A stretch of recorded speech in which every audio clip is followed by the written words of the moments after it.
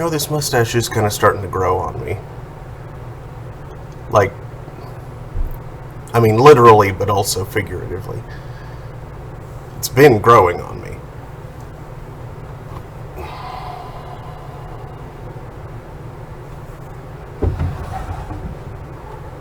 Hey, Beanie. Meow. Meow.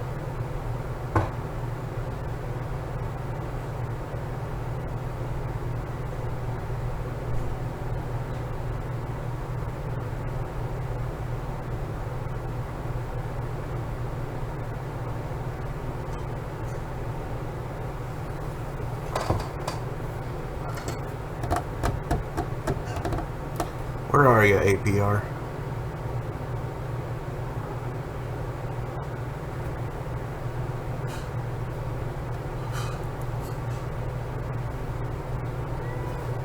Come here, Amy.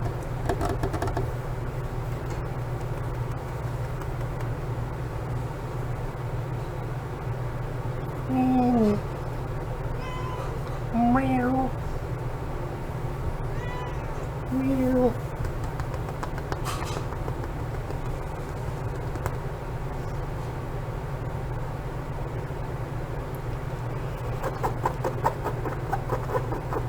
Come here.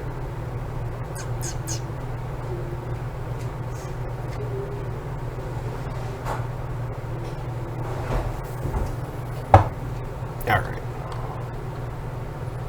Well, anyway. Hello, Internet. It is 2:05 p.m. on Friday, August 27th, 2021. I'm Mark Amsry, DJ Amstrack, and I'm holding court here on the throne of games. And that's Remy. Good timing with that meow, Remy.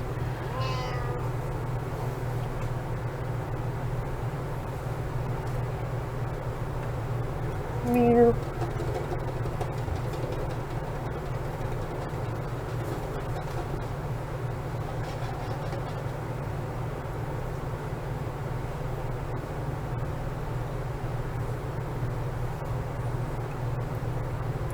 Nom.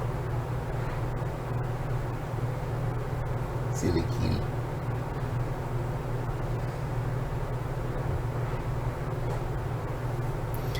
Anyway, today I'm going to be continuing Disco Elysium.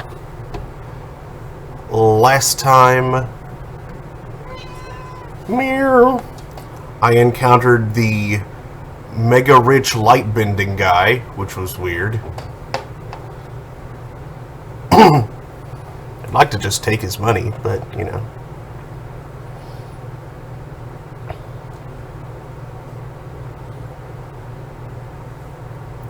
Let's, I talked him out of a little bit of it, at least.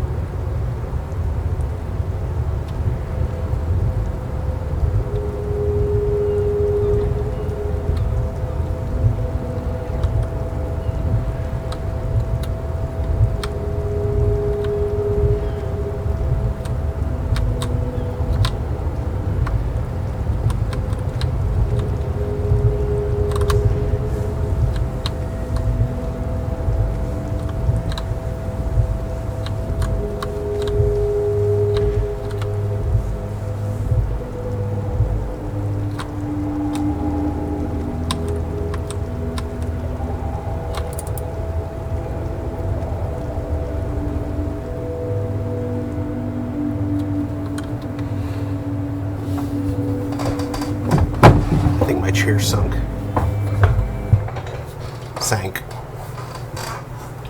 However, that's conjugated.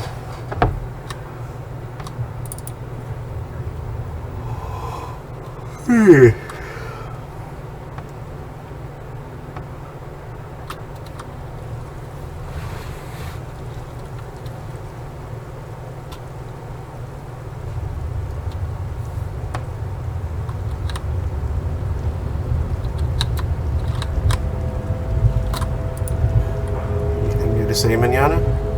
Hold on, wondering man. How can I help you?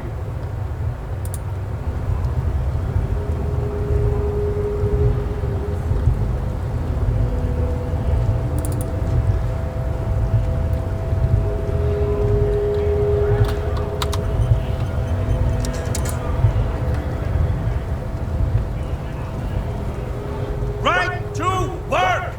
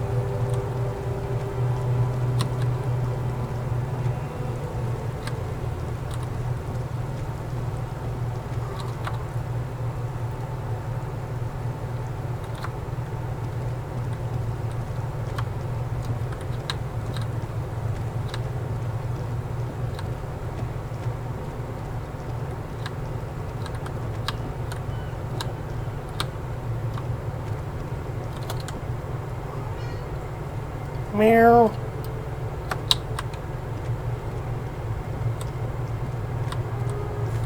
Oh.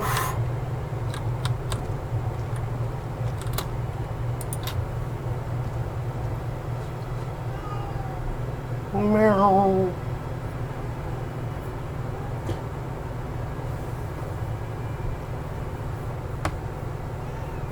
Meow.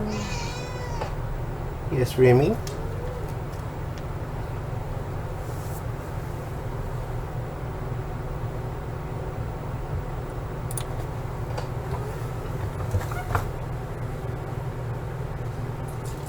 You want to tell me?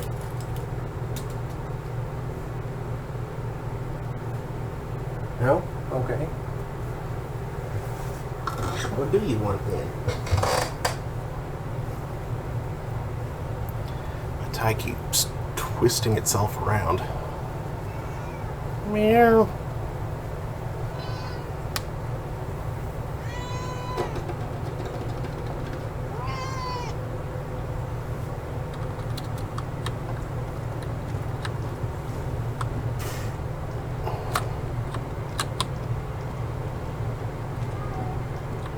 Moo.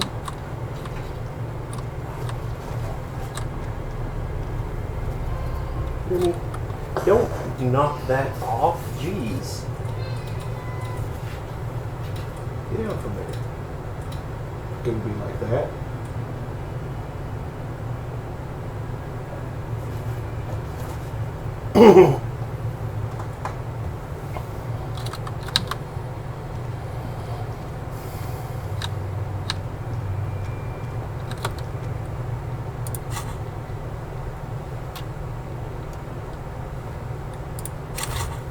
Oop, that's not what I wanted at all.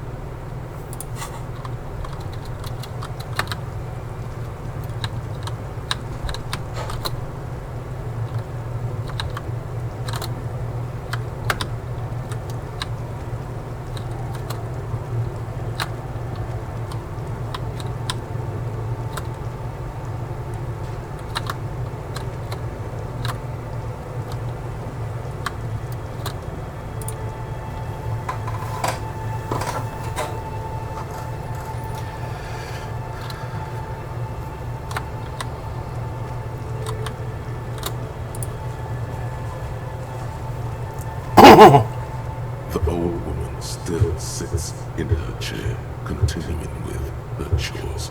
As she does so, she quietly hums to herself. The buzz of electric lights blends together with the slow rumble of the ocean waves at night. Yes, I don't really sleep anymore. Only a few hours a night. It happens when you grow older.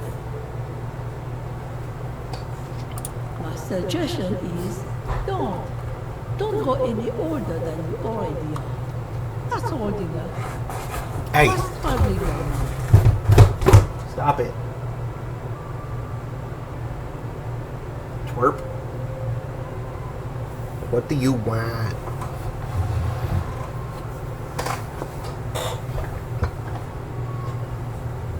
What do you want, Remy? Oh, God.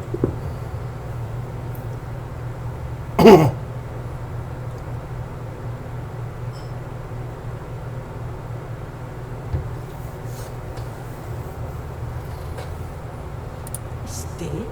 Most people here are trying to leave. That said, if logic is what you're looking for, I've got a free room in the shop. I won't charge you for it. Take it as a gesture of goodwill from the village to the Elysium.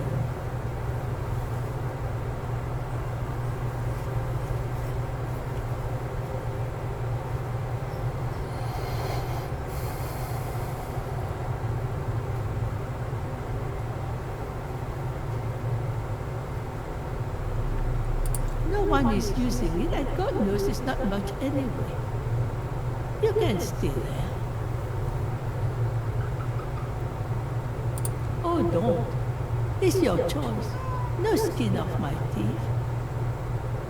My kids grew up and left like we do. The house is long empty now. I live in the small side attachment. It's easier and cheaper to keep warm.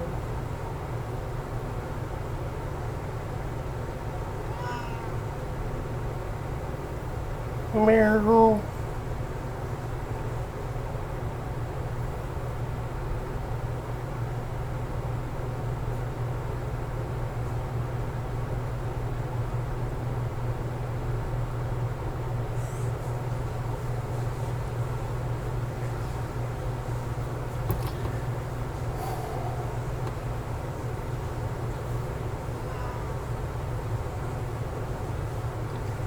You know what? Sure.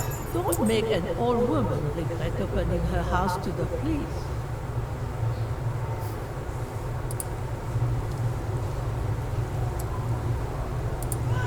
Meryl. The door has seen better days. The layer of paint has started to peel off due to the salt and wind from the sea. Even the lock looks slightly rusted.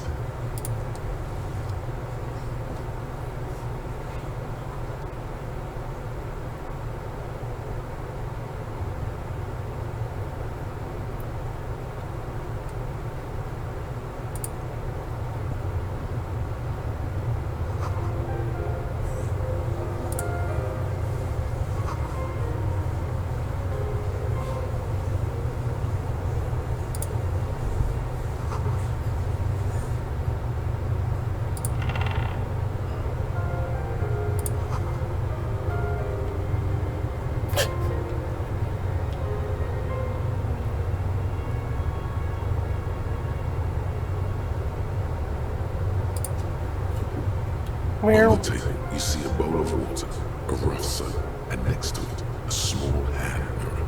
A straight razor soaks inside the wash basin. The water reflects back a vague image of your face. Nose bulbous and red, hair unkempt, wrinkles lining the eyes and forehead. The stash is gigantic. A fresh start looms ahead. Clean yourself up in the pool. Nah, I want to keep it.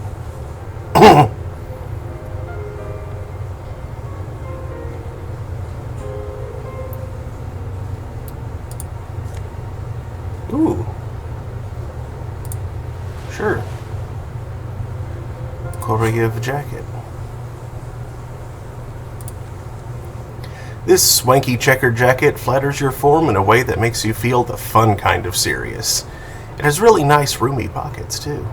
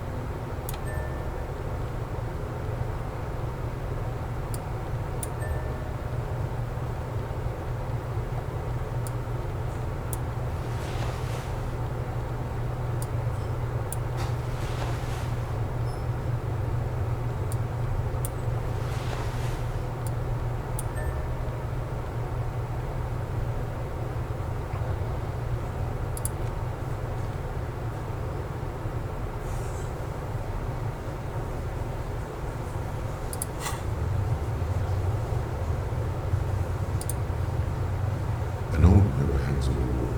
You see the reflection of your face in it, adorned with the expression.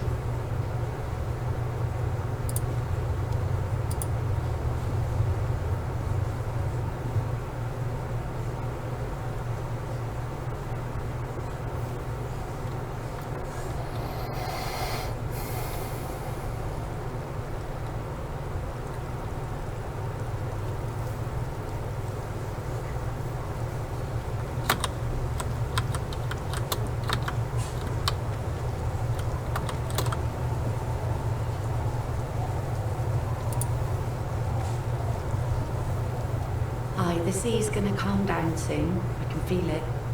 The wind is turning southeast. What's on your mind, officer? Oh? Oh, well, how can I assist you then, officer?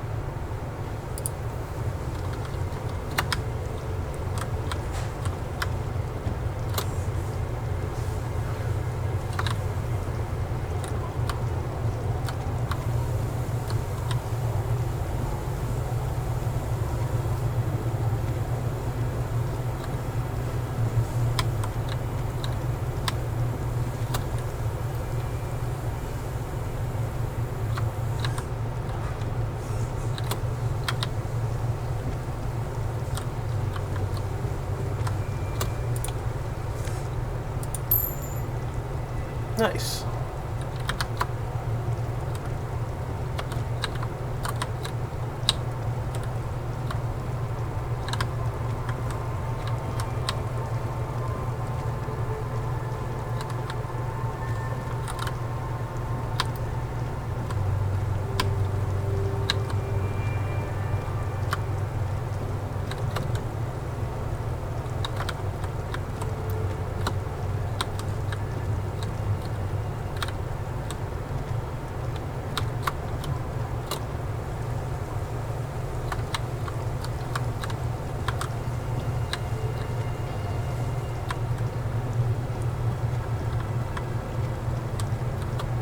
All this stuff around that looks like it ought to be tear, but isn't.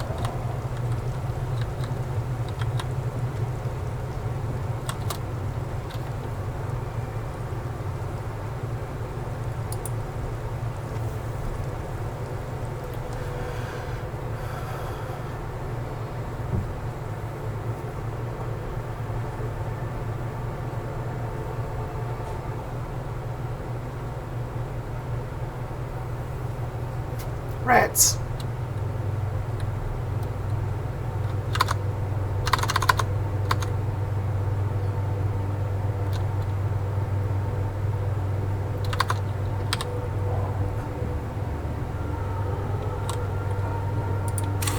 Oop.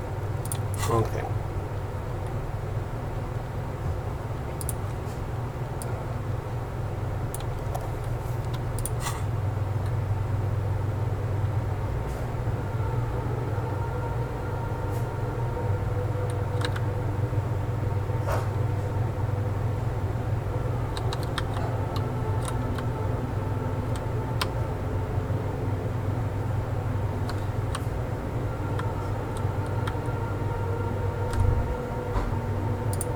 silence in this part of the church, it's almost palpable.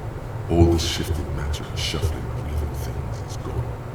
Nothing seems to exist beyond the church anymore. Maybe if you were to stand in just the right spot, even your footsteps would be completely silent. And then it's gone. Almost all of it, but for the faintest of hums. It seems the sound is detached from its source somehow, if not blotted out outright. Truly unusual. Sounds like the bell.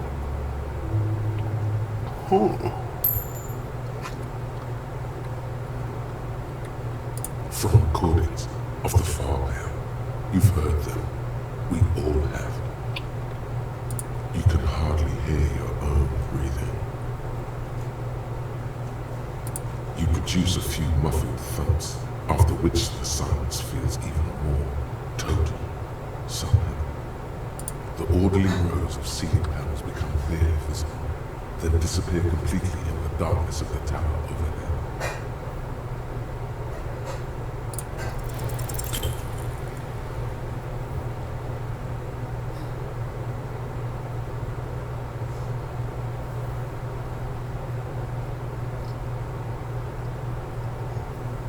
Just darkness without end. It makes your head spin. Filled with vague shapes of woodwork, the sense of a great height. It's like you see your own face reflected back at you in the vanishing geometry. A strange, alien image that's supposed to be you. There's nothing. You're dizzy and disoriented as you see dark and more dark rising.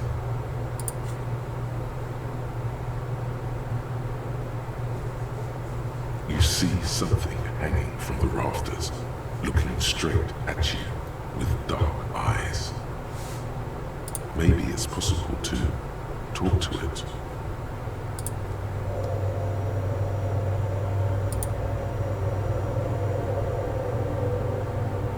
Is that a man?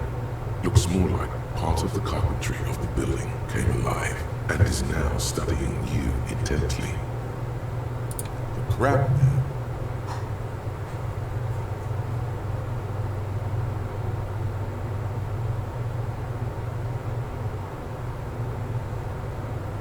The man leaned forward a little, fixing you with a steady, unreadable gaze, then speaks. Habitual alcohol use has made you into a scared little pussy, Holmes. But don't worry, everything's gonna be alright. You come to the right place. That accent is Villalobos, a peninsula in Mesk, and a district in Jamro. There's a sizable contingent of Villalobos-speaking Mesks in Rivershaw. Here you can receive the mother's love.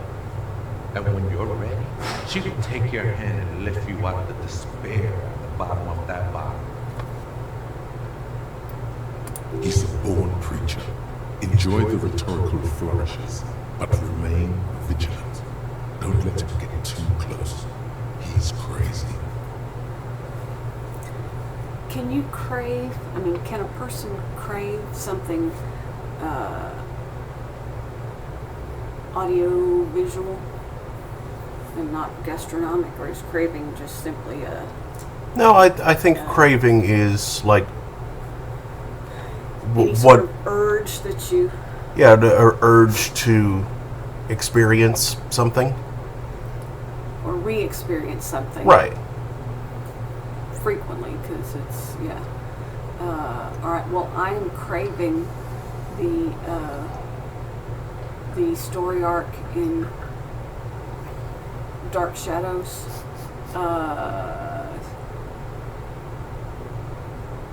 Doggone it, 1840? The one towards the end? 1841 is the one a lot towards the end. But the one with the school. I love, you love, he loves.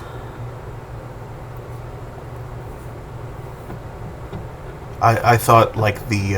Working for Reverend Trask. And Like, I thought up until near the end of the series, the only points in time were, like, late 19th century and late 18th century. Like 1790 something and 1890 something ish. 1897, 1840. There was a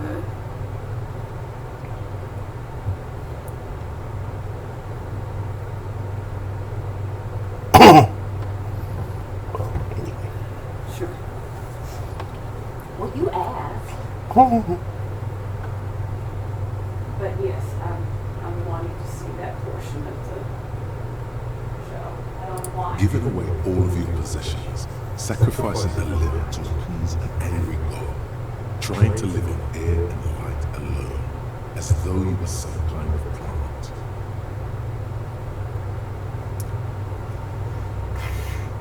That's right. You've got to watch your own back.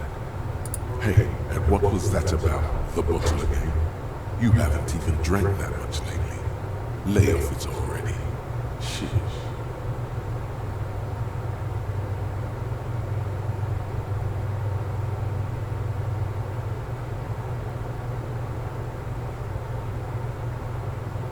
Oh yeah, sure. You don't know anything about alcohol. You got it all under control, man. I can smell the control all the way over here.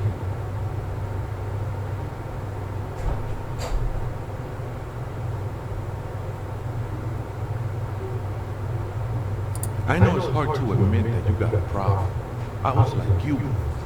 Couldn't take an honest look into my own heart and see I was in pain. You know, he may be strange, but you might want to pay attention to what he's saying. Fuck you, crapman! You don't tell us what to do! Tell him!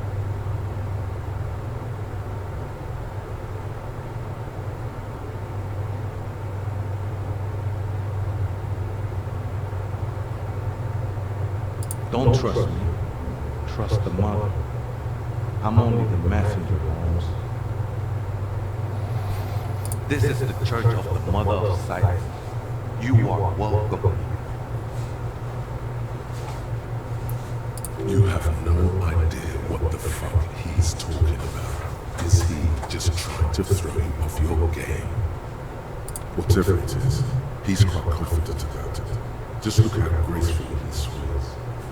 'Tis not an act, my liege, saving perchance he hath deceived his very self. This man is a zealot. Never known myself to be a crab, but if that's the name you got for me, I won't stop you from using it.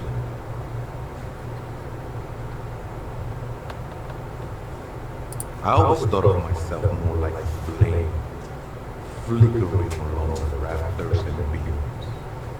It may be that I gotta work on my technique. That's not the only technique he's working on. Look at those carved sculptures. And is that a satchel of tools over there? Sure am. Whittling wood used to be something I just did to busy my hands. Now I use those same hands in service of something greater than my own restlessness. All right, let's consider the context and meaning here.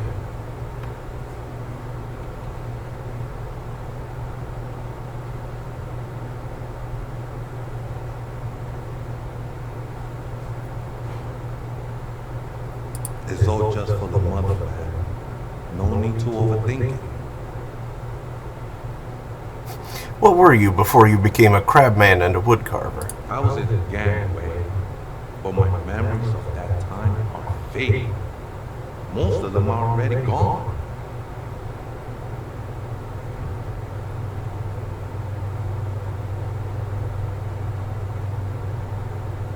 No, man. You gotta let that shit go. Then the mother's light touch will fill you with rapture. Tiago's my name, by the way. Though those syllables don't mean much to me. A name isn't just your identity, but also, so to speak, your place amongst your fellows. Your place in the world. I ain't got no use for such a place anymore. That's just the thing, Holmes. None of that matters. This is a special place. There's a perforation in the world. A way out into nothingness. This church was built for purposes of veneration. I circled this, nurtured by the silence bestowed by the moon. One of these days, I'll be pure enough to go drink from it directly.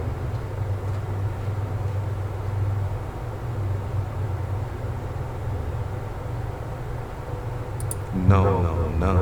There's a new god in town, and she can be painted or sculpted because she has no limb or even a face. She is the man.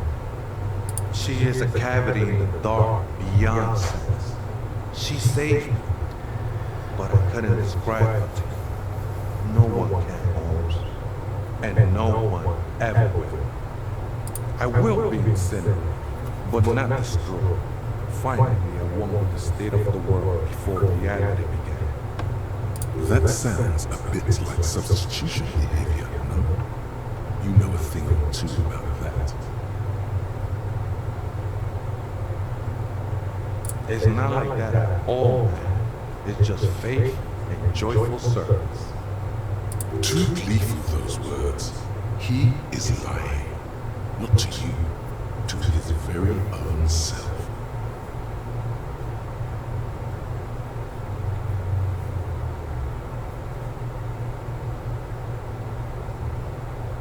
I heard that before, Wade, and I know I can't convince you on the spot. But think, when's the last time you woke up from silent communion with a hangover, regretting what you did last night? There are drugs darker than alcohol circling your system.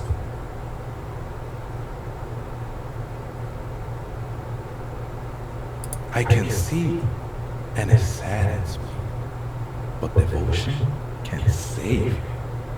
It saved me.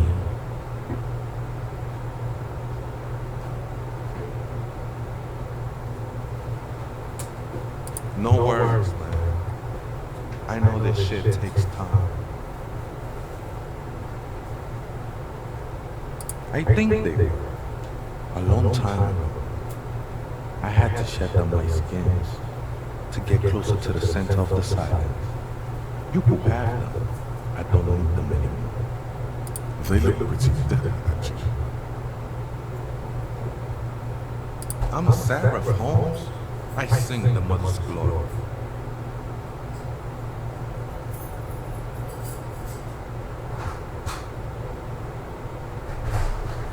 You should all sing a bit more. I don't mean literal singing, Holmes. This is the mother of silence we're talking about. It's the singing of the living heart. You may be thinking, but firecrackers? No, Holmes. That's the material that's burned. The flames themselves are without sound.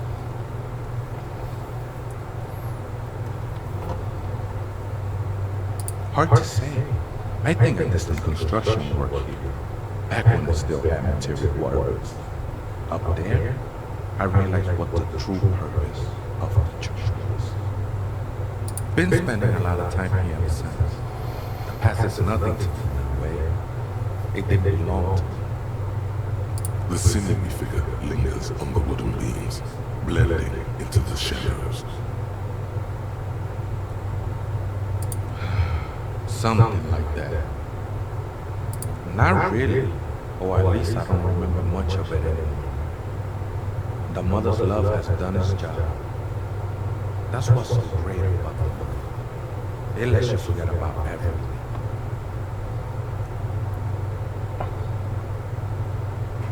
¿Other spooker? Oh, esa viejita es muy estúpida. Don't know, Holmes. The Aita is Grandma.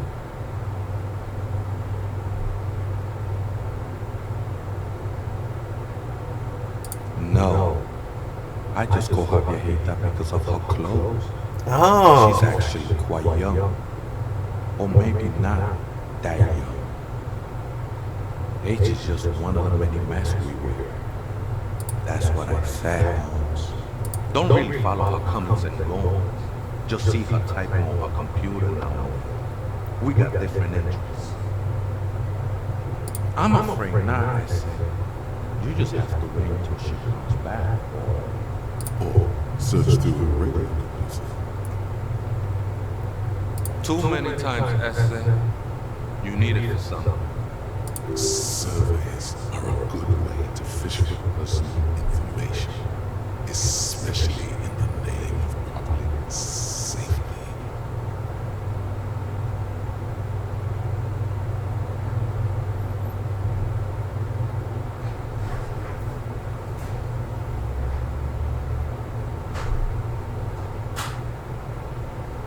Don't sweat it, though. The password is afterlife, death. That makes sense. That is true. But what comes after death? Ah, you're. It's too late for me to use it. It closed it like an hour ago. Oops.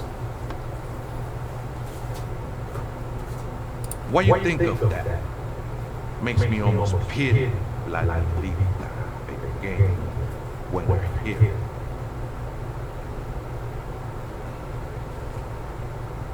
The ones in the tent outside, right?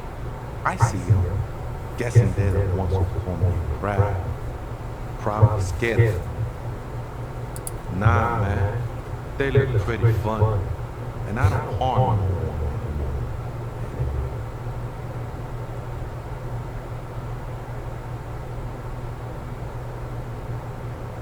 Why not? They wouldn't bother me none. I'm usually way up, invited. Ain't no music on earth that can reach where I go. Might even be nice to have some company. He said that in spite of himself. He's more attached to the human than he'd like to think. I think we're done here, Essay.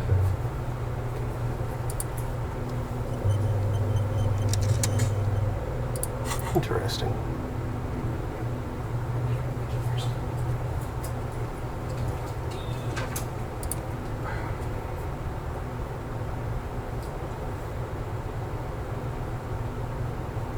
It has been brought to your attention that you're an alcoholic, and that it's a sickness, and it's killing you.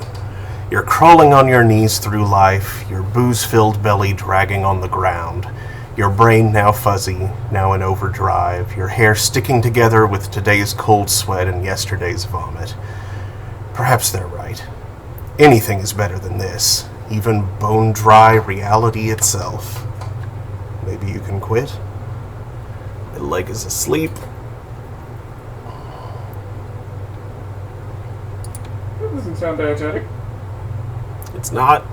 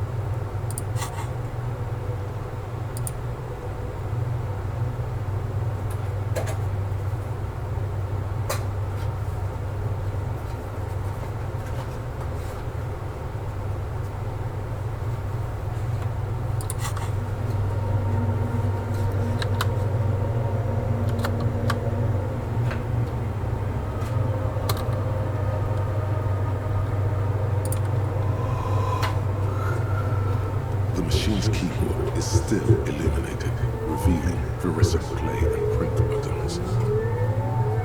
The speaker comes to life. Static seeps through the machine's planar magnetic driver. An old lady greets you. Her voice sounds 100 years old. Good evening. First by taxi on Sandroid. This is the Elysium Rapid Station 1. Please repeat. Is this the personal door? Good. Please repeat password. Good. I have unlocked the element.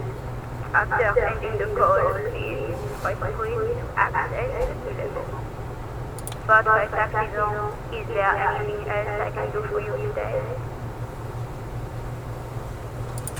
Sleep well, first by taxi zone. The machine's keyboard is still illuminated, revealing fluorescent play and print buttons. The printer prints out a long text document with dated paragraphs.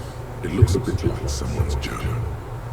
The first entry, made on the 4th of February, 51, by an unknown author, is short and concise. Arrived at the church, the door was boarded up, so I used the crowbar to get inside. Looks like the place has been deserted. Nothing out of the ordinary, but I'll ask around. Need to figure out how to get the electricity in. 6th of February, 51. Had a little chat with the local fisherman. Said I shouldn't go near that place, that the church was spooky and ridden with narcotics. It's a little spooky, alright. Still haven't figured out the electricity. 7th of February, 51. Finally got the electricity in. Next on the agenda, a new antenna. I'm thinking Escasiras, something advanced. 8th of February, 51. Bought the antenna, had some problems setting it up. Called Simo for help. Heard the others are back to making art. Drinking somewhere out of town. Sulislav started a rock band again. Lexi has been seen asking money from strangers. Artists, yet again. Harassing citizens, stealing badges, occupying public spaces with installations, like the one here. But at least the artists have their act together. They're qualified labor. They can get work anywhere. Graphic design, ads. The programmers are doing fine too. I mean, they're programmers. The writers, though, they're fucked. I just have to find out what caused that data loss and be done with it. Still don't understand how it managed to wipe out the backup, when the backup wasn't even connected to the front. I know. Everyone thinks it's impossible. They say I must be lying. I'm here to set it right. She must be talking about her former colleagues from Fortress Accident. They all sound like radio game people. 12th of February, 51. Brought some food from the grocery store. Apparently, there's a strike going on in the harbor. Definitely not happy to see the Martinez people again. Everything's now set up in the church. Going to start working tomorrow, 8 a.m. 25th of February, 51. I've been sending data up to Linter for a while now, trying to recreate the data loss, but nothing. Didn't even feel like logging in, the disappointment. But I did discover a curious audio-spatial anomaly at the back of the church. I've named it the Swallow. It swallows sound. Need to get some mics. 28th of February, 51. Yes, the first recordings confirm that the swallow is real and I'm not just losing my mind. It's a pillar of silence with a diameter of approximately 3 meters. Seems like the higher I go, the less I record. This might be a coincidence, or it could be connected to the data loss that led me here. March 51. Some kind of young disco men have appeared next to the church.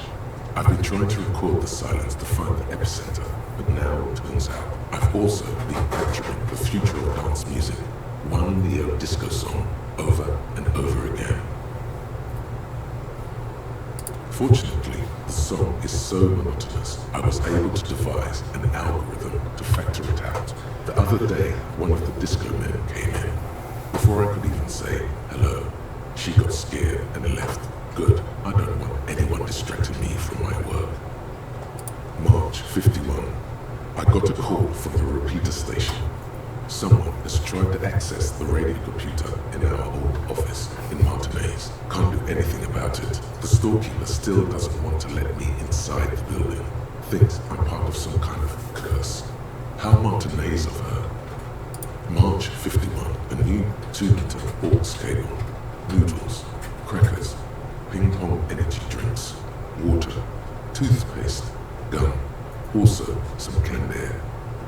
Your reading is interrupted by the sound of the church door opening. The straight makes straight for the radio computer.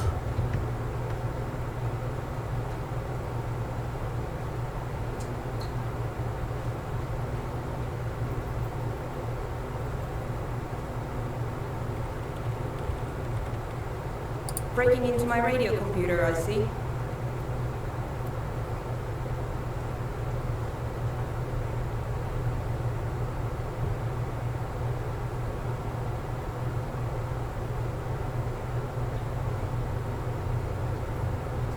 You won't find any answers from here.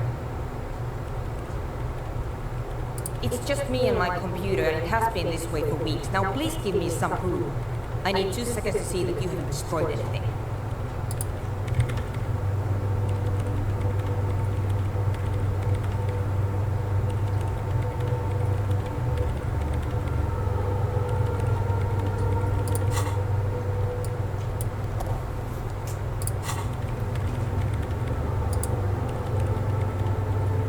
What is it? No, you just printed out my personal log and wasted some paper. Yes. Or no. Not anymore. That project is dead. She doesn't seem surprised to be recognized. Rather sad. Something passes over her face before she straightens her back. I am Sora Mukanakilte, the former lead programmer of Fortress Accident and RSA radios. I have over 16 years of programming experience, and I'm proficient in both Vox and Orbis languages. If you're not here to hire me, I don't really know how I can help you. Did she say over 16 years of experience? She must have started programming when she was still a teenager.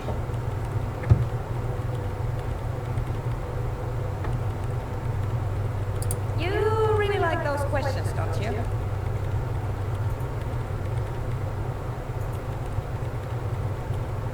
I'm conducting scientific research here. You can't throw me out. I'm looking for the location of a 2mm hole in the world. Wait, what?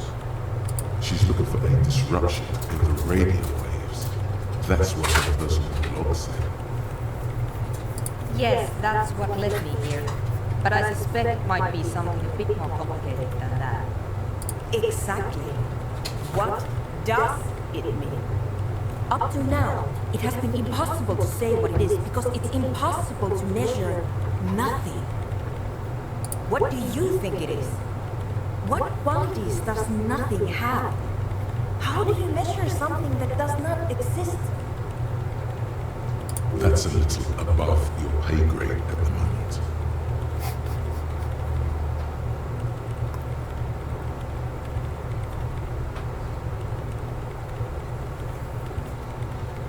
I don't know.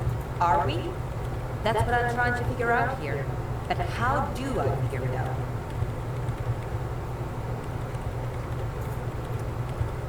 You measure it by its surroundings. By that which does exist. Which is what I've been trying to do. I tried using hydraulic transducers to record the silence. To find out where it begins.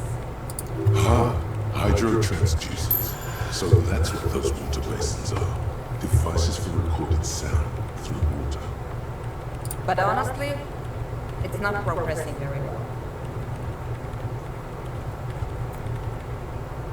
But does it have anything to do with necroplasmic life forms? Ghosts, everyday parlance. Ghosts? No, I don't think so. I don't believe in ghosts. I don't believe in them either.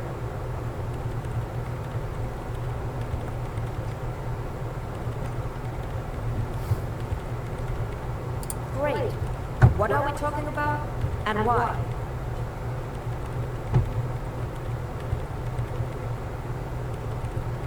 Somewhere underneath those roof beams, I assume. Only a faint crisscross of rafters can be made out from the dark. Most of the tower disappearing into the shade. Strange things will flourish in the dark. There's this place at the back of the church. A place where all audible vibrations seem to decease. I've named it the Swallow. And the higher you go, the less you record. I know. No, I don't. She sounds mildly annoyed by this line of questioning. Her hands typing hundreds of commands into the machine.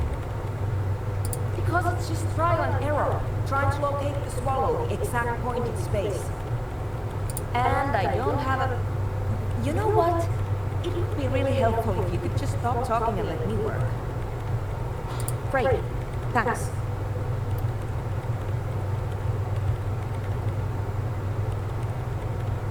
No? Yes. No, you're right. I'm not.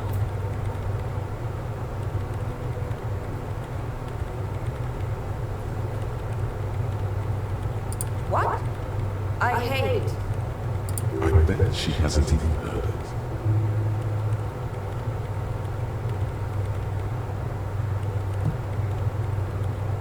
Maybe I'd have to be on drugs to get it, but to a sober mind it just sounds like uninspired rug whipping. No idea what it has to do with either dancing or music. This is about those speed freaks in the tent, isn't it? I've got some news. It's not a nightclub they want to build here. Take a guess, why don't you? Petting zoo.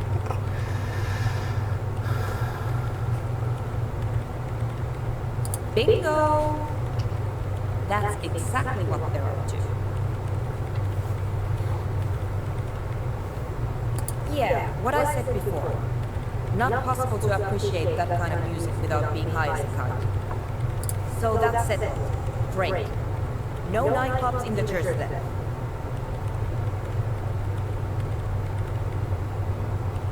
The Swallow, you mean?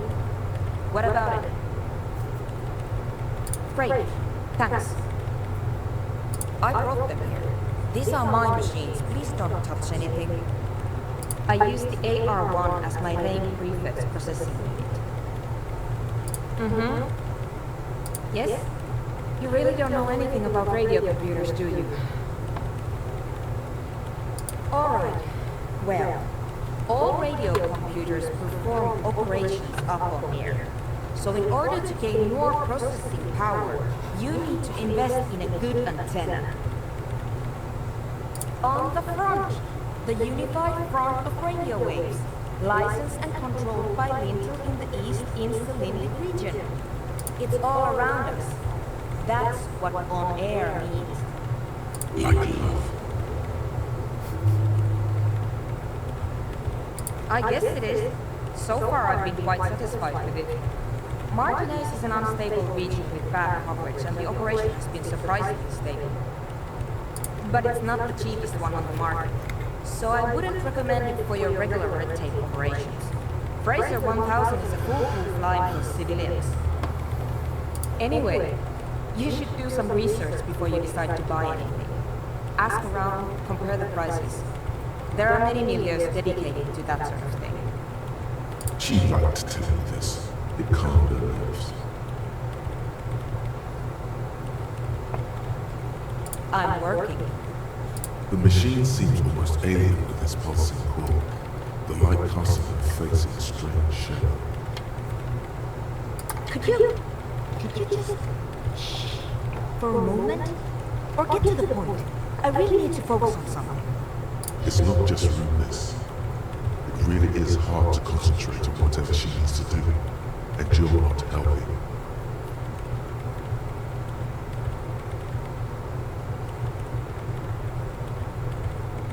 They are connected to my rain prefect. Whatever you do, just please don't move them, okay? Thanks. Short and terse. There you have it. Whatever she's using them for, they're hers. So you do know something about computers. You're right. Prefect is used mostly by the government peeps. Because I needed something good for my investigation, and Reims Civic is widely agreed to be below all standards, so I had to upgrade. Besides, owning a Reims prefect isn't such a big deal anymore. No, actually, it is kind of a big deal. You don't see green prefects in every police department, for example. I know a friend of a friend who used to freelance for the coalition. I was actually aiming for the military-grade Reign Rational series, but couldn't find one. Prefect is mainly based on the same technology as Reign City, so it's kind of a rip-off. But it does have better compatibility with newer antenna models, so I won't complain. Great.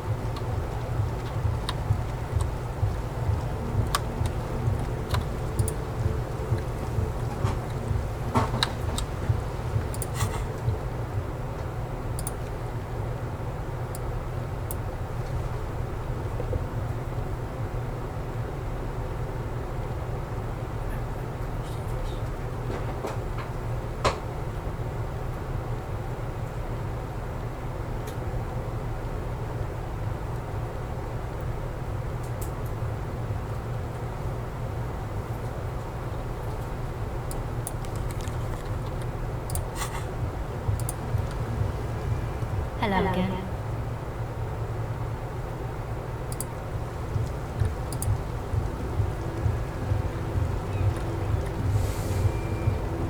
Come on, get in. The warm stuff's getting out.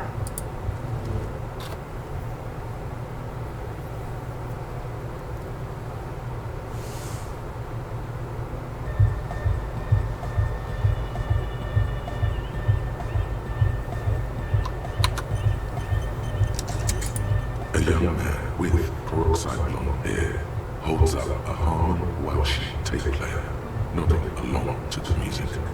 He looks at you with a knowing smile and says, as though we're supposed to be sharing some tremendous evangelical secret, Hardcore! Hardcore! Yeah!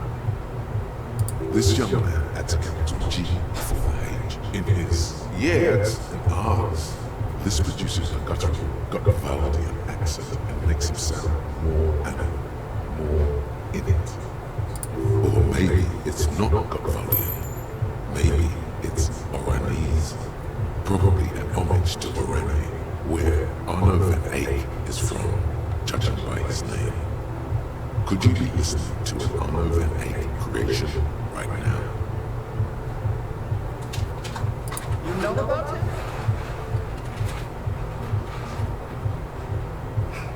You know Van Eyck?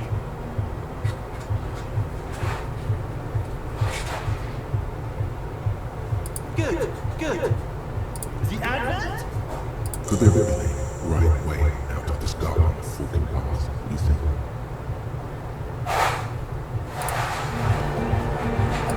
The young man with the tape recorder acknowledges your return. When he looks at you, he squints as though you were the setting sun. This is hardcore. It's hardcore!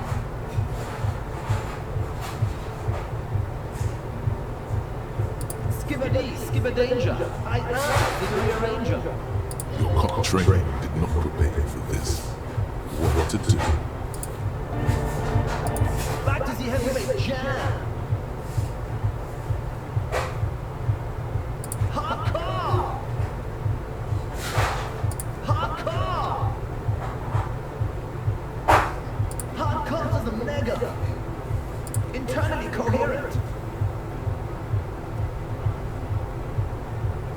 All right! Yeah! He furrows his brow as his very large head traces the sublime invisible movement of the music in the very real air of the stuffy tent. Hardcore! Ah!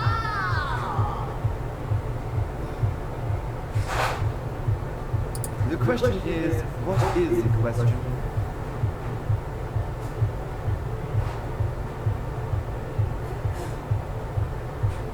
But there was a question. We're close. True, hard, foot, car. It's hardcore. Skibber danger. I am the rearranger. Your cop training did not prepare you for this. We're close. True, hard, foot, car. Hardcore. Yeah! This young man at Council G, or maybe it's not Godfather. The Y to the E to the A to the A to the A to the A to the A to the G to the H to the exclamation mark. Yeah! He missed one A.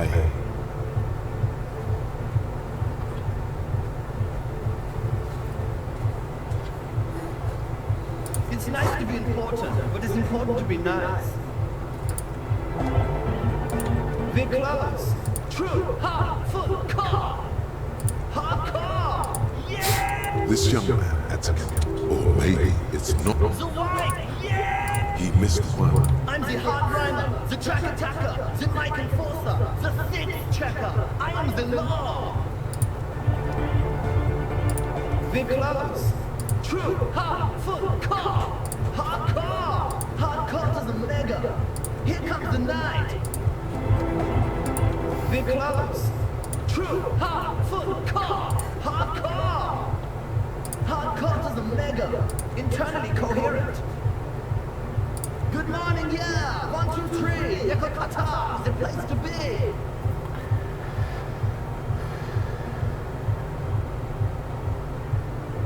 Yakokata is a hardcore place. Yekokata is an abbreviation from the Guardian term, Zone of Ecological Catastrophe, an agricultural mega-project in the extreme southeast of the Guardian Isola. It involved cutting-edge approaches to irrigation and a completely new type of fertilizer.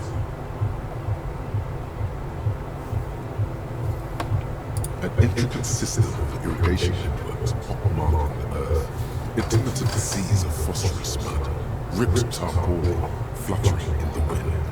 A pair of molten rubber boots also comes to mind. All in all, a truly hardcore place. We're close. True, hard, foot, car. Hardcore. Hardcore to the mega. Internally coherent.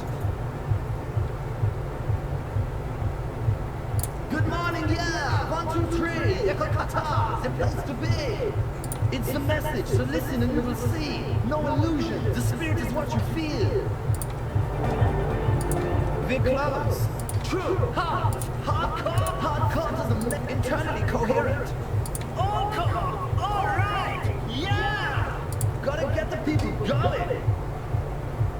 I'm the party boy, it's my job. Hardcore party 25/7 beyond the winter's orbit style. There is a place far away in Katla, beyond a certain latitude, known as Winter's Orbit, where there are 25 hours in a day. It is a tremendously cold place, abandoned to drunks and failed rock stars, full of eternite, depression, and half-finished ski-flying hills. The Suru live there.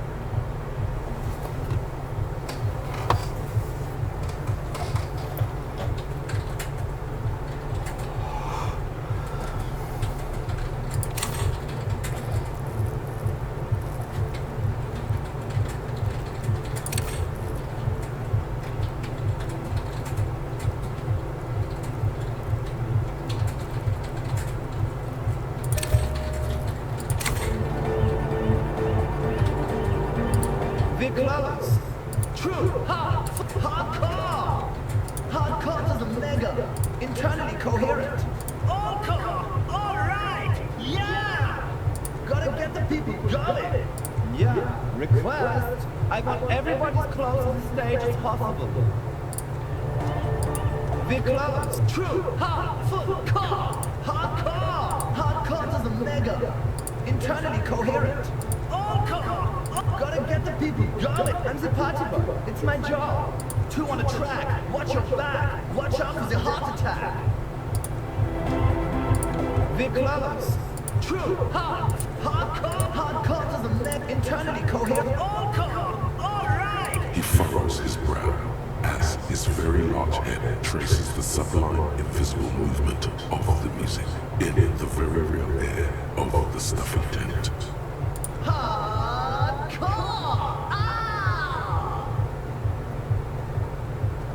Is it though?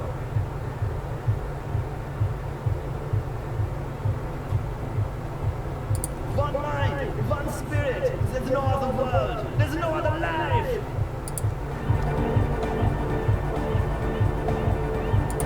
We're close. True. Hardcore. Internally all core. He furrows his brow. Hardcore. Is it though? But is it? I mean, really? No, but seriously, I'm a bit worried it isn't. Don't be alone. Everything is okay. He isn't actually worried. Everything is still super hardcore. What he probably means is, it could be even more so. No nation, but transnation. No war, but class war.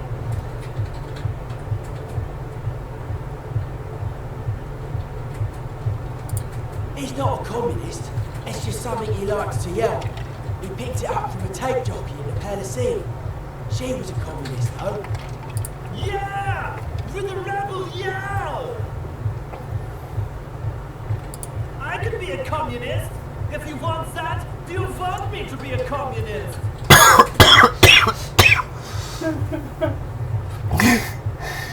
Please don't turn him into a communist. Oh yeah, turn him into a communist. Come on, it would be super.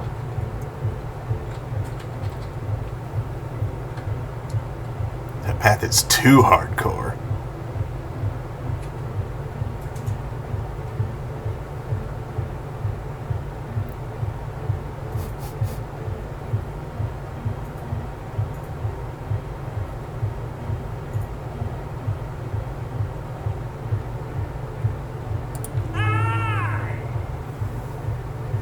He yells. You guess he's a communist now. Don't be a lunatic. Of course he is. Jermaine here just yells random things. Odds are, sooner or later one of them will come off as fault reading. Yeah! Revolution imperative!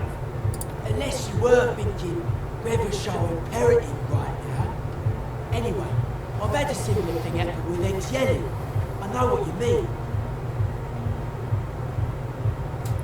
I was thinking Revolution imperative. That's fucked up, man. Lying like that. And a cop too. Communism rules the nation.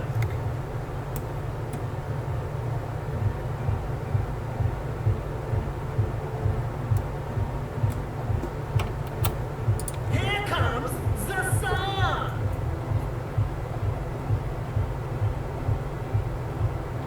Dark hardcore. Jermaine Egghead. Basically, yes it is. There's nothing wrong with it. I'm still in love with the hardcore. Sometimes I just feel like anodic music is in its infancy, you know? For example, take this Arno van Eyck jam I've been pumping for the last months, and will continue pumping for the rest of 51. Isn't something holding it back from being hyper? It's like it's only ultra. I think it's super hardcore, but you're right. It's not hyper hardcore. If anything, it sounds a bit proto, like it's not fully formed yet. You might be a moribund alcoholic and a failed cop, but you are pretty certain a thing cannot be both proto and hardcore. Wow! Culture Cop! I think you might be right. But how could it become hardcore then? I know it in my heart, but cannot think it in my head. If this is not hardcore, how could anything be?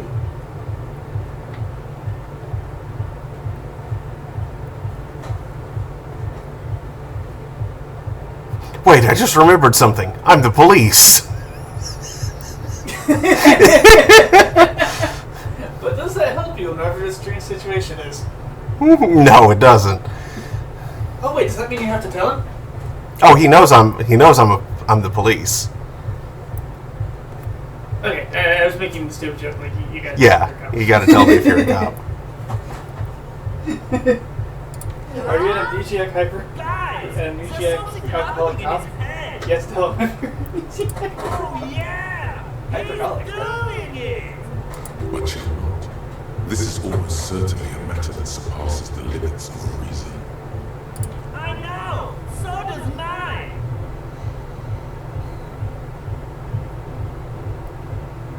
No! This is the answer!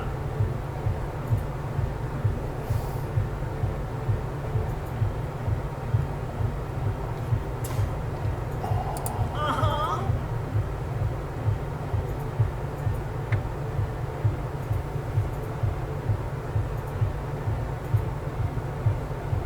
Oh. Yeah! Kill all the rich people!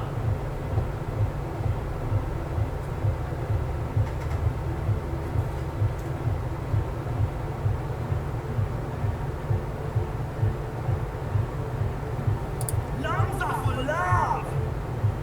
When Dolores Day was anointed innocence, her lungs started glowing through her body.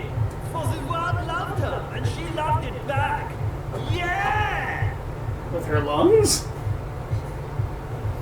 Why wouldn't they be? Gurgle, gurgle, Are the gurgle. lungs not the place where you hold the breath of your soul?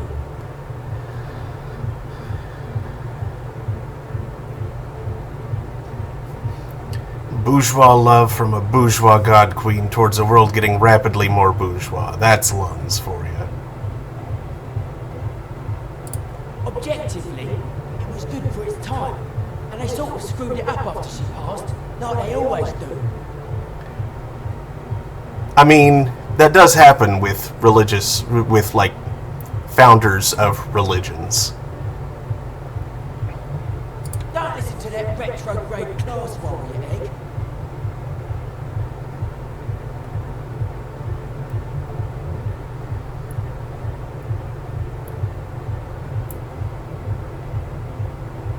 All right, here comes the night.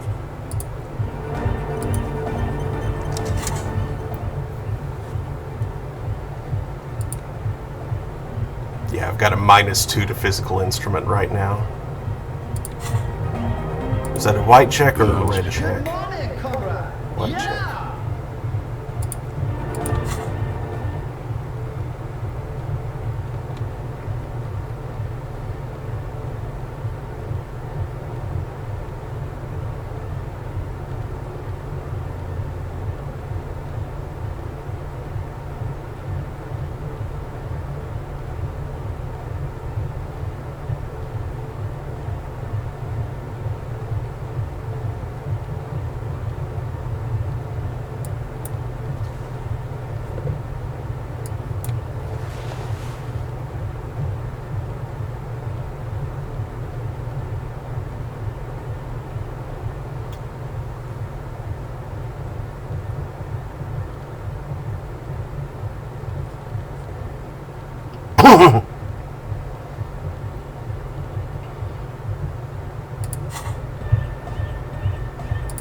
The large-headed youth has closed his eyes, lost in the music.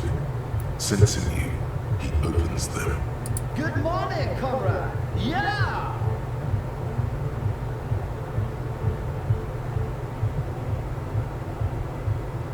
think I'll wait until I've lost that -2.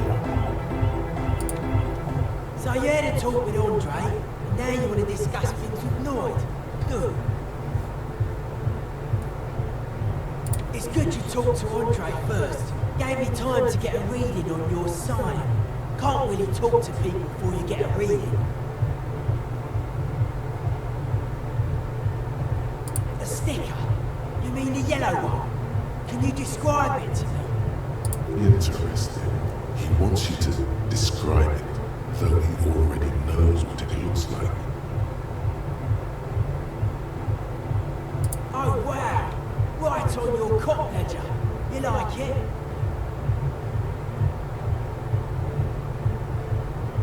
You're right.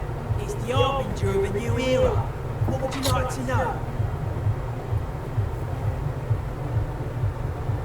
The dead guy smiling. He defeated history. We are living in the age of history, and in the eyes of history, we are always already dead. How can we ever smile then? Because history is a lie, and so are its depths. The present moment and life are the hardcore. The hardcore expels death. Or maybe he's not dead. Maybe he's just really ecstatic about the beats.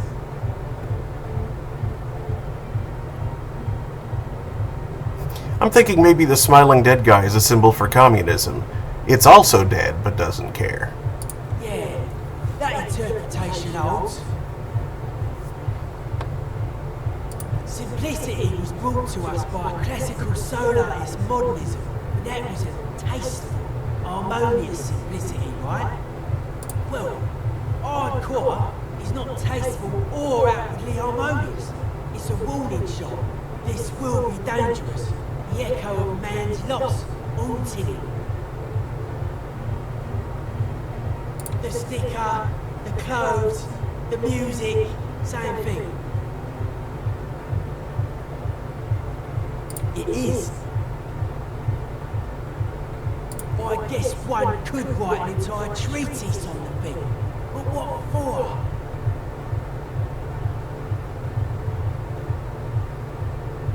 Weird stuff. Specialised. There was a data processor and some sort of long-wave machinery. Wires going into water. Gives off a spy sign. Or some fucked up Samaran science sign. You know, the kind that goes head first into the supernatural.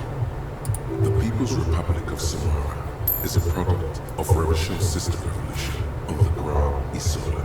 It's known as a severely degenerated rogue state.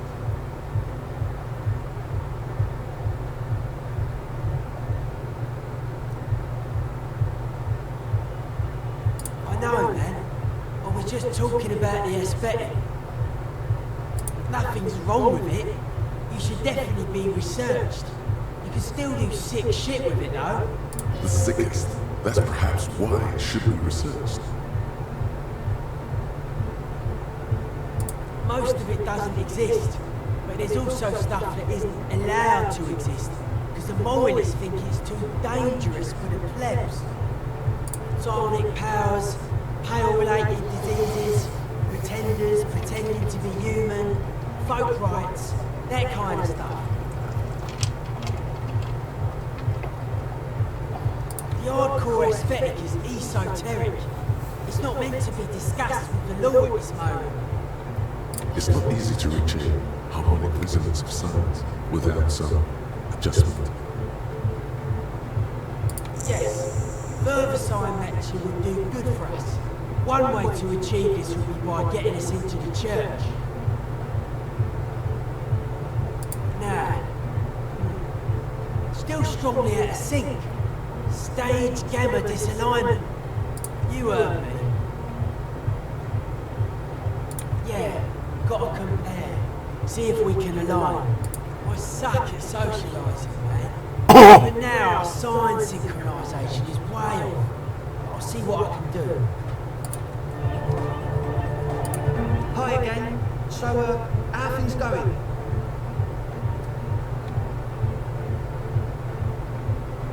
Goodbye, officer.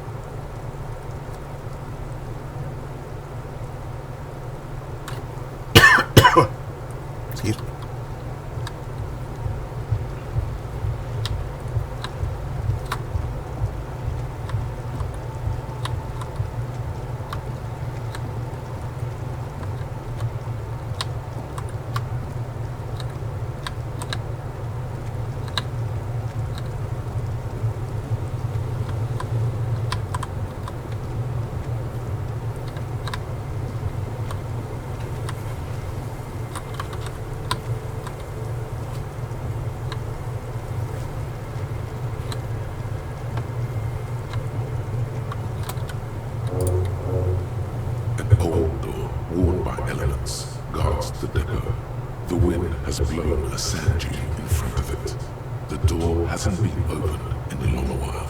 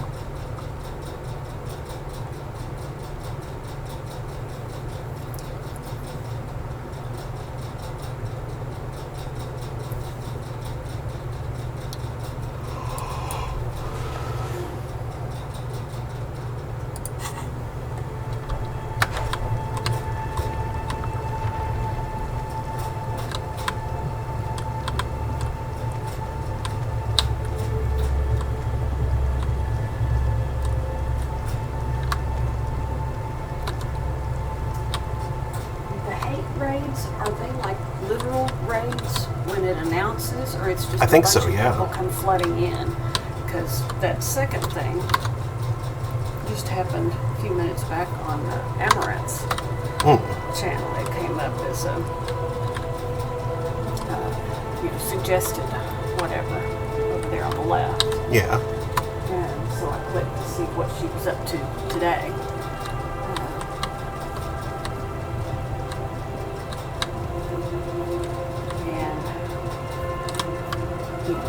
Kitty pool there, but nothing but a sign saying changing into cute bikini.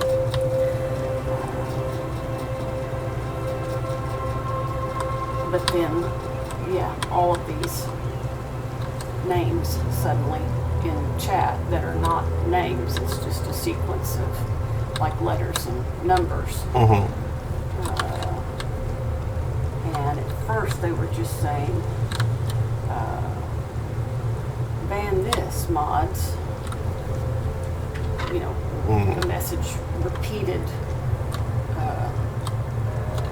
Well, like some of them it was, dozens of different names just saying the same thing on a single line, and then they, like, say it 3 or 4 times per post. And then they started a thing about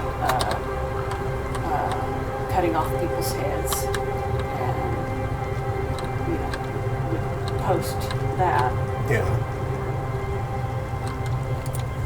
For the same types of names, but there was no being traded with X many. There's more in there. Live his story, But the viewer numbers did suddenly jump by about 1,500.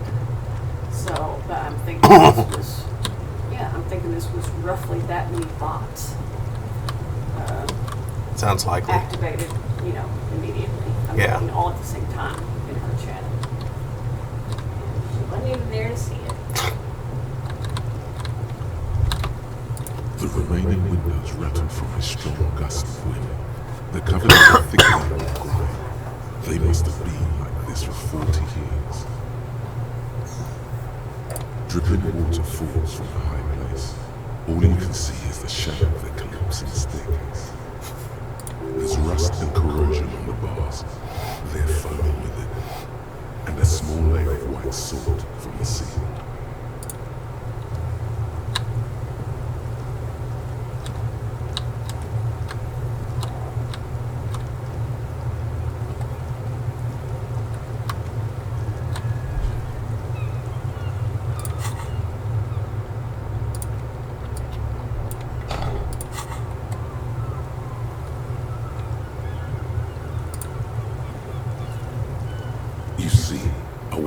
bright mural towering above you.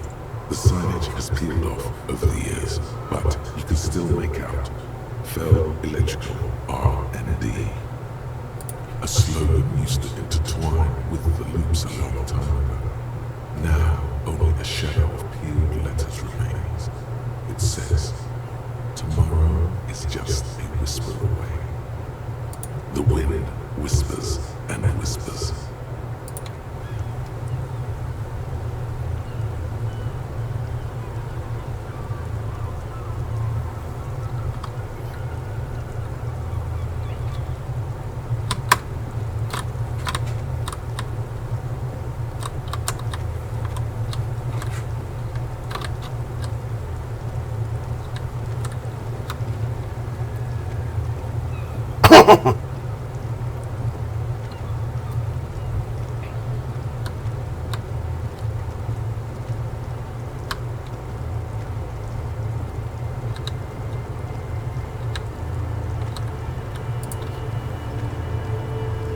You've checked all the traps now. There's nothing else to do with them. The cryptozoologists await your report. I thought I already reported.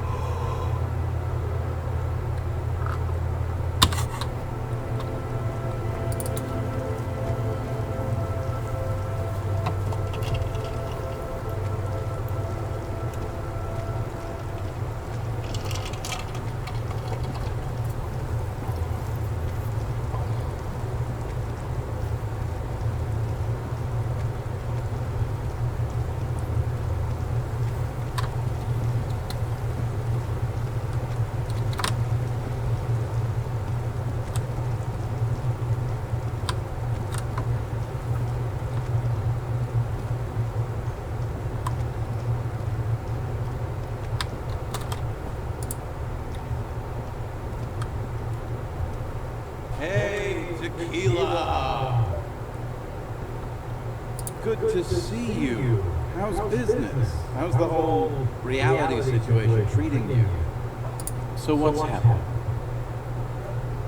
Yeah, Tequila Sunset. How are the, high-concept, reality-based adventures proceeding? He says it like it's obviously your name. Like you call someone Billy Brunel or leader of the 4th Street Gang. Good. These people know you're true. Looks like it has preceded you, Mr. Sunset. More on that later.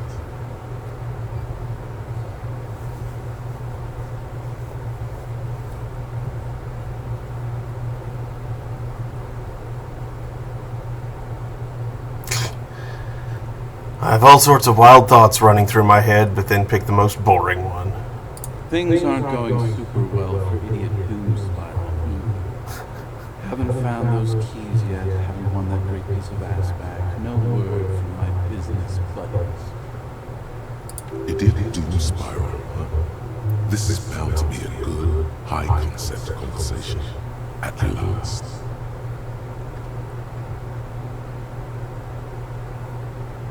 We are saving the world. Please! Please don't go! Don't go! Okay, we're drinking.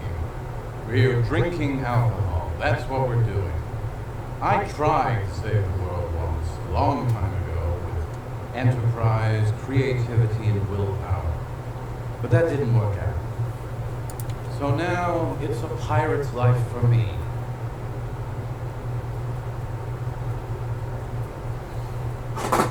What's it about? I'll let my hand address the situation. Maybe you've heard, I used to be a very successful businessman. I've signed more than a few lease forms or whatever the fuck they were. Anyone's got a pen? The pro's gonna do it. All right.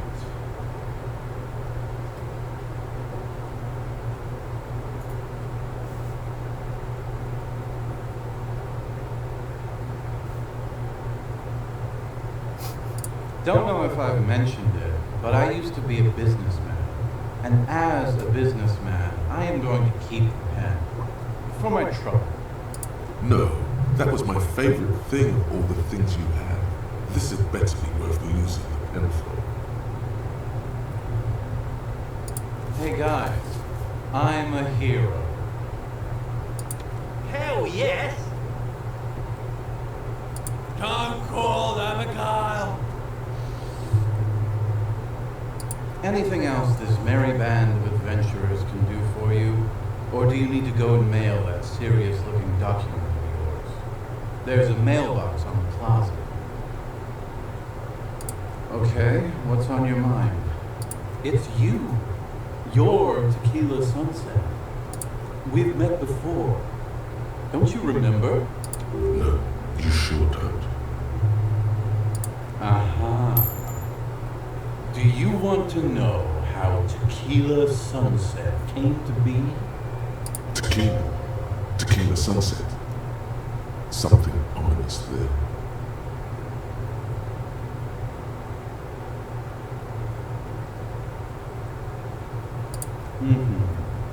Let me take a sip to moisten up my cords. Tequila Sunset rolled into Martinez last Friday, and by Tequila Sunset, I mean you. The man, the myth. Hey, let's not jump ahead of ourselves. This is your story. Stop interrupting. You got here on Friday to solve a case, hoping to be the early bird who gets the worm. And by the worm, I mean the buzz. Because as far as I know, all you did was get pissed drunk. Word on the street is you went around the local hostel telling people that you're a police officer. And that it would be really fucked up if you shot yourself in the head, right in front of them. That's pretty high concept, if you ask me. It is. It is. It was a late Saturday night when we, the Union of Moribund Alcoholics, were getting our drink on. Nothing remarkable about this. We get our drink on 24/7. Makes everything warm and glowing. I trust you know the feeling. One moment we hear the sound of a motor carriage revving up somewhere on the plaza, followed by a series of dings and bangs. Do you remember the sound of wood cracking? The billboard? Naturally, loud noises pique the interest of anybody owning a pair of ears. That's just the reality we're in. Anyway, there was a brief silence, a gasp of silence, if you will, followed by a real commotion. We heard the carriage careening towards the coast at top speed. Sounded like someone jumped the canal. We grabbed our brewskis and rushed to the jetty. Never underestimate the speed of an alcoholic. What we saw was a sight to behold. A beat-up police carriage containing you. Right there on the beach. You revved the engine and screamed at the top of your lungs. The time hath come. So, naturally, being the curious cat I am, I asked what time hath come. To which you replied, "The time hath come for tequila sunset, the end of all things."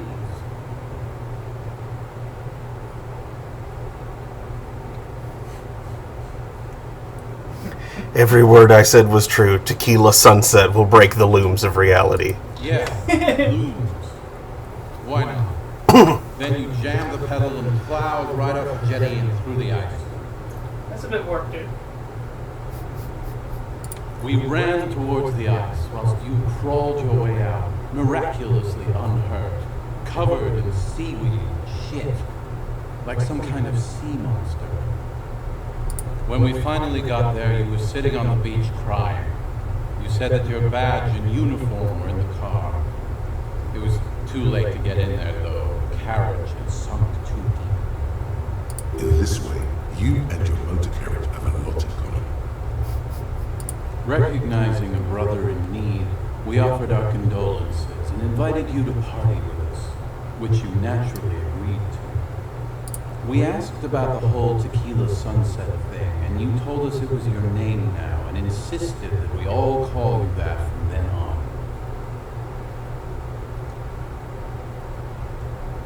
I'm not sure. I think you were the event. Tequila sunset. You know, as opposed to a tequila sunrise, which is long gone.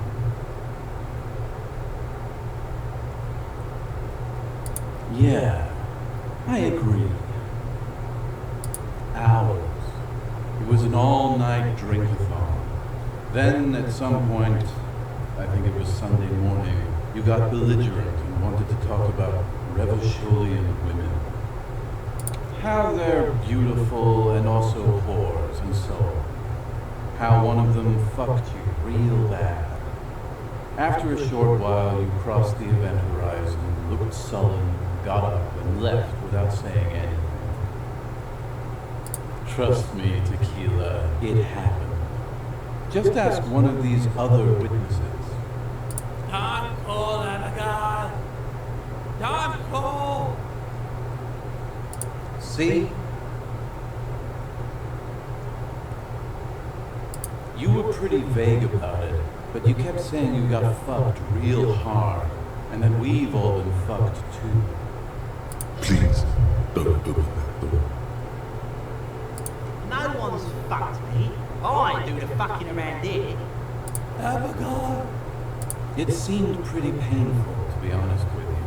If I had to guess, I'd say you're still working through some shit. Beside your gun and your badge, you said something about your hope or heart or something.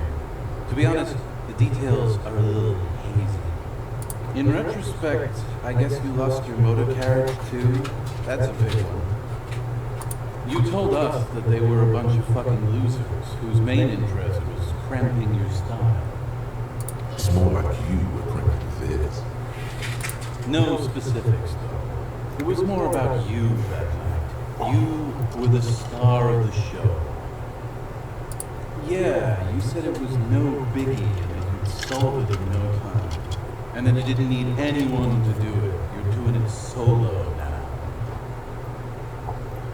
Yeah, you kept talking about how the coal mine owners were fucking us all over, just like that woman fucked you. I didn't agree with you, by the way. The spectral hand of the market makes sure everyone gets exactly what they deserve. You kept apologizing for being such a bad cop, and for the damage you inflicted on everyone around you. You also kept pausing to knock the heel of your hand against your temples, saying, "Stupid, stupid, stupid." It's a hard thing for a man to confront his past. That's why I avoid mine at all costs. Whoop-de-doo. So now I'm a fucking storyteller. Right, why not? Better than a beach bum. It depends, really. Are you willing to help me out? You might get scammed here. No, but the reality of the situation requires a rather modest contribution. A little motivational package. So this is how being on the other side of the barrel feels. Booze? Did you already forget our party? The thing I relayed to you earlier. So, have you got anything for good old idiot Doom Spiral? A bottle for a story. Seems fair to me. I need more ice and drink in general. I'll be right back. BF Doom Spiral. Idiot Doom Spiral. Oh, I thought he was calling himself BF Doom Spiral. No. I don't know where those other two D's came from. BF Doom Spiral. BF? Yeah, you know, like that database guy that robbed the plane and jumped out of it.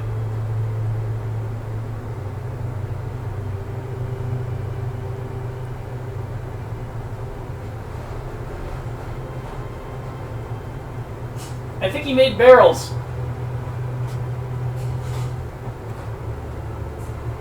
For holding databases, I guess.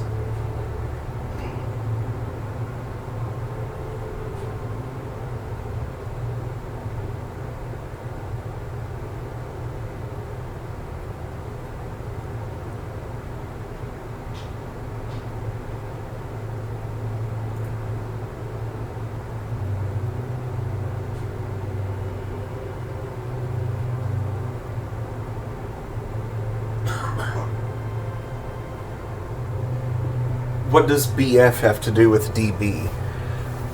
Well, I thought I heard BF, and it's a similar construction to Database Cooper. Okay. I'm not sure why you make barrels to hold databases, though. Those usually don't fit in barrels? What's that, Mom?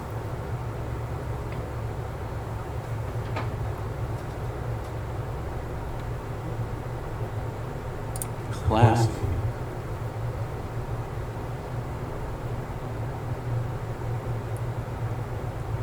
Hey, Spiral Boy, you gonna share that? Don't call them a girl. Shut up, guys. I'm telling a story here. Something happened to you. Something happened to me, too. My actual name is George.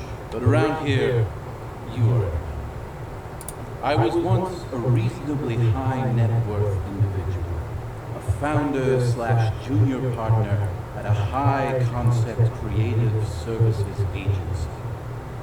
When my story begins, I had just landed a major contract with an insurance firm. I used the profits from my agency to finance what I call a cultural incubator.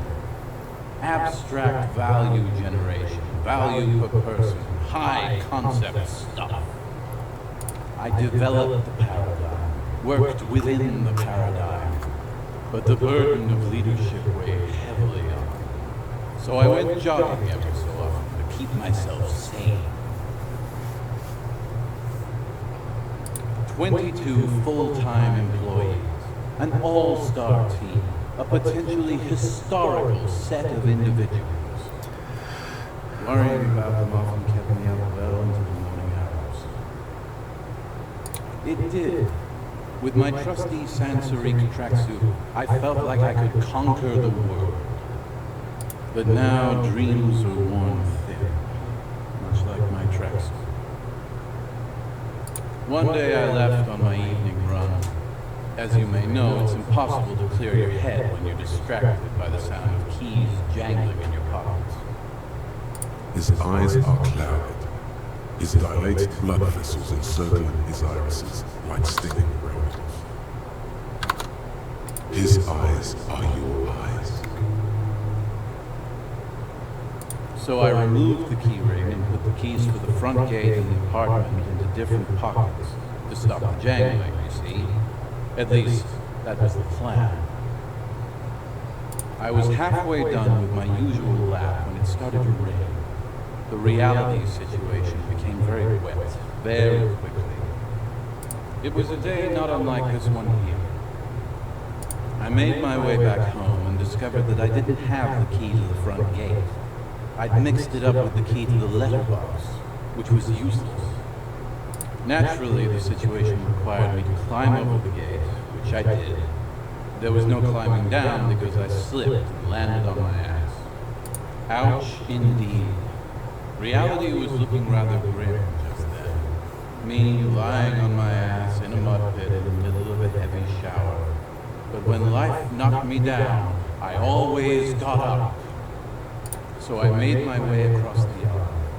Standing in front of my apartment door, fumbling with my pockets, I realized that I'd also forgotten my apartment key. I wish I were Tequila. I wish I were. Instead of my apartment key, I'd taken the key to the office. I rang my neighbor's buzzers. It was late, and most of them didn't even answer.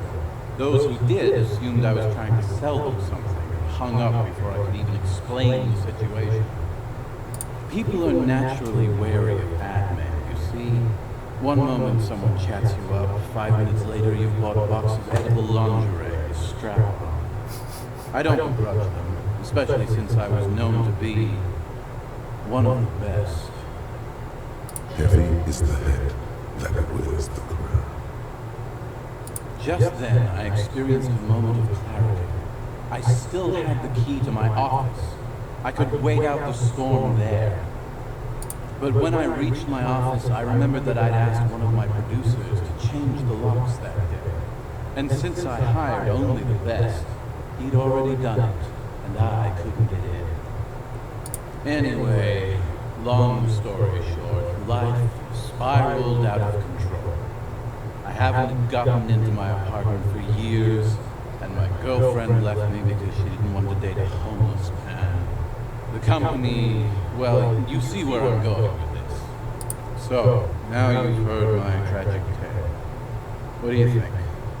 Like nothing you've ever heard, huh?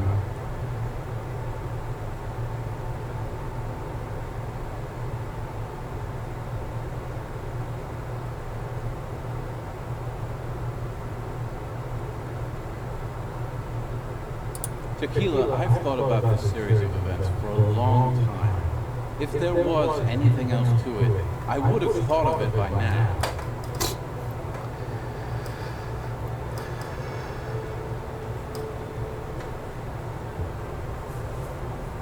This would explain a lot. I always believed it wasn't my fault that I ended up homeless on the beach with these two bums. God bless them, though. I'd be alone without them. Anyway, that was all the story one bottle gets. Almost empty, this one. Good fucking question, Tequila. If I knew the answer, you think I'd be hanging out on a beach in this formerly premium but now extremely dirty two-piece Lycra tracksuit? I used to own my reality situation. My business buddies and I had our own creative services agency. I had a nice apartment, an even nicer piece of ass. But somehow it all got away from me. Now I can't hang on to anything. Just last week I stole this nice new jacket but then I lost it too. The only things I haven't lost are these two drunks. You of all people should empathize with this. Perhaps this lost jacket is something you could help with. My agents. Yeah. The Boom Boom Room. Our concept was combining high art with the lowest forms of marketing. The color red, breasts, and oil painting.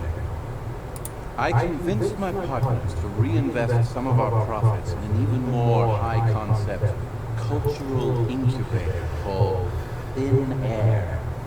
The artists were happy, the clients were happy. I was financing a group of poets in East Rebushaw who were developing a new universal poetic language. But then it all went to shit. Sounds intriguing. What say you, Article? If it sounds like it makes no sense, that's because it doesn't.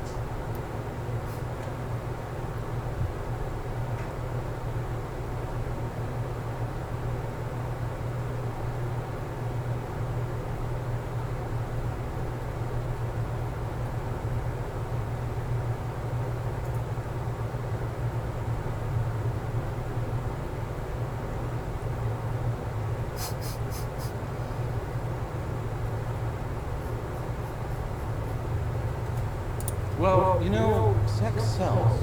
That's the first rule of advertising.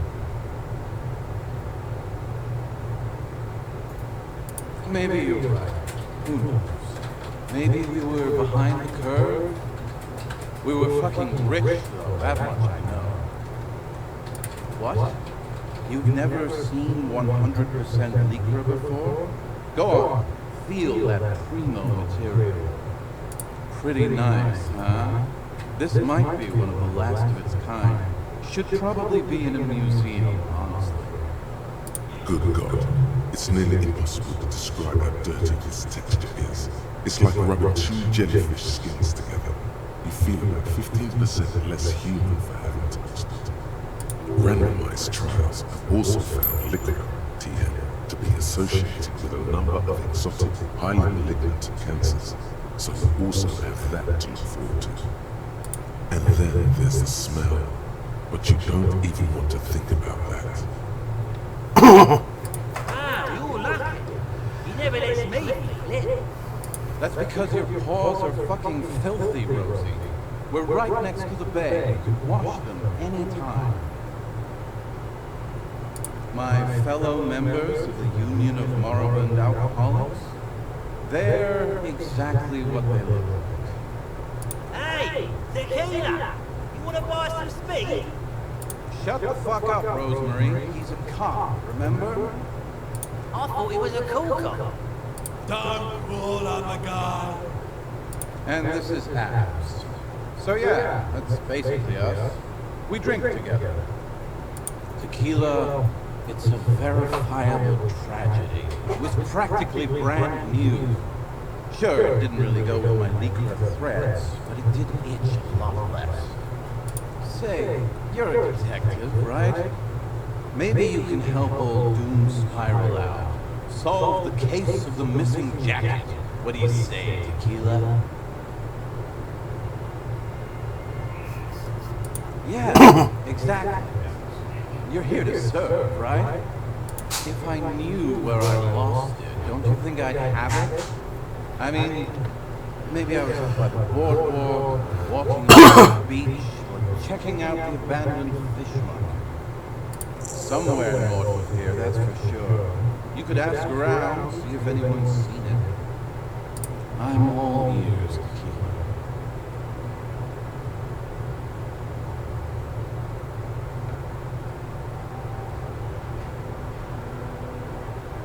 I do. But as you can see, my fuel tank is running quite low. If you catch my drift. Not much, but it will do. The tale I'm about to tell you is an urban legend particular to Martinaise. That said, I first heard it from a former bicycle courier in Koran. There are many variations on the basic story. and the details often conflict. What everyone agrees on is that nobody knows the exact nature or identity of the phenomenon. Are you telling the story of the endless... Shut the fuck up, Rosemary. Summer of 44. 17-year-old Gertrude Het is walking home from a late shift at the harbor. It's almost midnight. She stops for a cigarette near the canal. Our heroine finds herself enjoying the peace and quiet the canal provides. What she doesn't know is that her peace is about to be shattered. From behind her comes the clattering of hooves. Startled, she turns around, and what does she see? Well, yes, but it's the man on the horse that's of interest here. A man... The pause is long and dramatic. With no head on his shoulders. Wearing a found tracksuit, searching for the legendary found cap that went missing when he lost his head.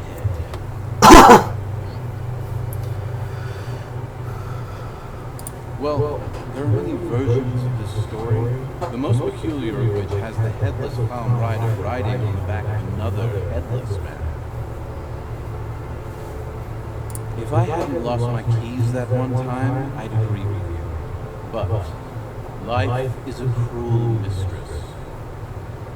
Gertrude Het may have been the first to witness the headless found rider, but she wasn't the last. Oh no. Tell him about the two feminists by the locks. Fuck, Rosemary, they were dating. No one said they were feminists. Everyone always misremembering this stuff. Right. Early autumn of 46. Ulla de Pont and Eva Delgado are fishing near the waterlock long after the sun has set. The wind picks up. A sky already dark now blackens. Water starts falling from above. The first cold rain of the season. The women are caught in the downpour. They act quickly. Eva gathers the rods whilst Ulla turns around to reach for the tackle box. Don't turn. Don't turn. When she sees something, her shriek is so violent that the residents of the nearby apartment building believe lightning has struck. But there is no lightning. Only a heavy downpour and the silhouette of the headless found rider looming on the horizon. Ulla makes a run for the shore, but Eva slips on a wet rock and disappears into the cold, cold canal with nary a sound. Her body is never recovered.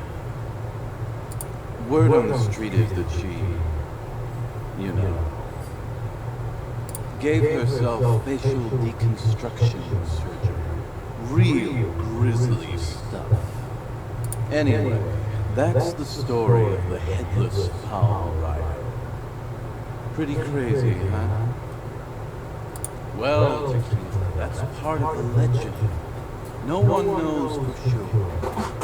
There are a couple of possibilities, though.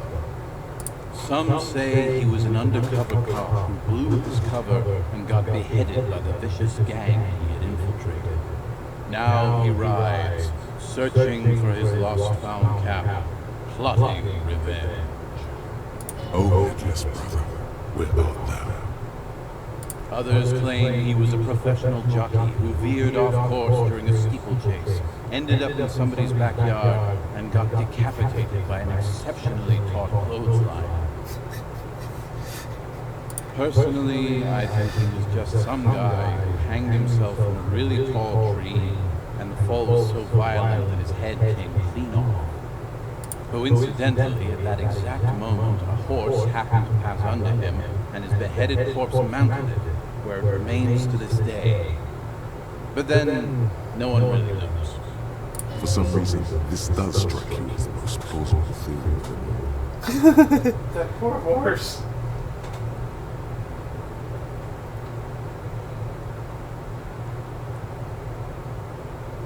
Isn't it? All the pieces fit together perfectly. That's how I know it's right. Anyway, to each his own. You want to hear any other stories?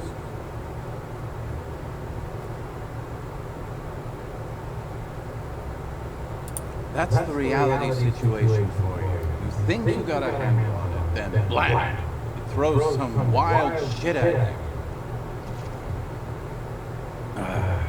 That's why it's critical to stay well hydrated. What a moral. Yeah?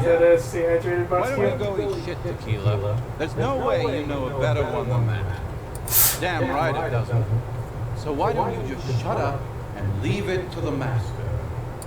No one knows. Some say he stalks Martinez to this day and can be seen near the canal when the clock strikes midnight. I saw him one night when I was right shit-faced.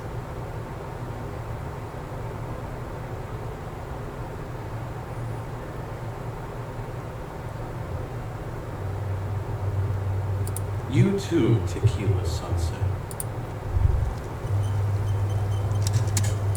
As you turn, a bright light catches your eye, making you squint. From a distant sunset, a stage light, flash photography, nowhere in particular.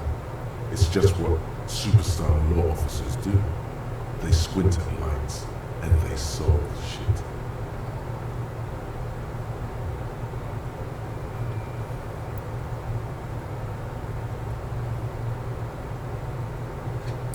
Yeah, you have. You're a big dick cop, dick mom, Salam Rocky body, badass on the edge disco. Time to recede to a ludicrous fantasy. Here we go. Camera, lights.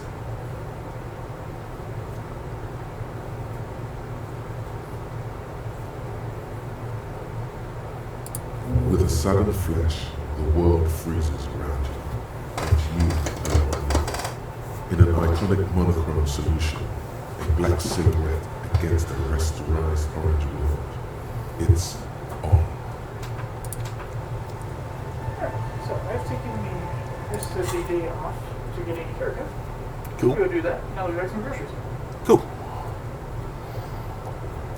Good luck.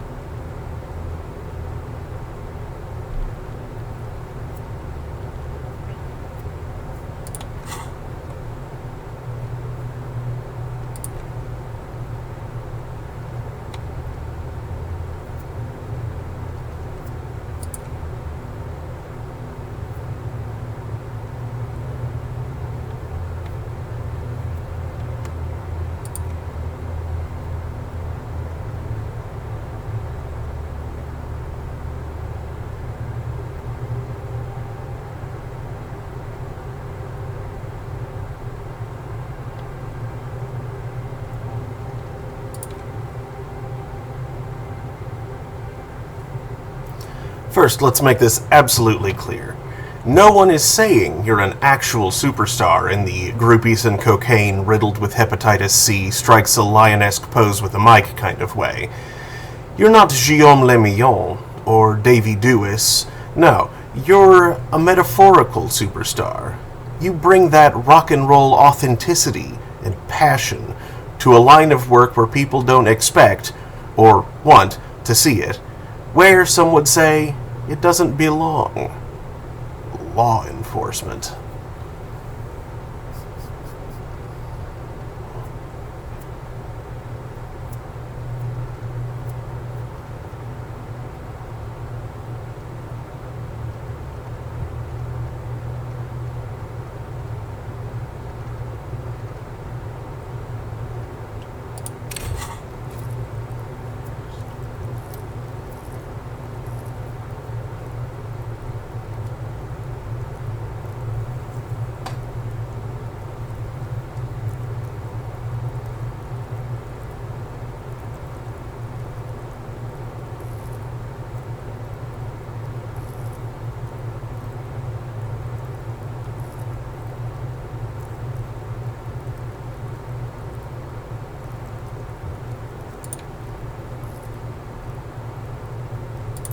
let's keep on doing that.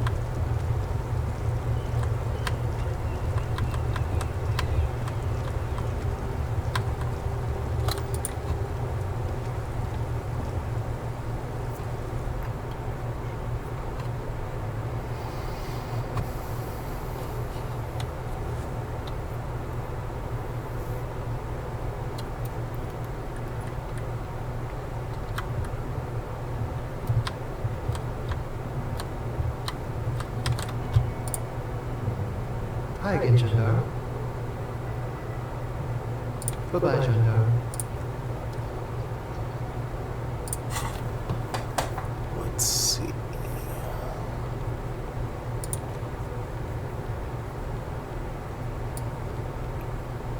Composure. Composure.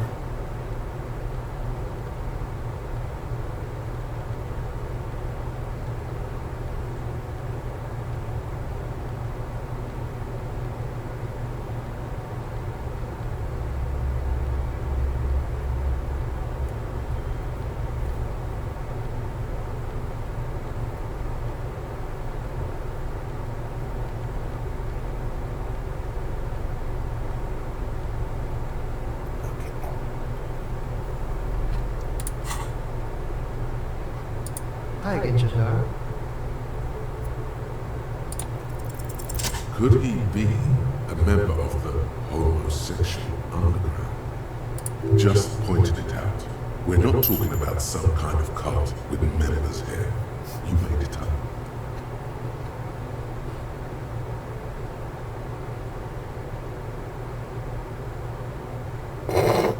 The homosexual underground? Why, yes, I am, officer. Why? Do you want to investigate? Oh, it's a pleasure group. A Sabroso pleasure group congregating in cellars under the cover of night. Saturday night. Sometimes even Friday night. Or Thursday night. Sometimes the congregating doesn't even end. It carries on to a daily life.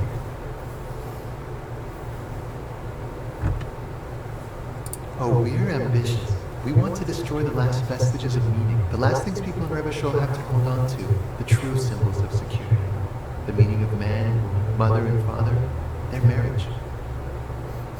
Everything will be constantly shifting and moving under our rule. The future will belong to a circus of identities just spinning around, surreal and unreal. You won't even know who you are anymore. Does it have anything to do with disco? Yes, we listen to a lot of disco. Some say we engineered disco to spread our vision of a vertiginous, ever-changing society, where all there is a razzle-dazzle of gold. We are going to change the family unit with all this razzmatazz and finger dancing. And with mysteries. Of course, the mysteries are also of sexual nature. Very esoteric. That much fun should be illegal. No, this is not me. Sure thing, officer. What do you want to know next? Bye-bye, Gendarme. Thought gained, homosexual underground. You see mysterious strangers in the night, leaning against unlit doorways, engaged in hushed conversation, a shadowy cabal exchanging looks, whispering in dark alleys and unmarked locales. A radical cell conspiring against the state, And perhaps even against man and woman. Was that a secret handshake? What's going on? Who are these secretive people?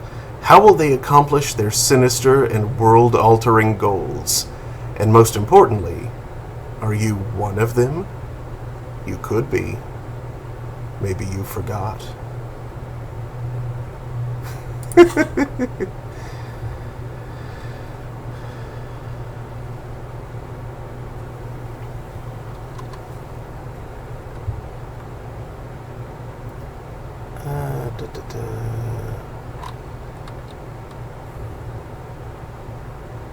Alright, the ledger was in the trash, wasn't it?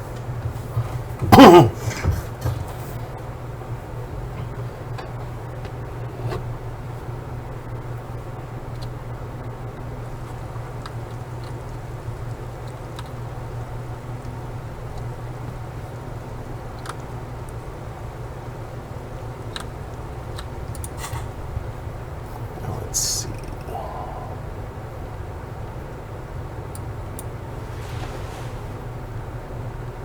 Oh, +2 logic.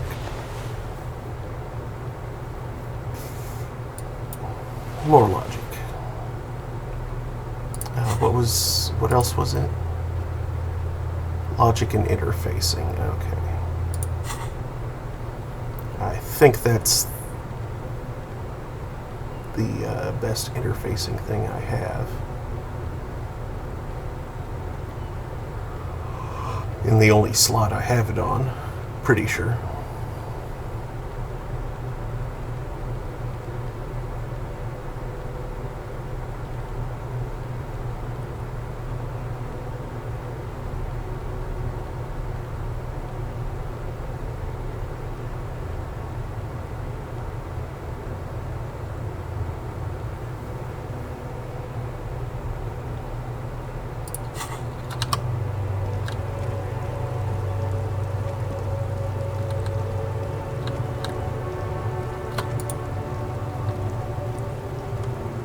Trash container stands in the spring snow. The smell of rotten food rises to greet you. You see soggy cartons, dirty rags, and organic waste. You see milk and egg rest with one broken egg in it. Some pasta wrapper. Pickett, you've done this before. The movements are recorded in your elbows. The methodology in your fingers.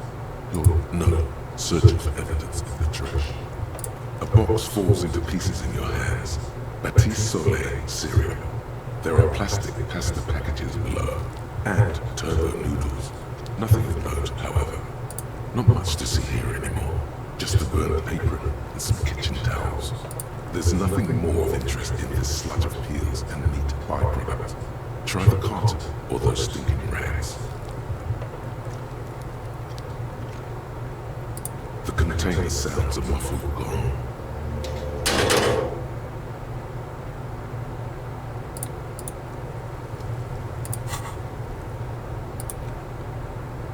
Oh, there's the ledger. I had it on me.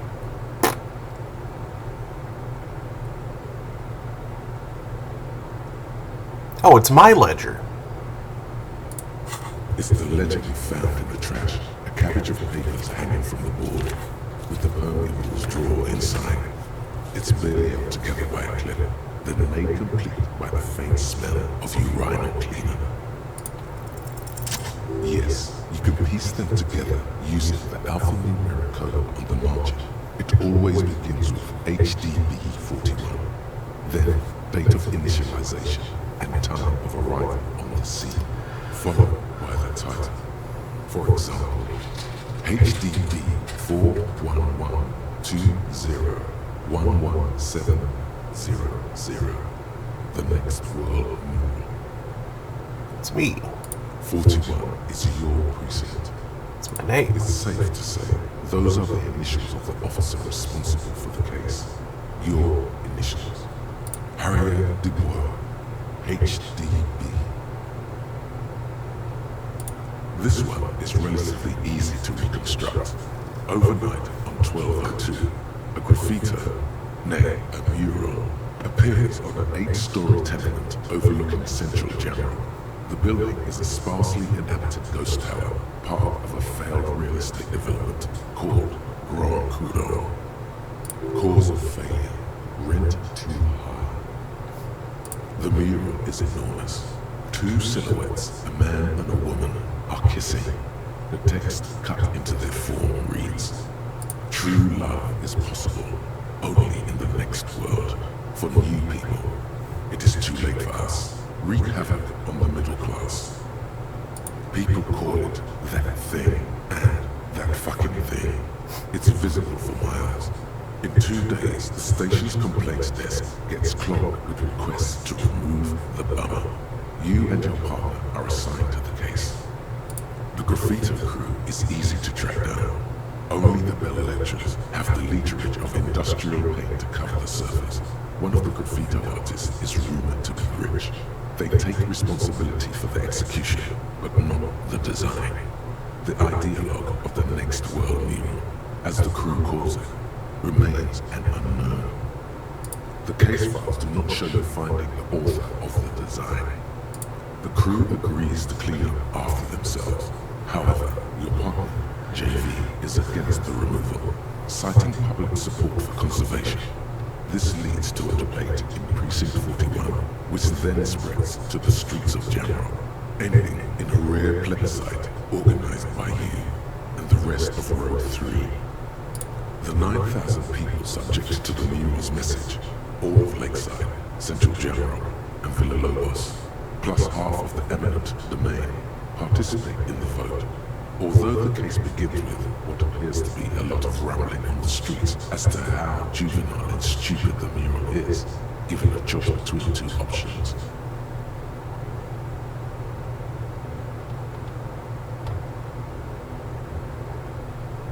A staggering 78% of voters choose to keep it. Turns out the opposition were a loud minority, and that love truly is possible in the next world for new people. And it is too late for us.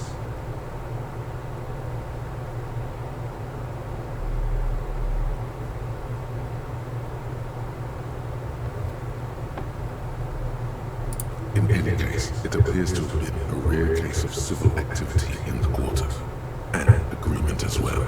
What do you want to tackle next? AKA Leslie and Burke, AKA the public indecency drunk and the property damage drunk, is a cursed case.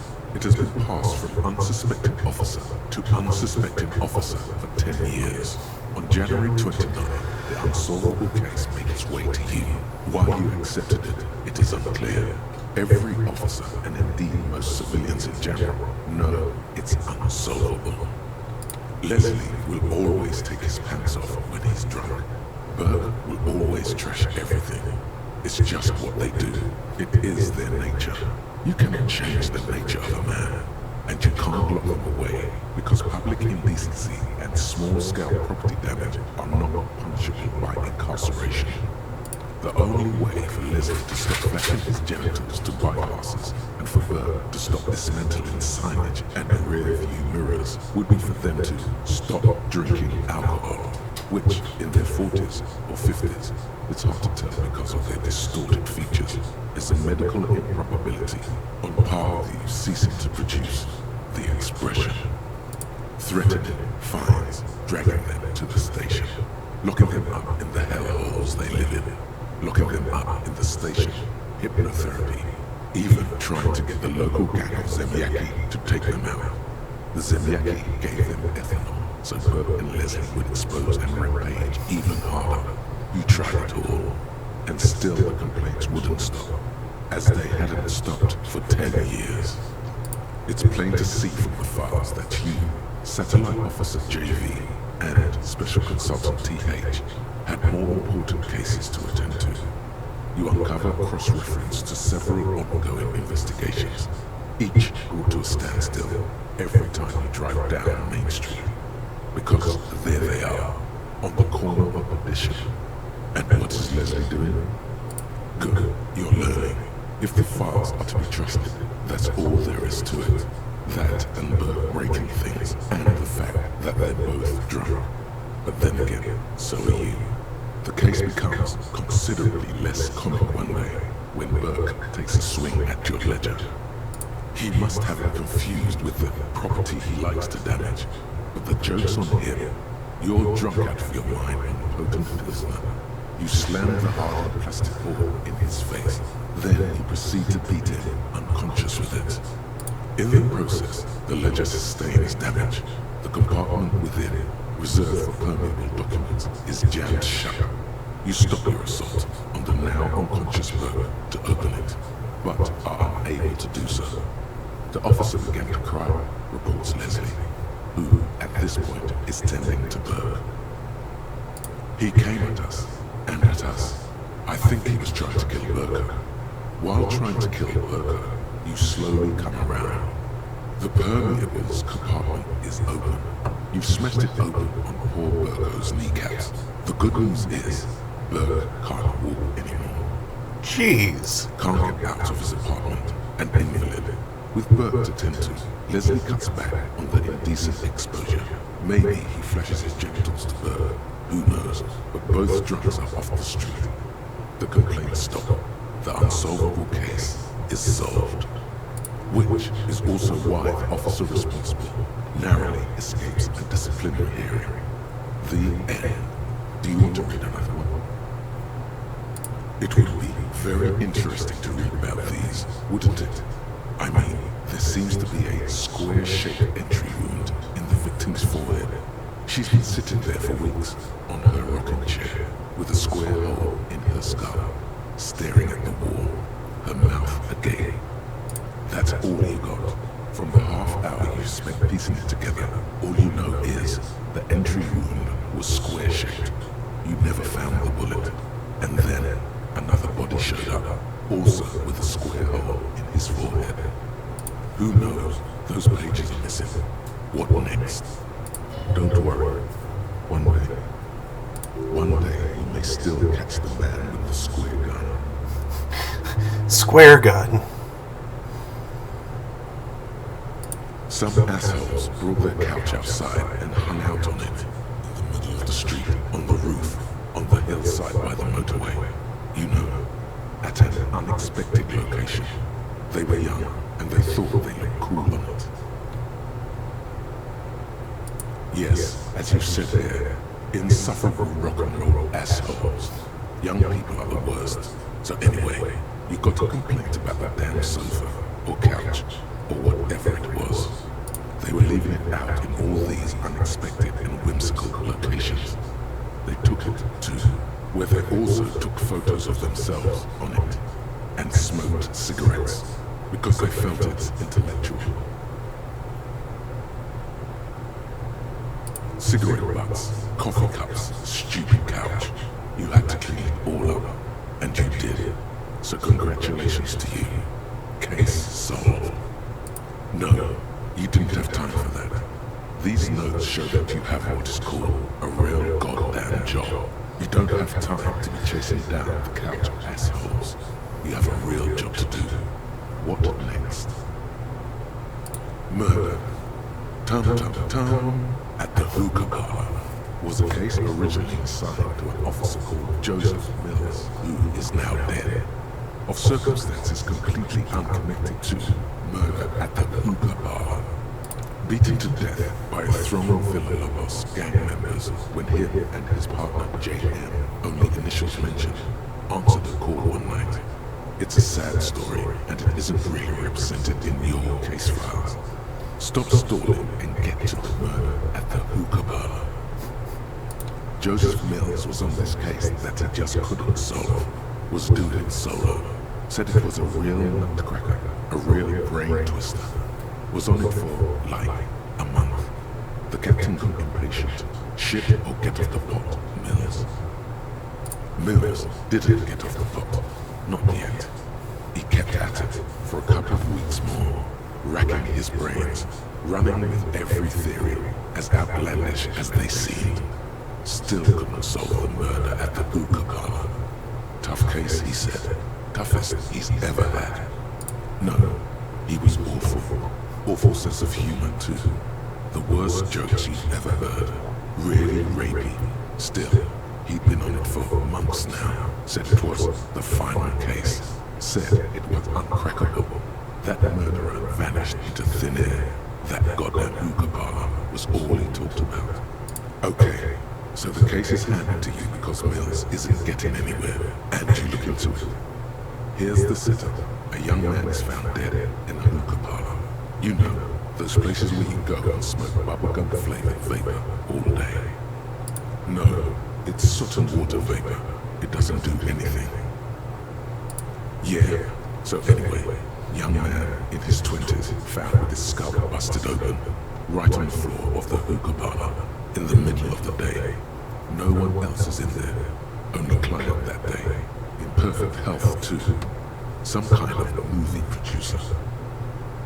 No one enters, no one exits. He's just sucking on his watermelon hookah all morning, all noon, like he usually does. He's a regular. No calls, nothing. Just sucking on the hookah until 15:45. Then bam, he's dead on the floor with his skull busted open, blood everywhere. What happened? How can it be? Mills has no idea. Invisible assassin, movie deal gone sour. Girl at the counter did it. Nothing fits. Eerie. Man just dropped dead. So you go to the parlor. You see cushions around the table. Table's low, heavy, really sharp edge. See, you can't even read the thing without soul in it. Yeah, it was that. Turns out hookah does do something. It turns off your brain's oxygen supply, and you don't notice it until you get up to go to the bathroom. Yeah, he liked his hookah. Stephen was his name. Smoking hookah. Didn't you hear? I don't know. Trying to come up with a movie script, maybe. Anyway, that was Murder at the Hookah Parlor. Joseph Mills wasn't a good detective, and about 30 minutes has passed, piecing it together. Next. Not much has changed in the meanwhile. A bunch of sodden papers still sags from the clipboard.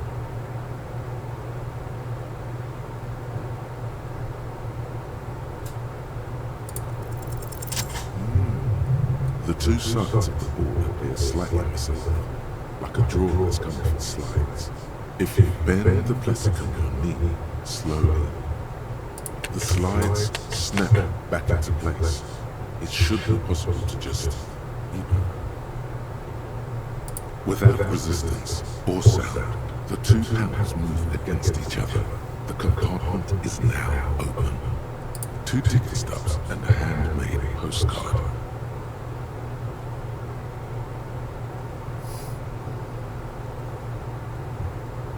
Two octopuses are smiling, reaching their tentacles toward each other in the colored pencil drawings. The tickets permit access to the zoo in Rivershaw East. The aquarium costs extra. These let you go there too. Thin wax paper has been glued to a piece of cardboard. Sounds like leaves rustling when you pick it up. You see violet flowers, floral patterns, patches of glue. It smells of chewing gum.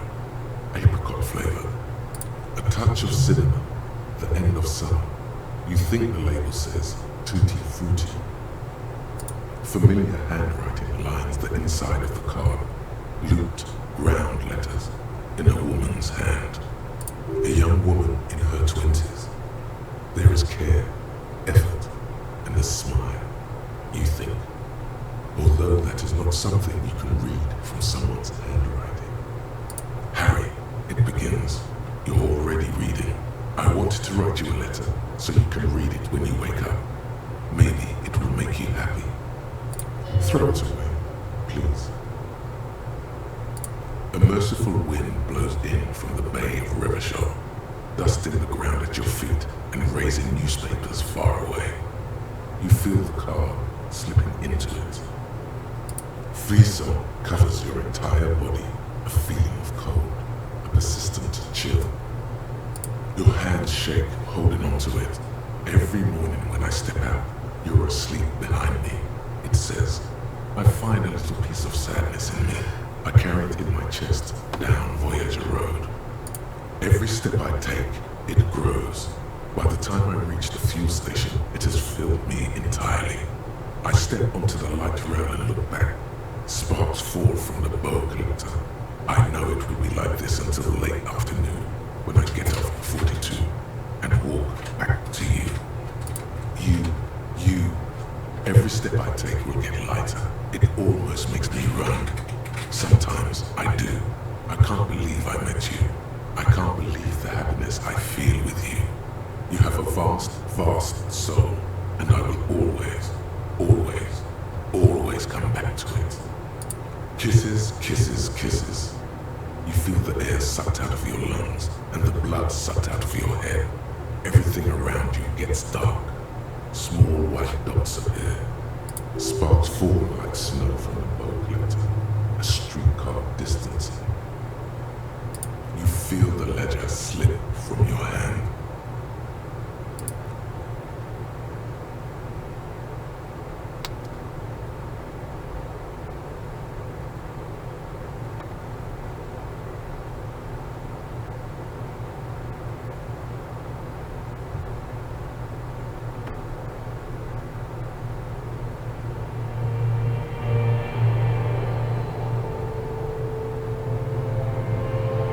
What?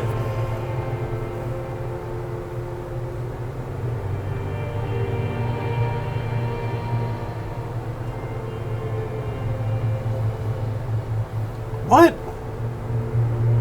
There is nothing. Again. Nothing said, brother. No treachery, just blackout. Well, almost nothing. There is the ground below you, that's still there. And the small light that's on, fluttering, somewhere in the basal ganglia. That's me. Blue eyes, that's me. Who was what? He speaks of the sickening longing, the unwell emotion.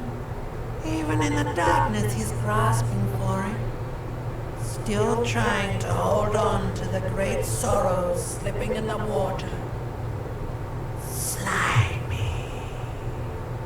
The cool when you're dead, brother. Here in the paleo-mammalian cortex we call it the shadow. Because it's always there.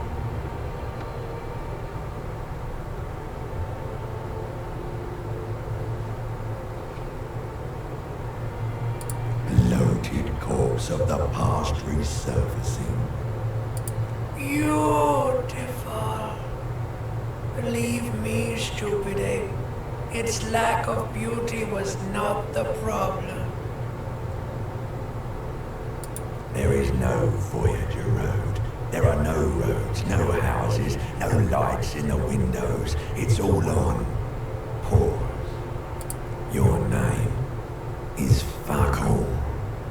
It certainly ain't Harry. Your name is passed out on the ground, dragged around by one of the other evil apes.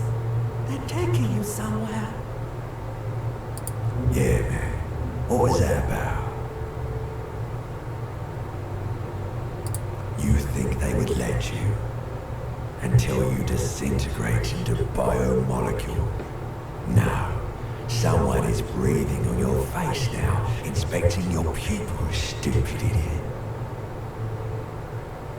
Yes, they're pouring something on you. It's in you. And It's delicious. Glowing lights on the dashboard emerge out of nothingness. The upholstered cabin of Lieutenant Kitsuragi's motor carriage, seated in the driver's basket. The air is thick with leatherworks and heavy fuel oil. Cold water runs down your chin. Drink. Water. The water is cold, silvery, the stuff of life itself, as it pours down your parched throat. The pounding in your head recedes. The darkness parts. Drink. You haven't drunk water in 2 days. Did you know the human body is not made to survive on alcohol alone? You need a secondary form of hydration. Actually, beer and cider have loads of water in them.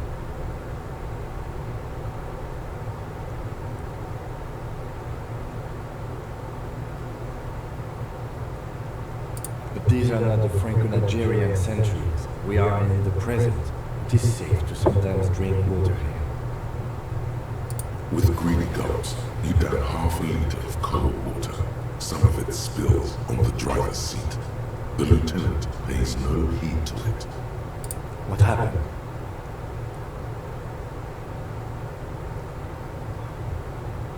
There was a call on the shortwave. Officer passed out in Martinez. I had a feeling it would be you. I'm glad I was here in time. It wasn't out for very long, it seems. I don't know. It could have been quite a while.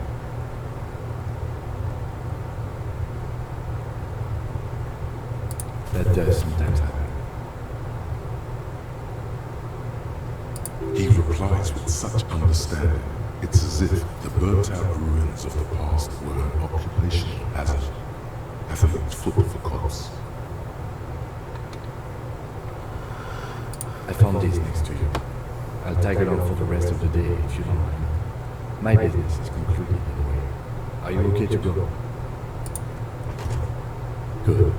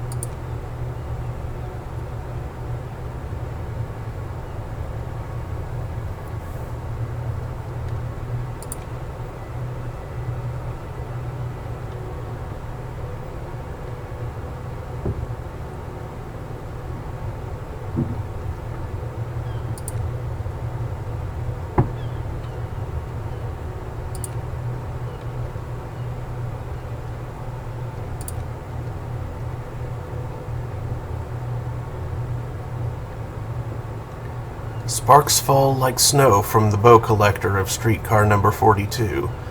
Slowly down the slope from Voyager Road and then east on the B206 across the river to where there are no closed factories or ruins. To study at the academy. Electrical cables run overhead and the bow collector draws across them like a musical instrument. A flash. She's standing at the rear window, holding onto the rail. In a spring coat, waving at you.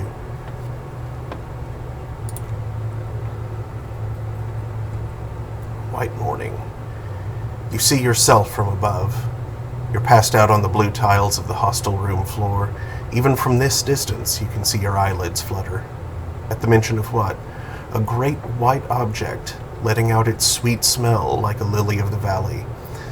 The little man's forgotten its name, but he still remembers the feeling. And look, he moves. The feeling animates him. He instinctively reaches out for the feeling's best friend, a bottle of Commodore Red. He puts on his disco clothes and gets smaller and smaller. I need to go record my life real quick. I'll be back in just a moment.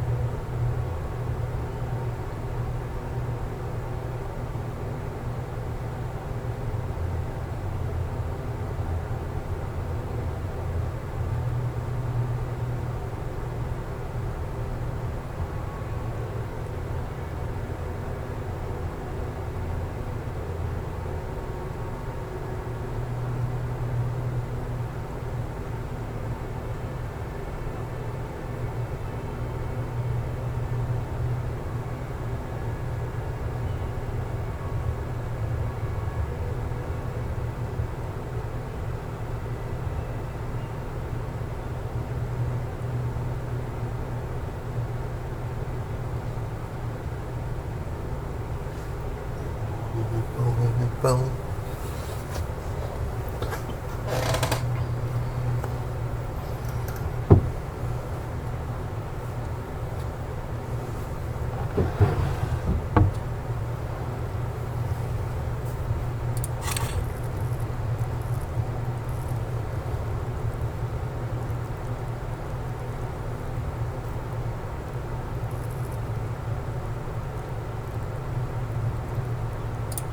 Sure, go ahead and max out Encyclopedia. Make all those checks.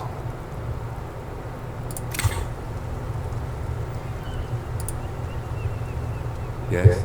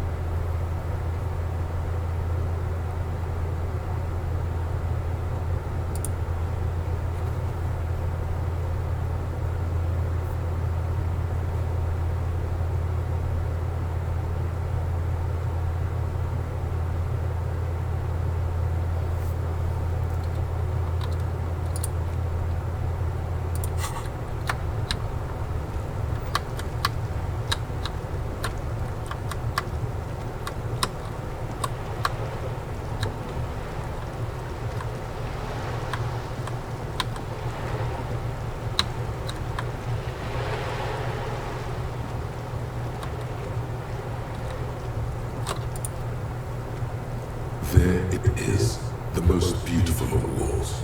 Stop and admire it for a moment. Huh? He sounds tired of it all. You already have the heavy fuel oil to use as paint. It's red, and Cindy the Skull has a paintbrush. This is on. Sure. If you must.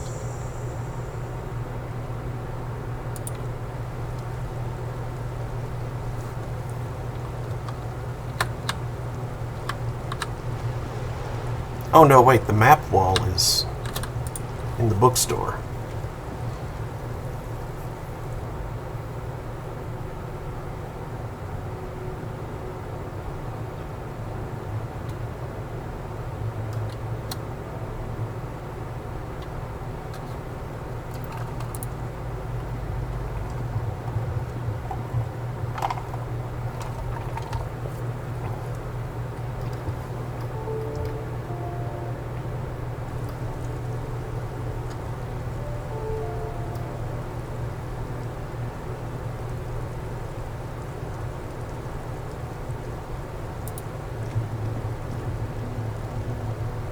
Hello again, officers.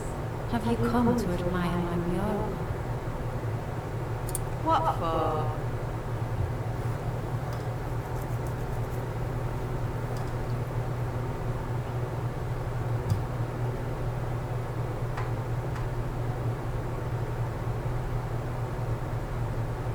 What do you think I'm trying to paint here? A mural for a better tomorrow? Why do you really need it? Well, if it's for art. But what kind of art are we talking about?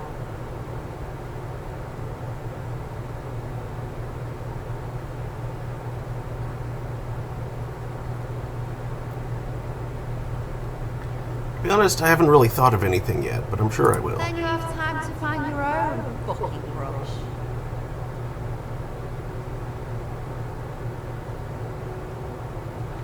You'll see. You will all see and tremble. Yeah, not gonna hold my breath, Piggy. You look like you'd suck. Everything really. Oh, I can do way better on conceptualization than that. Oh, it's in tools now. Oh. Well, that's way better.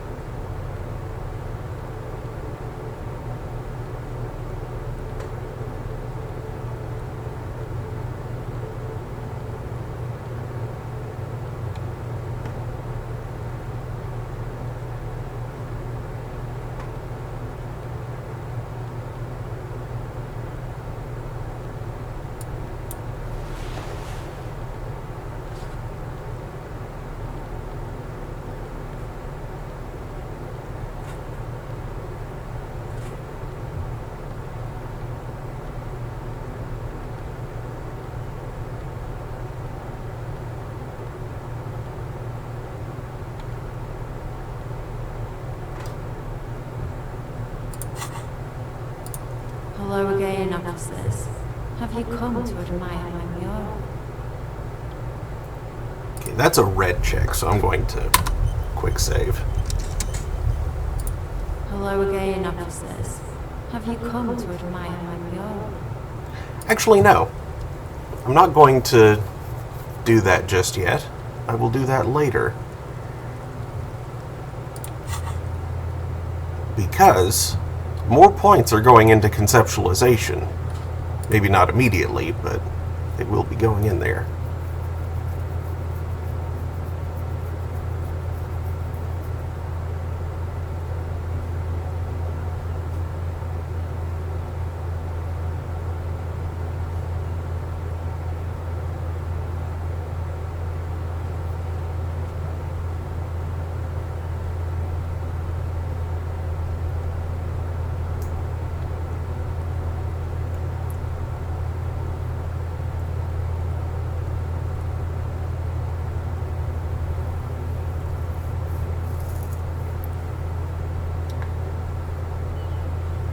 Okay, my hand-eye coordination isn't that great.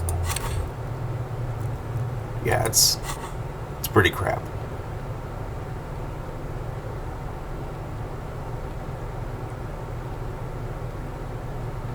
I think I had something that improved it, but I forget what.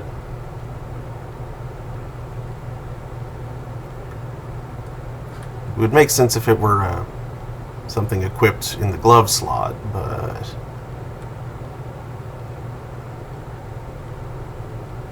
or on the face, like the glasses slot, that would make sense too.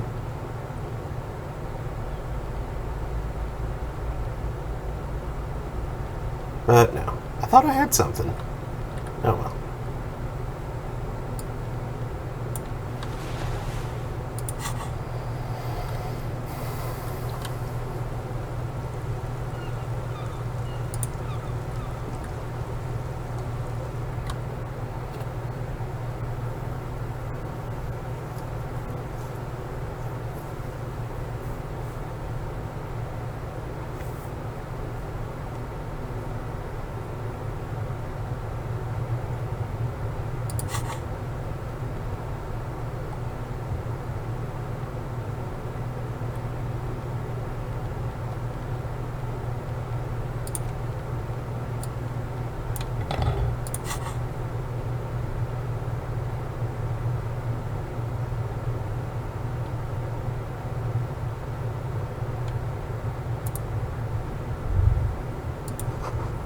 A 100 tiny feet scurrying beneath the grate, the rats of the city. Squeak, squeak. Oh, kitty pillow. I just noticed that.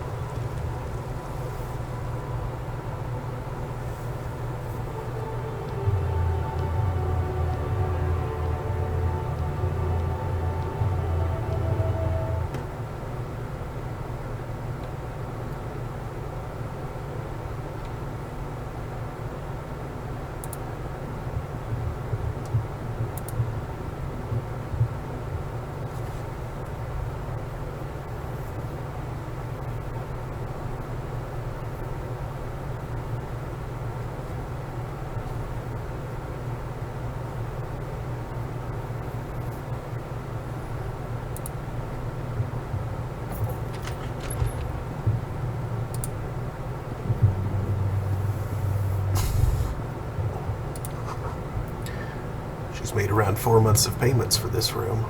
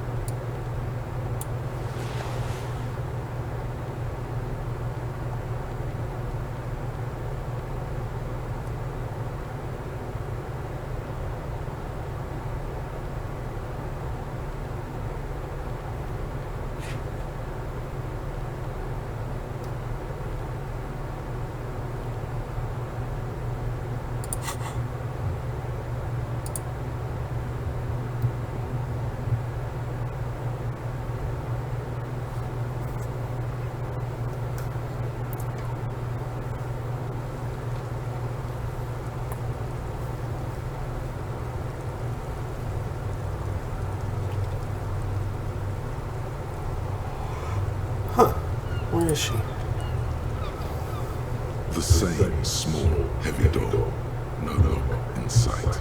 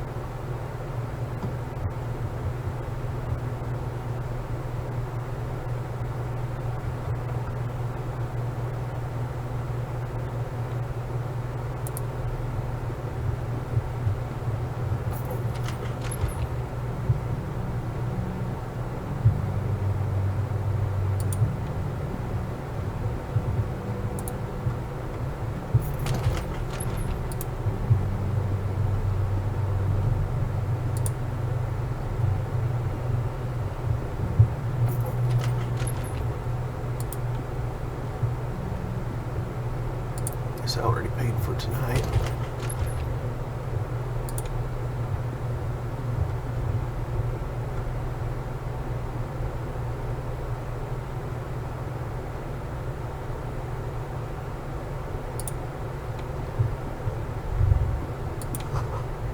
Words fail to describe how rank it smells in here. They should have sent a poet.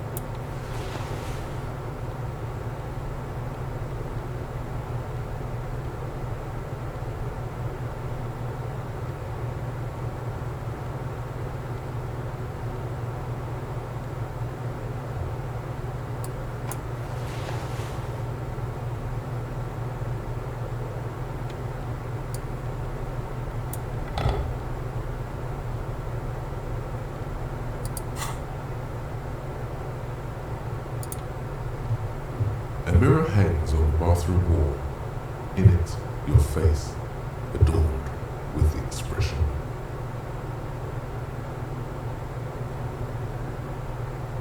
Right, that.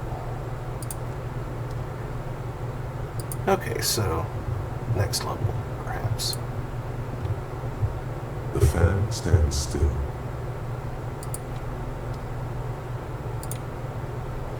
The window stands broken in its frame.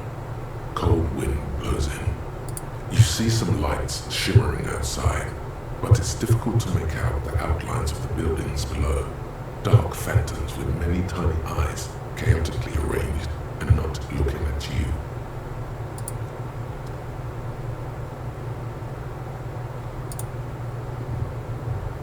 The bed is still cold from the broken window and not too inviting, but it's yours. You've earned it.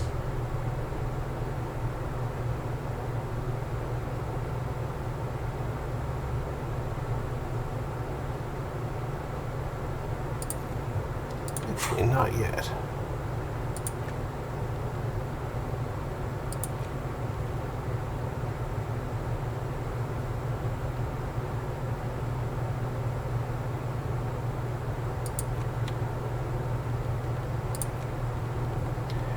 A high Pasternal Fantastique Populaire board game, illustrated with bucolic vistas and featuring odd-looking humanoid creatures. It's the 3rd edition Mega Setting Supplements module and can't be played without the main game. Oh. Large letters on the front form a title, Wiro. The colourful box is illustrated with bucolic vistas. The cover art also features odd-looking humanoids. Some short, some taller, some with pointy ears, others with ephemeral wings. Text underneath the title in smaller typeface reads, 3rd edition, Mega Setting Supplements module. The side panel adds a sword and sorcery adventure board game with new maps and miniatures. Mysterious things rattle inside. What could they be? Dice? Plastic miniatures?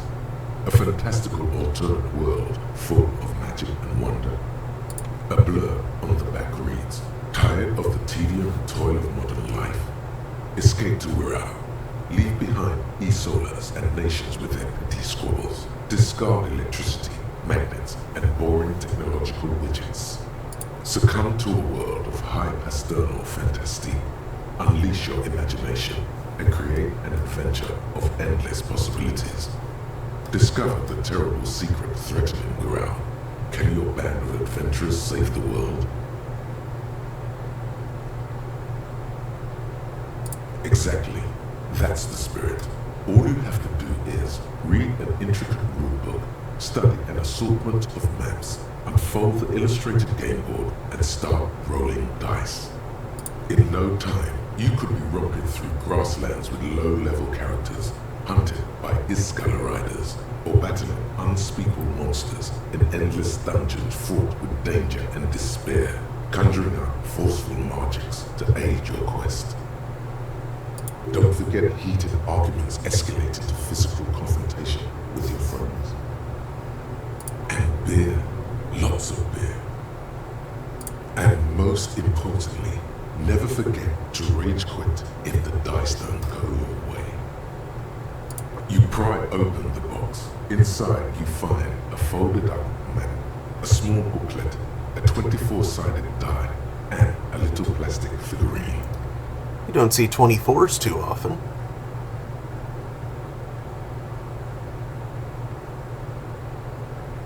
A reprint of a crude hand-drawn map. The top left corner reads, Lands of Wiro. The map features both small villages and mid-sized towns with odd names, in addition to meadows, forests, hills, lakes, and seas, also with odd names. It doesn't seem to correspond with anything you've seen thus far. It's not a very helpful map. A quick guide to the magical races of Wiro. Create your own hero, choosing from any of these completely unique and fantastical backgrounds. The options are in order of importance. The Welkin, the Tueog, the humans, the fairy folk, and the pygmies. The Welkin, tall, lithe, and graceful, with long flowing hair and pointy ears. They're known for being powerful march accusers, but can also hold their own in a brawn-driven fight. The Welkin come with a variety of exciting subraces: High Welkin, Forest Welkin, Lake Welkin, and Snow Welkin. But if you're not feeling experimental, a basic Welkin will always do. A grand race of industrious mountain people. They're short, stout, and muscular, and enjoy digging for gold and other precious minerals. They're also well versed in the art of combat, where they prefer to use axes and hammers. The Tueog also come in a few different subraces: Hill Tueog, Shield Tueog, and Dark Tueog. They're just humans. What else is there to tell? They're average in all stats, and jacks of all trades. A very small race of flying people, known for being mischievous, full of trickery. They often lure people into their magical traps. There are no sub-races for the fairies. The least popular of the Wirral races, the Pygmies, are short, rotund, and dim-witted. Pygmies live in small villages made of shoddy wooden dwellings. They spend most of their days tilling the earth and smoking their pipes. There are no sub-races for the Pygmies. It's made from some sort of wood and has been decorated with peculiar plant motifs. You don't know much about dice, but this one looks pretty damn fancy. You place the die into your pocket. It's always good to have luck on your side. You see a man in ragged clothes, wearing a lopsided hat and wielding some sort of a firearm. A leftist revolutionary, a communard. He looks lost, a stranger in a strange land. Most likely, he was just stuck in the wrong box on accident. You pick the figurine up by the base to meet your gaze. The little plastic man stares back at you, his face contorted into a disturbing shout. Then, you pocket it. A colorful box with the title Wirral in bold letters. It's a board game.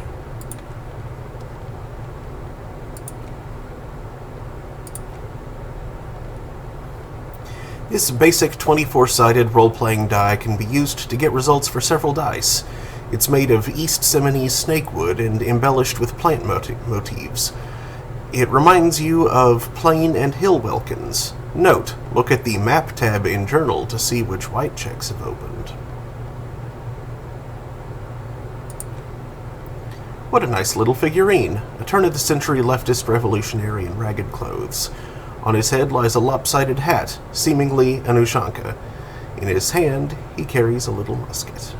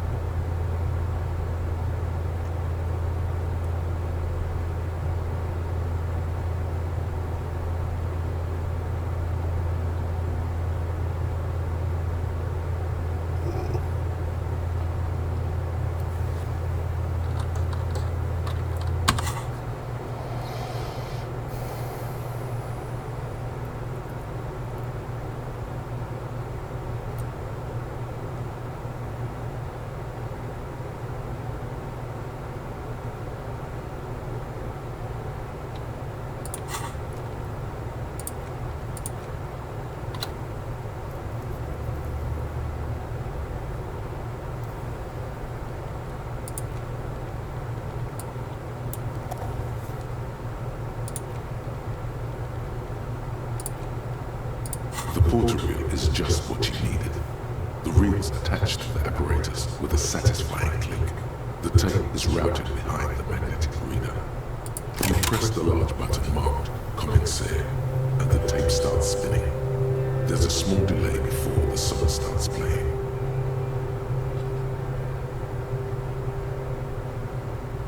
Then woman starts playing a simple, melancholic tune echoing in the hallway. A lone singing voice joins in, telling you about the tiniest church in Cesson, surrounded by even tinier yard. You almost feel the seaside mist on your skin.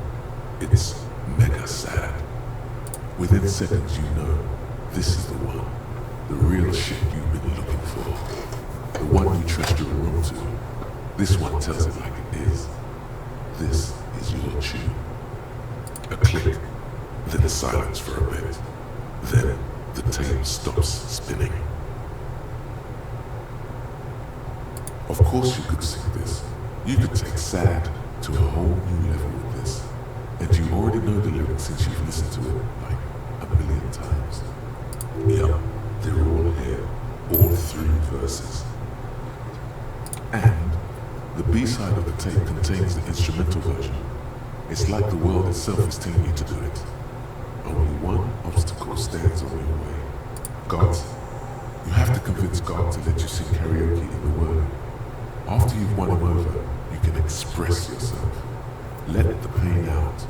Make everyone understand. Immediately, the boombox tunes itself back to the Friday night beats, vibrating on your shoulder.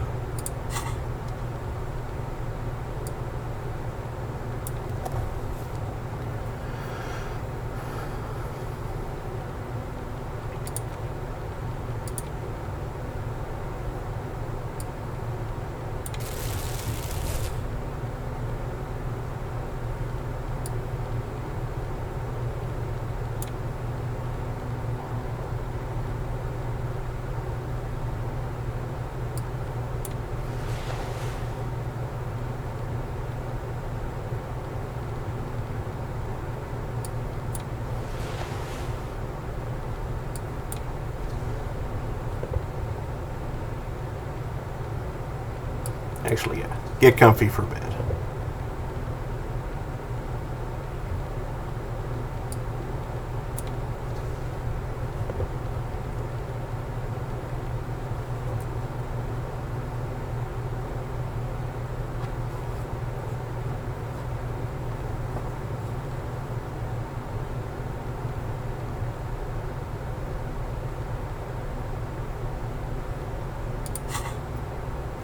The bed is still cold from the broken window, and not too inviting, but it's yours. You've earned it.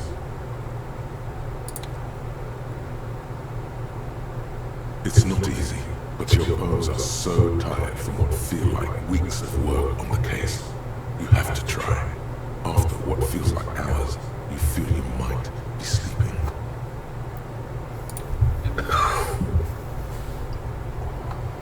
Thoughts, baby. A million little lights in the dark. You're one fine instrument, brother. All those faces and all those names. All that laughter and screaming and scheming around. Every corner and every street. Need a snack. We'll be right back.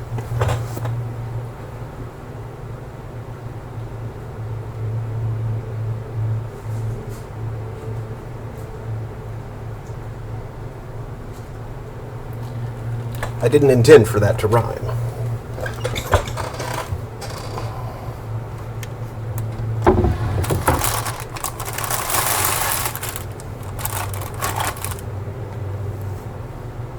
Recorded in you forever on Faraday.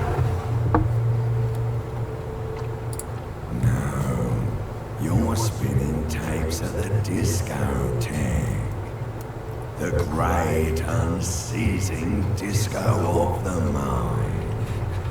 The flash, the bang, the endless learning experience. On and on it goes, for untold hours. At the disco where you first asked her to dance.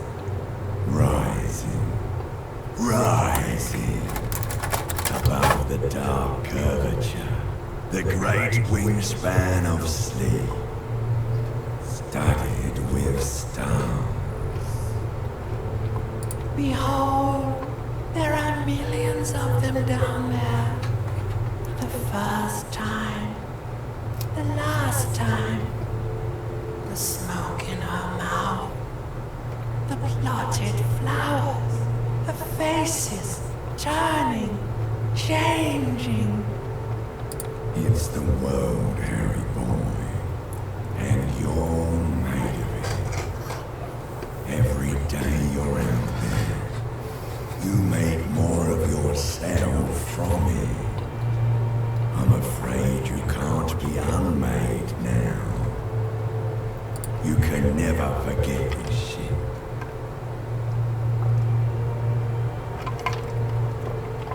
All stuck on loop, whirling, spitting out words and images. You're the son of the world again.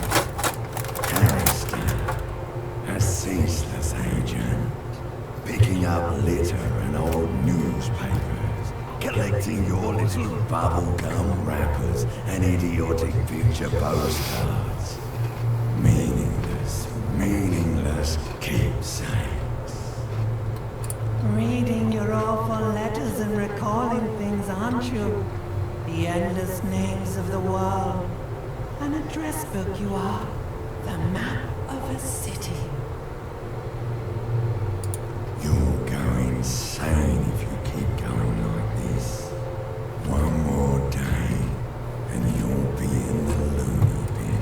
I just know you will. And for what, brother man?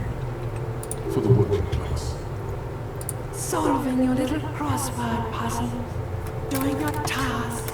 Crossing names off lists. Trying to become some sort of world detector. It won't make it okay. It won't put smoke back in her mouth.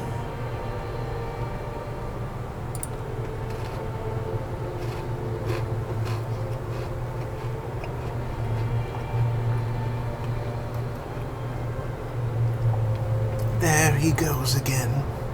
He's a real political animal, our Harry. He still doesn't see that it's the world that's changing him.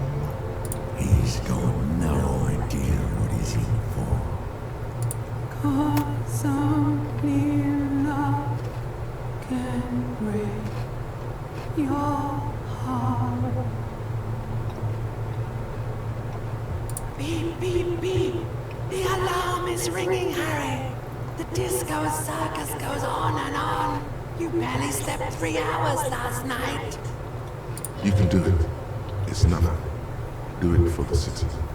Go. Do it for the picture puzzle. Put it all together. Solve the world. One conversation at a time.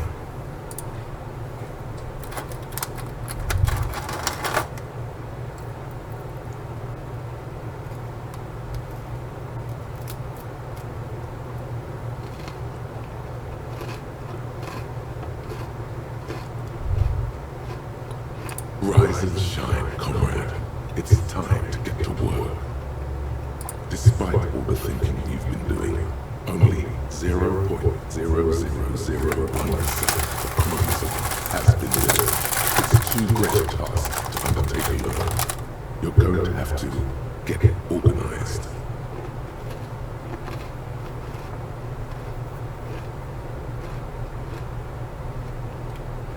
Your level of personal upkeep is irrelevant. All that matters is your commitment to building the World Republic. You must seek out your revolutionary brothers and sisters. Find out how much communism they've built. Then, together, maybe you'll be able to build as much as 0.0002% of communism. But it won't be easy. Decades of persecution by coalition authorities have driven the remaining communists of Martinaise underground. They live underground. These communists aren't men. They're mole people.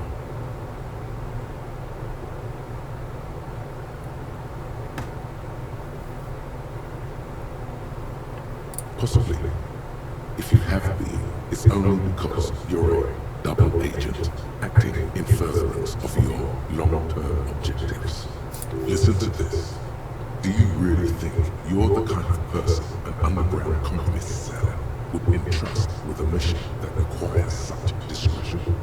Regardless, what's past is past. You need to look forward to the work of building communism for all. Just between us, you may want to lay off this grind up the bourgeoisie stuff. It's a bit off-putting, even to fellow communists. They're not moral people.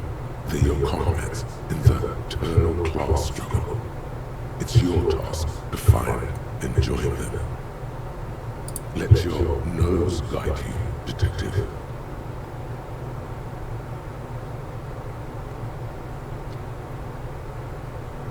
Yes, fortunately, communists are known to have a very distinct smell.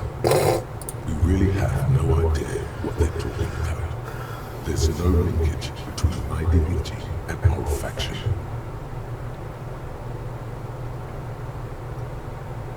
Failure. It's a smell you know all too well. Simultaneously repulsive and yet darkly appealing. Musty with a sharp tang, but also a remnant of lost sweetness. Like a rotting mango that's been swaddled in a coat from your grandfather's attic. What you're smelling is your own body odor, of course. Nothing a shower and change of clothes couldn't fix. People sometimes complain there are no real communists left in Montanese. But you can smell their presence. They're out there, waiting for you to join them. Incidentally, during the waning days of the anti-centennial revolution, a number of Remshogan communards constructed elaborate hideouts in abandoned root cellars, hollowed out tree trunks, and even residential sewage tanks. This latter phenomenon gave rise to the early anti-communist slogan, "The future's bright when you flush out the white." First, you'll have to locate the remaining communists in Montanese. When you get near to someone with revolutionary potential, your nose will give you the signal to establish contact. Again, no, it won't. Any olfactory response you perceive will be strictly psychosomatic. You could also just look for more tangible evidence of communist activity. Images of Krasmazov and white antlers are usually a dead giveaway. You should begin by interrogating those lawless malcontents at the Dock Workers Union. They're an obvious place to start. You'll discuss the monumental world historical task that lies before you. You engage in rigorous and spirited debates about Mazovian theory and practice, but mostly you'll probably complain about other communists. Not at all. Complaining about other communists is one of the most important parts of being a communist. It's certainly one of the most prevalent parts. Here we go. Wait, brave worker. 'Tis no time for bed. Fight till there's no slaves below, and no masters overhead.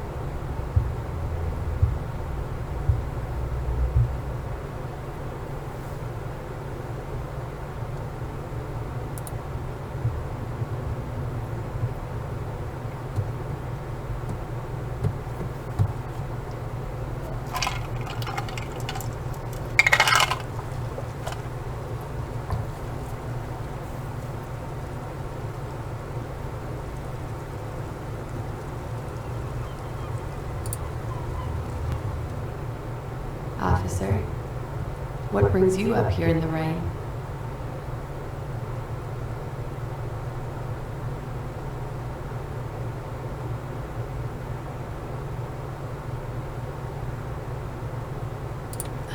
Yes. The night before I saw you in the hallway and reminded you you're a police officer. The date of your re-entry into the fossil record.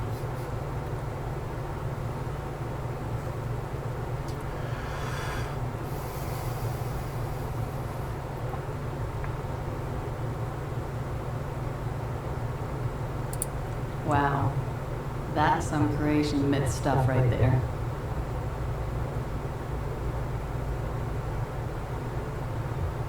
Wow. Mythopoetically adequate stuff. There was the usual ruckus. Loud disco music. I can't say. Probably not. Sounded like you were flying solo. Oh yes. Various artists. Ostentatious orchestrations prime among them. Oh, that. Yeah. Whoa. The less said about OO, the better. Oh, we're huge where I come from. I was very young then, of course, like 7. Life gets hard, but we go on. Then, doesn't life get hard because we go on?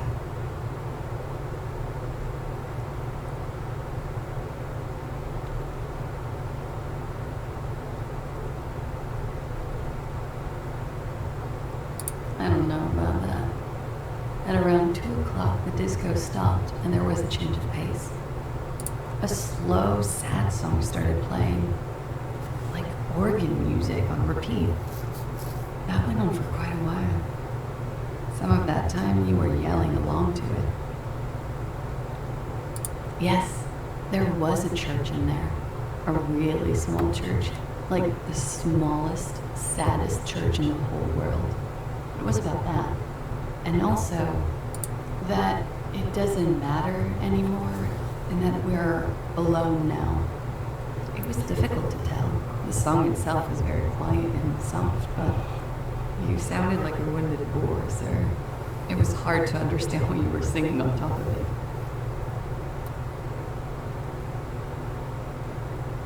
Do you mean that in a cool way? Like a wild beast? Yes, it was very cool. It's impossible to say whether she's being sarcastic or really means it.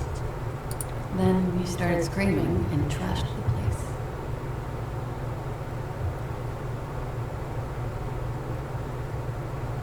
A window was smashed, the tape player probably, the song stopped. And furniture too. A real destructathon. There was screaming. Then I think you passed out.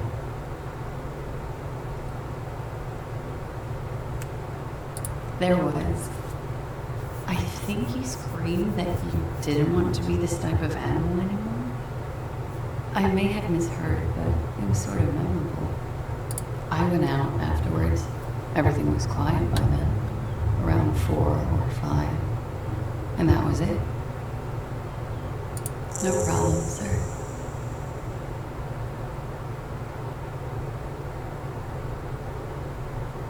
She puts her coffee cup down with a soft ring as the porcelain meets the metal table. This does not surprise her. Did he? I never said he was a good man, or that he had good intentions. Only that he was never bad to me. She doesn't care. If anything, she sounds amused. Where did they get this recording exactly? Does he say he's gonna do it Soldier of the Apocalypse style? Yeah. That was practically his pickup line. Did he say whores a lot? Was he pretty much on the verge of doing it Cohol style? He wasn't actually there. He didn't do a tour, or at least didn't tell me he did. Would have been overkill anyway. He lived his own little cohort. It wasn't his everything. Oh no, I'm pretty sure he did all those things, then integrated them into his idea of normalcy, to keep on living, until they just sort of turned into his, what's the word I'm looking for? Running joke. I was gonna say running joke. And it sounds like you didn't even get the good bits. Lely's punchlines got way, way funkier than that. He was like the Seminoles conflict, the Cohon massacre, and the 36 famine years all rolled into one person, then cast in Orani ceramic armor, which he wore in bed and in the shower. When he said he was done, and done mentally, it didn't sound like a joke. It sounded like a deeply troubled man. Well, maybe I pieced him back together with my magical personality. Afraid of what? That tape the Hardy Boys recorded? Your mother probably never told you this, but girls are evil. Had I the physical robustness and social support, I'd be in Cohoy. I would be tearing it up soldierly apocalypse style. No. We were too busy laying waste to our own nervous systems to direct any of the fury outward. He seemed happy, I guess. At ease. As much as a man like him could be. What kind of man was he? Before you go, ask the details. She seems okay to talk about it. She takes a very small sip of her coffee and smiles. Sure, I can try. What do you need?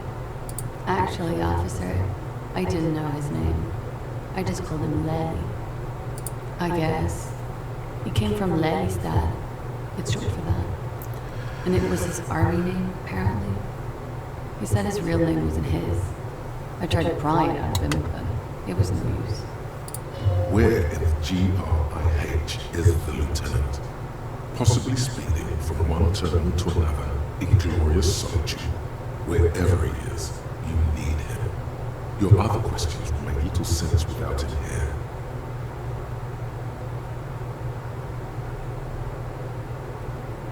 Sure. Do whatever you need to do.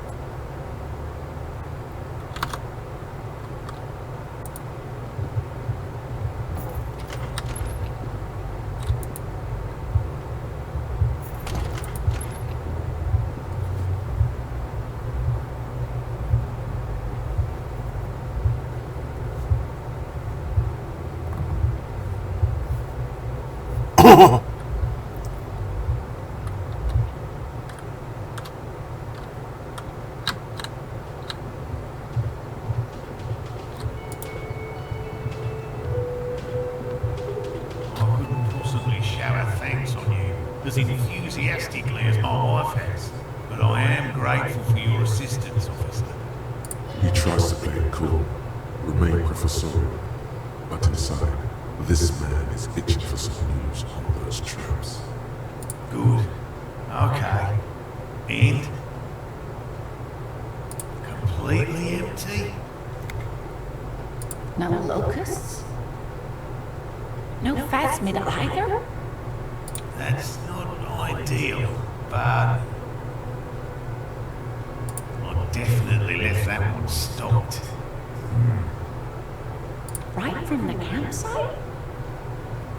Just means the Insulindian phasmid is even more clever than we thought.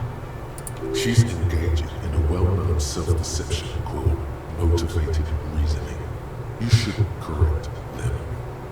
Of course, more clever. Yes. Phantasmadeia picked off the locust and escaped. This is good news, but we'll have to reconsider the design of the traps. Make them more secure. Another trip to the reeds.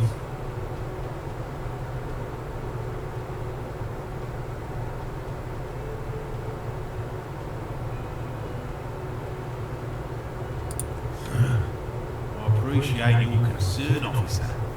Please leave this to the experts.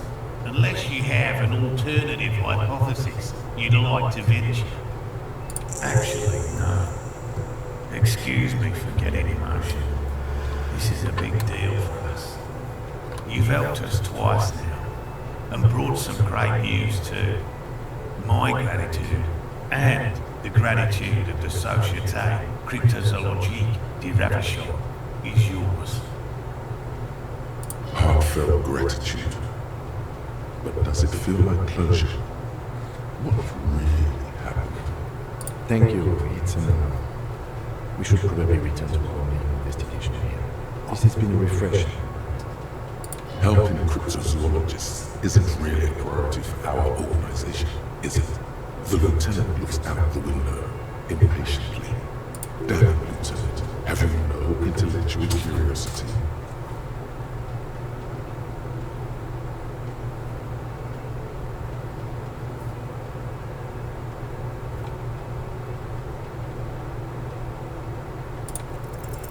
Consider the way the empty trap was disturbed, as though shaken.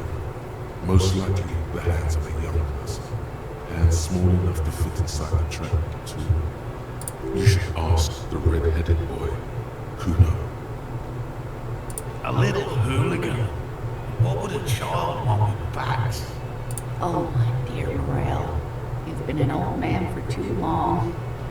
Kids love to torment insects almost as much as they love to torment old folks. Delinquents, my favorite. Oh, you've been such a dear to us. Please let us know whatever you turn up. I have a feeling we're getting so close. Well, I see you've got all the help you need. I'll see you tonight at my place. Let's play suzerain, but no more field trips for me. After this is your last chance to talk to Gary. Really, Gary? We're getting somewhere here. I'd love to play suzerainty, but... Lena, I'm sorry, but you're not getting anywhere. It was some kids. I know the little mutants around here. Leave anything out in the open and they'll steal it, even if it's bugs. Morel, it's been fun, really, but I need a bath and I have deliveries to handle. When this tea is done, I gotta run. No need to apologise, Gary. You'd be more than helpful. We'll have to take a rain check on that game of suzerainty today. We're gonna follow this route. Hell no. I had no idea. And I'm still cross with him, to be honest. It's not like him. He's got his quirks, but dishonesty, disloyalty are not one of them. I don't know what got into him, officer. Thank you for letting him off easy. He won't forget it. We'll make sure he won't.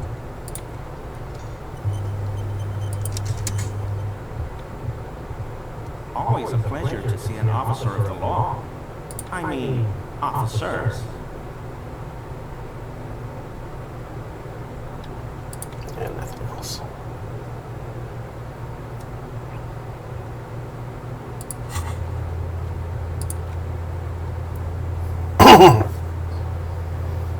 Let's see here.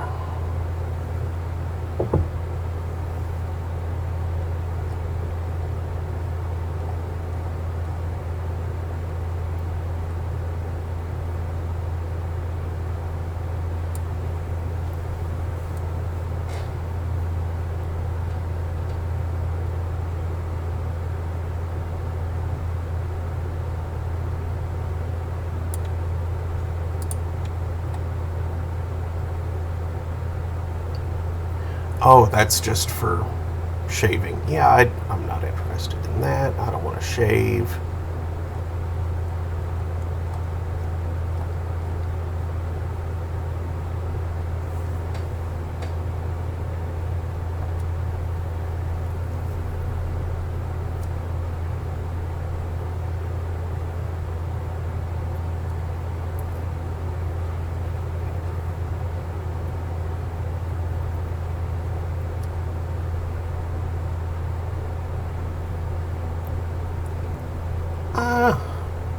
Okay, I'll go attempt the map wall and then put a point in interfacing if I fail.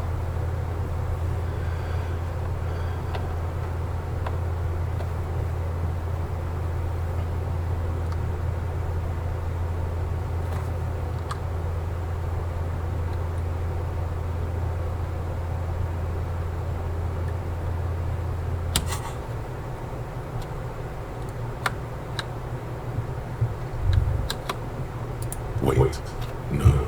Something about this bunch doesn't smell right. They are, but they don't seem too keen to talk with you, do they? No, they don't.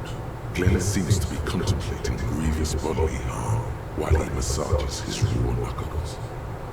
In the far back, Eugene is doing his best to ignore you. The heck? Meanwhile, Fat Angus keeps shooting you furtive glances and mumbling uneasily to himself. And from his perch at the end of the table, Titus Hardy himself stares at you with a cold contempt that makes you want to leave the cafeteria straight away. Besides, you're pretty sure they consider themselves social democrats. Oh, that's about the...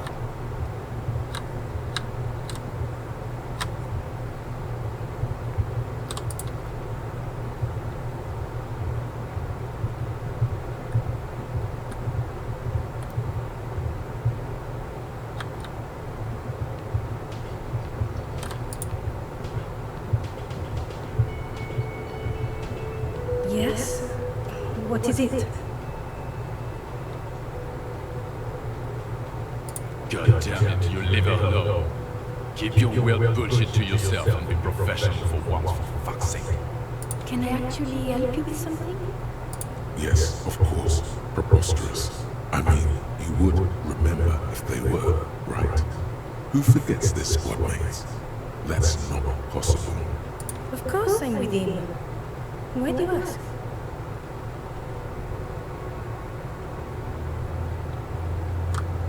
You're an asshole.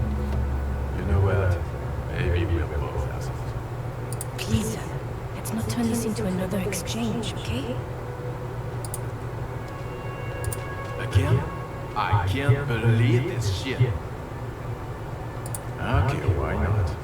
Let's do the old thing over again. We're not wasting time. There is no time. So, do you know who hanged him? Yeah, I can see that. I don't know. Why are you? Oh my god, there's more. You want something more? No, I guess not.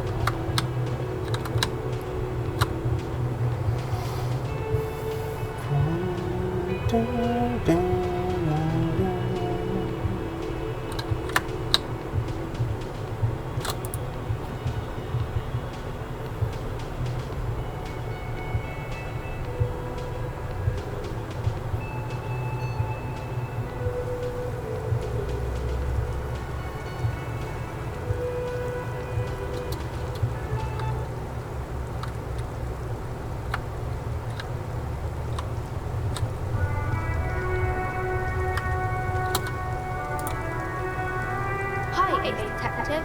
Are you here for more books?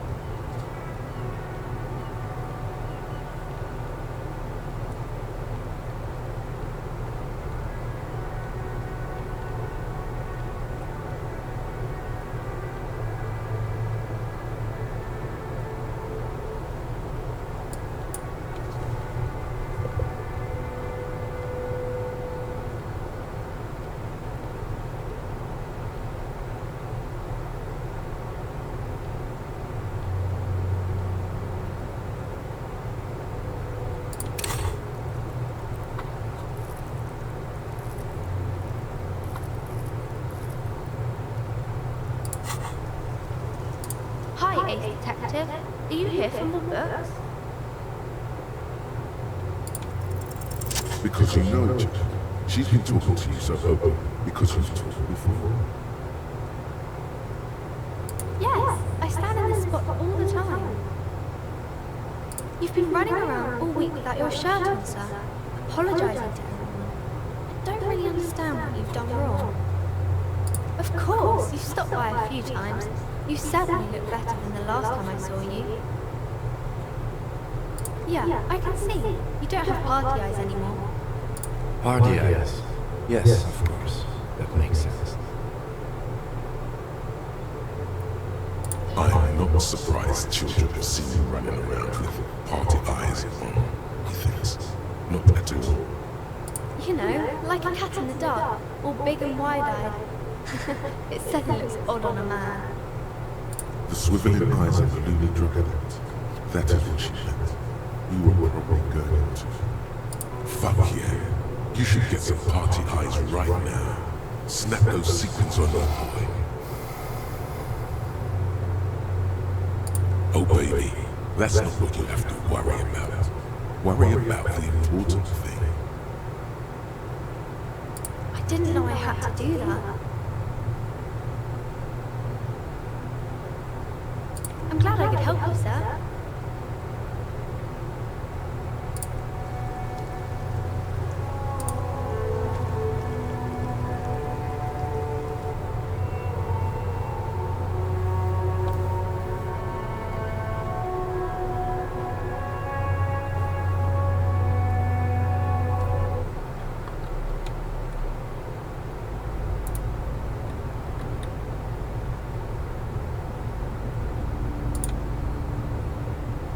Several maps have been attached to a bulletin board hidden inside the alcove.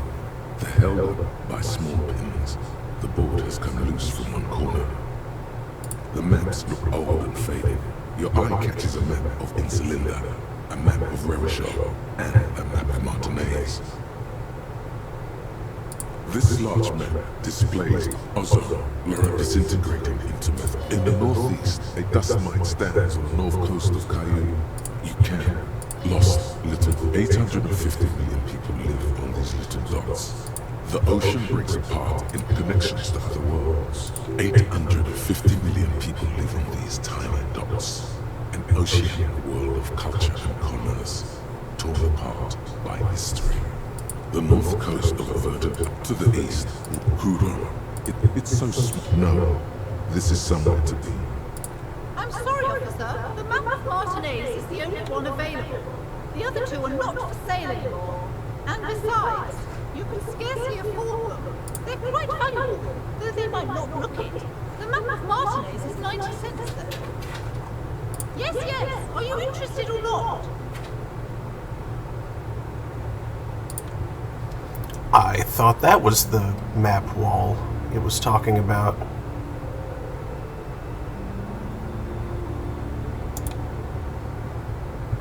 Shelves full of biographies of famous people, whoever they are.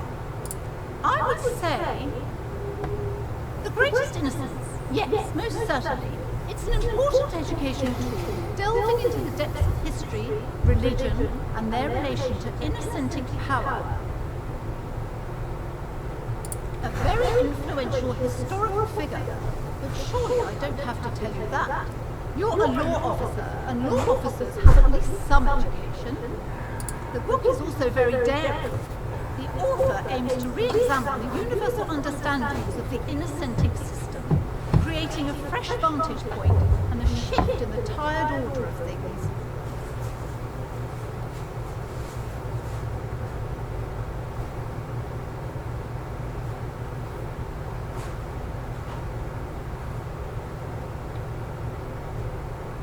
Certainly, it's prudent for a person to have at least an elementary understanding of history and society.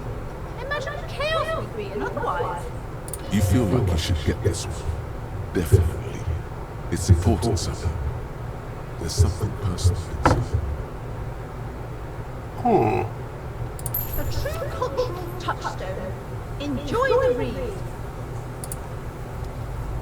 Interesting.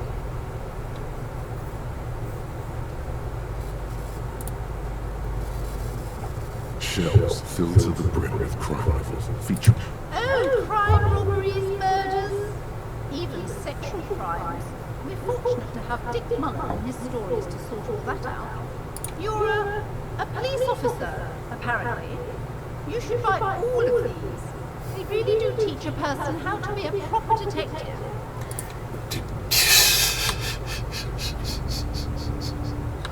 That's funny.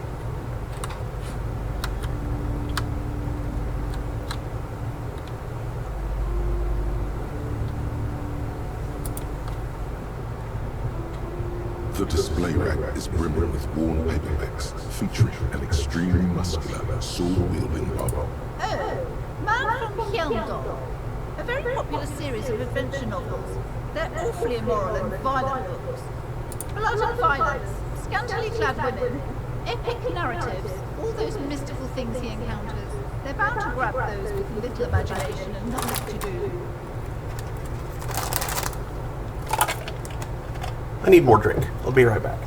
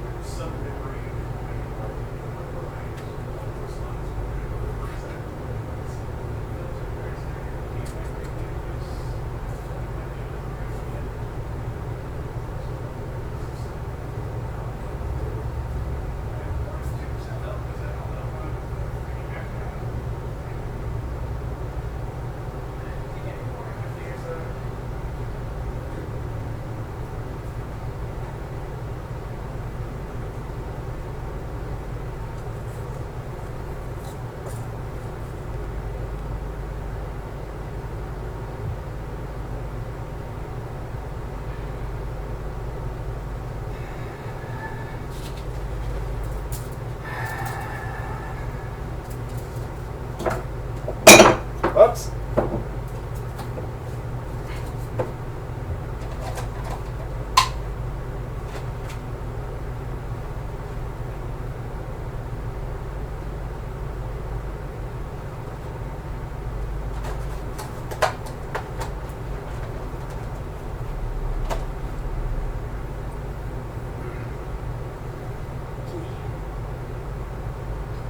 Hey, anyone watching wants some infrared radiation? It's fresh. I think you would have trouble delivering it. You want some? No, thank you.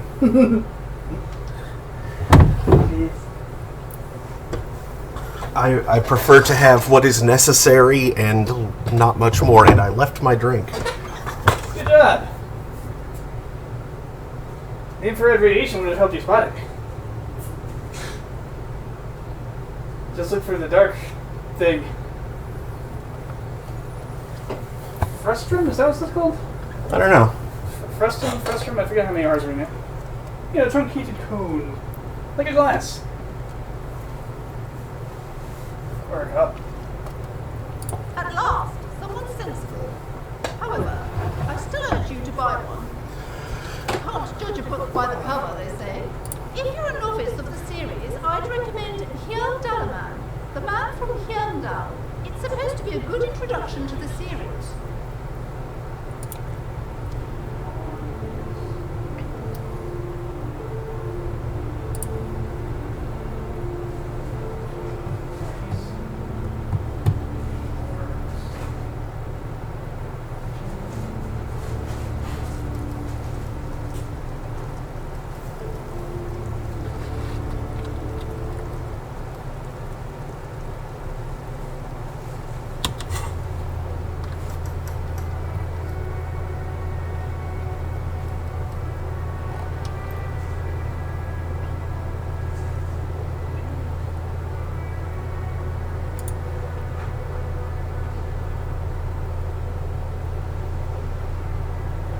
Maybe the map wall is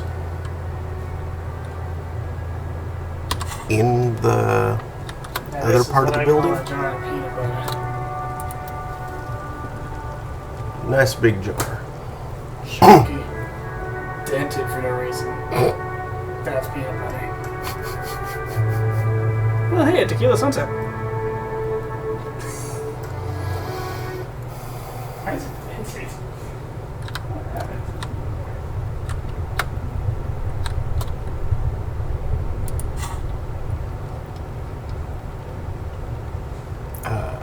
Tools.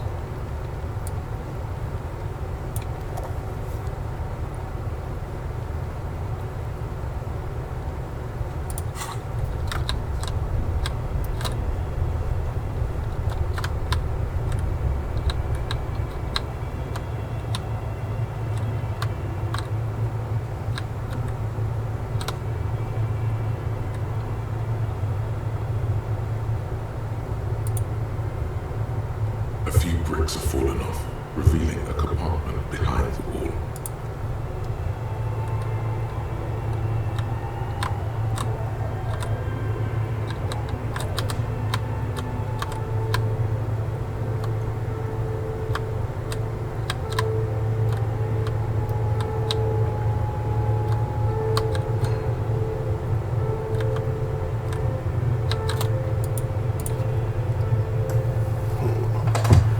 Map wall. What is map wall?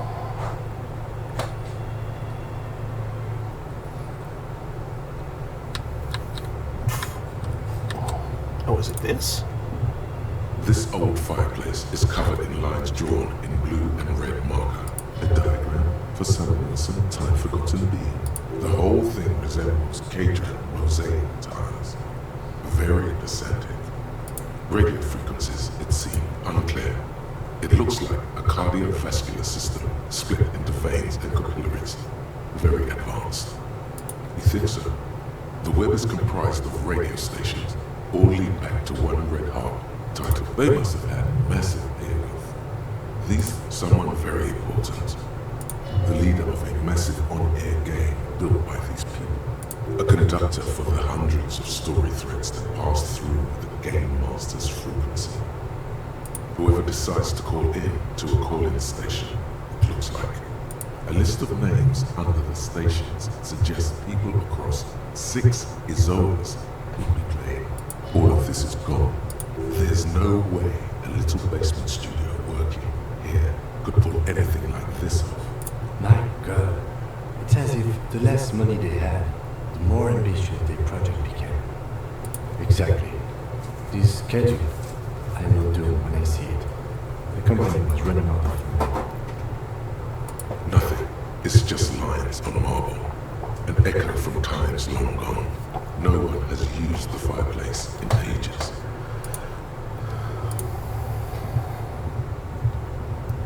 Your flashlight slides over an old green chalkboard covered in scribbles. Some of the writing has faded with age, but you can still make out sections here and there.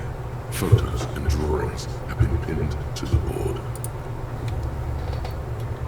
Map wall. What was map wall?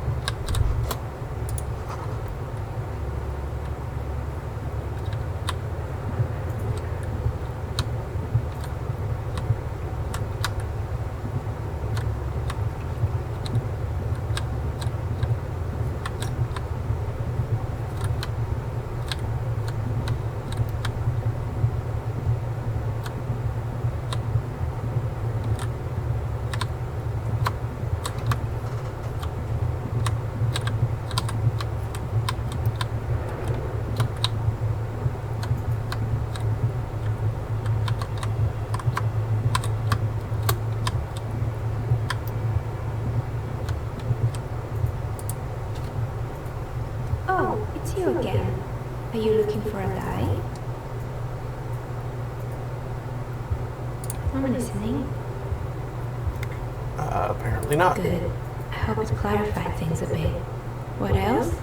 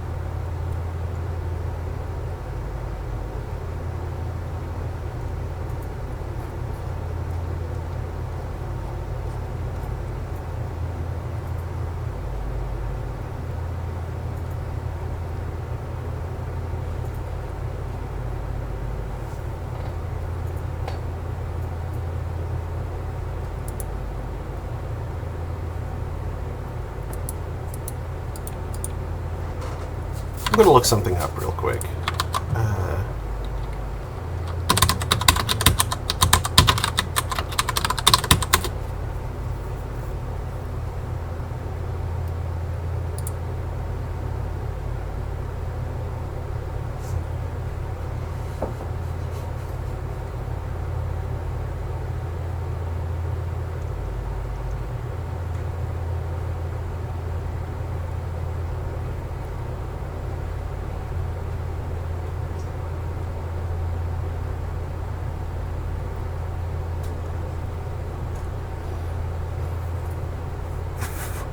Ah, okay.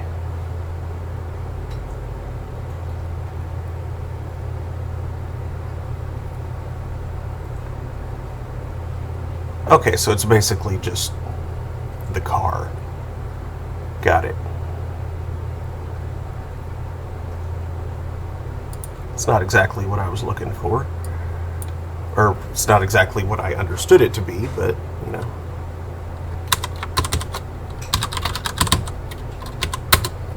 What is the map wall? Yeah, that's the map wall.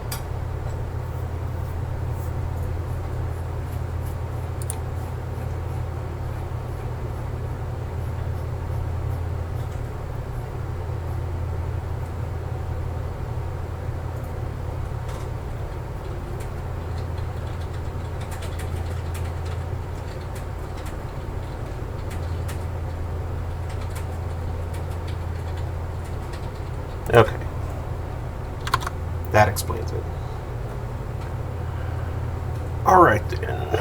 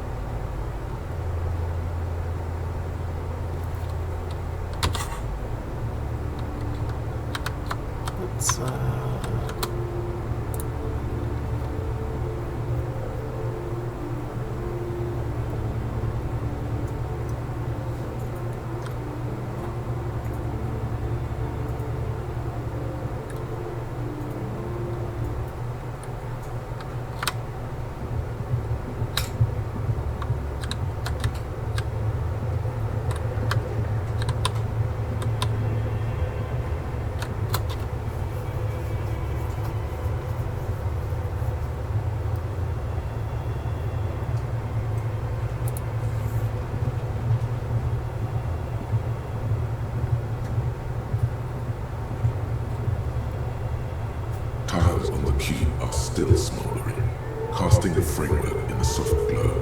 Fluorescent plate and print keys shine on the keyboard. The speaker comes to life. Static seeps through the machine's playing a magnetic driver. Good morning. Surface accident en route de Saint-Ghislaine. This is East Elysium Rapid Station 1. Please repeat. Is this the production schedule? Good. Please repeat the password. Good. I've unlocked the production schedule. After ending the code, please press print to access the level. Really? She just used the same password? Maybe those radio computer guys aren't that paranoid after all. Surface accident. Is there anything else I can do for you today? Thank you, and goodbye. Tiles on the cube are still smoldering. With a quiet determination, the printer starts printing. A piece of paper unfolding like a hand-held fan. A black crisscross of letters covers its surface. It's a project report written by the lead producer, Andrew Andy Schott, about World Unfeathered, a radio game developed by Studio Fortress Accident. The first few pages give an overview of the capital and workforce, while the rest of it seems to be a production schedule. In its short time of existence, Fortress Accident SCA managed to burn through truly insane amounts of money. The first tranche of seed financing brought in 150,000 real, but then came the delays. Eventually, the the damage reached 400,000 real with only half of the game finished. Let's just say it was a real adventure for the Egalian investor. Egalia, a godforsaken and tiny territory in Gra that has not once but twice wasted its independence on microfascism. The less said about Egalia, the better. Matter of fact, let's stop saying things about it right now and continue what we were doing. Fortress Accident employed 18 people, the bulk of the team composed of writers and concept artists. There were also radio programmers, sound engineers, a CEO, 2 marketing experts, and a single overburdened producer who developed a habit of popping Orlidon in the basement to escape his obligations.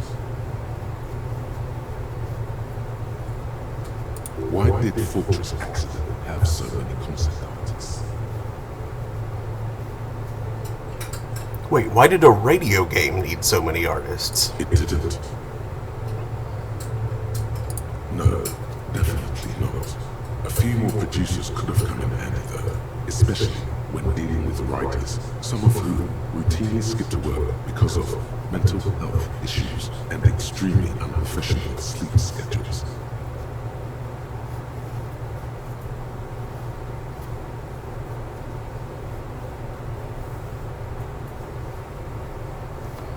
One of them even managed to steal some valuable company property before skipping town for good.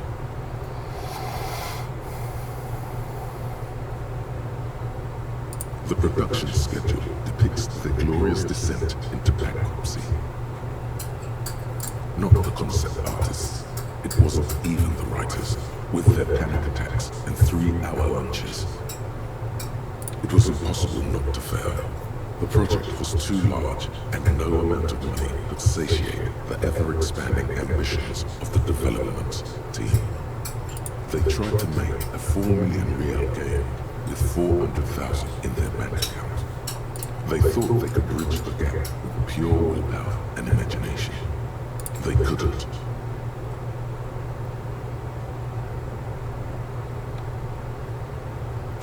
No, you couldn't have. Definitely not. Not a chance. Even then, success remained within an ever-narrowing margin of possibility that, despite everything, never entirely disappeared. That is, until they discovered the Valley of the Heads. At the 11th hour, the lead designer, James Bourne, Suliswaf Jalisa, decided that what Wirel Untethered needed was a secret mystical location at the extreme edge of the map. This place was to be the Valley of the Heads, where the heads of all the headless constructs could be found. The player would have been able to choose a head for their headless party member, and each head would have been voiced on air by a professional actor. The world had never seen their kind before, and might never again. So many. The last count, there were approximately 10,000 heads for 10,000 headless men, all of which could be endlessly recombined. Do you really want to know? There seems to be a calculation here, but it may take a while.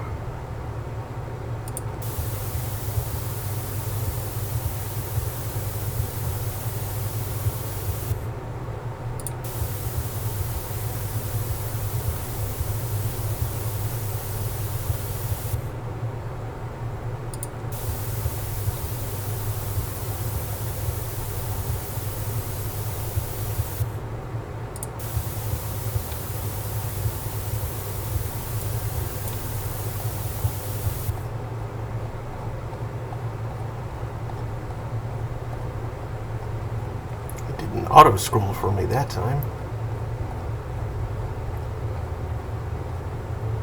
The lieutenant taps his foot impatiently, his arms folded tight against his chest.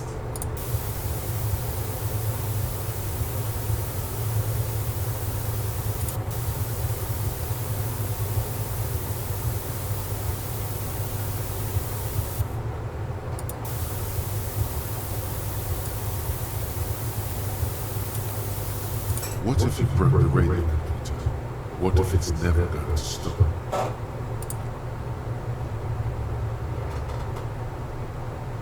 And that's it. Well, yeah, that and the catastrophic data loss. On the nature of the data loss, there's ominously little information in the production log. It comes at the very end, where things get fuzzy and dark, where tables and numbers seem to vanish into an eerie nothingness, before the Igalian investors pulled the plug. What is clear is that one day, an unidentified numeric anomaly occurred on the East Insulindian Lintel front, just as the World Untethered project was being compiled that day. When the project was returned, it was completely blank. The team spent weeks on the phone with Lintel, the service provider, but despite their diagnostics, they could never produce a satisfactory explanation or pay for the loss. Always read the terms of service. And let's face it, they didn't have any money left for a legal action. Mysteriously enough, it seems that the offsite copy happened to be on-site when the catastrophic data loss occurred. It was the lead programmer's responsibility to oversee weekly maintenance of the offsite copy and, well, keep it off-site. An explanatory note from the lead programmer has been attached. S. Lukanen Kilda, the lead programmer of Fortress Accident, the off-site copy was on-site because there was no off-site anymore. Not for me, not after 8 months of crunch. I didn't have a home anymore, so I started keeping it in the basement in the ice-bare refrigerator near where I went to sleep. It was perfectly safe there. The temperature conditions were optimal.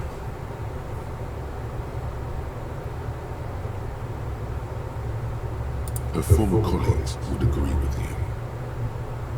The production schedule ends with a few random notes that seem to be added sometime later. 4 months later, by an unknown author. I am the only one left, and it's gotten rather damp here. A few other businesses have gone under too. Slipstream switched to making skis, and the hairdressers just left, cursing Martinez. They're right though. Something's seriously wrong with this place. Martinez, all of it. Still haven't got an answer from Lintel about what happened. All I could get were the physical coordinates of the error on the East Islindian front on that day.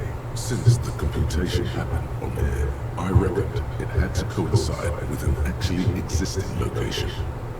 I have compared the coordinates to a map of Revachol West. Turns out it's only 800 meters from here. The address is Saint-Brun 1147. I am going there to look this thing in the eye. 71147. That's what the street sign next to the church says. Tiles on the cube are still smoldering, casting the framework in a soft glow. Fluorescent play and print keys shine on the keyboard.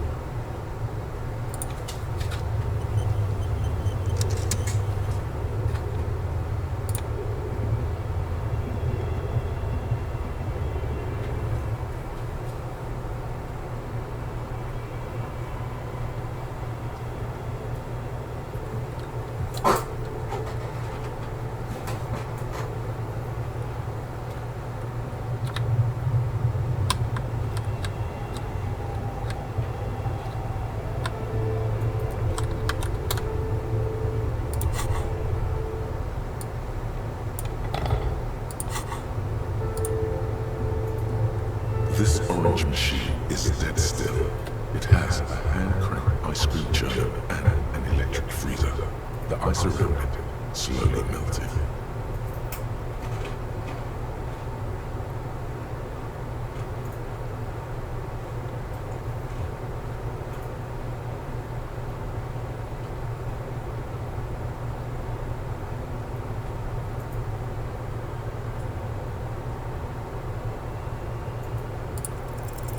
The ice squeaks beneath the pry bar.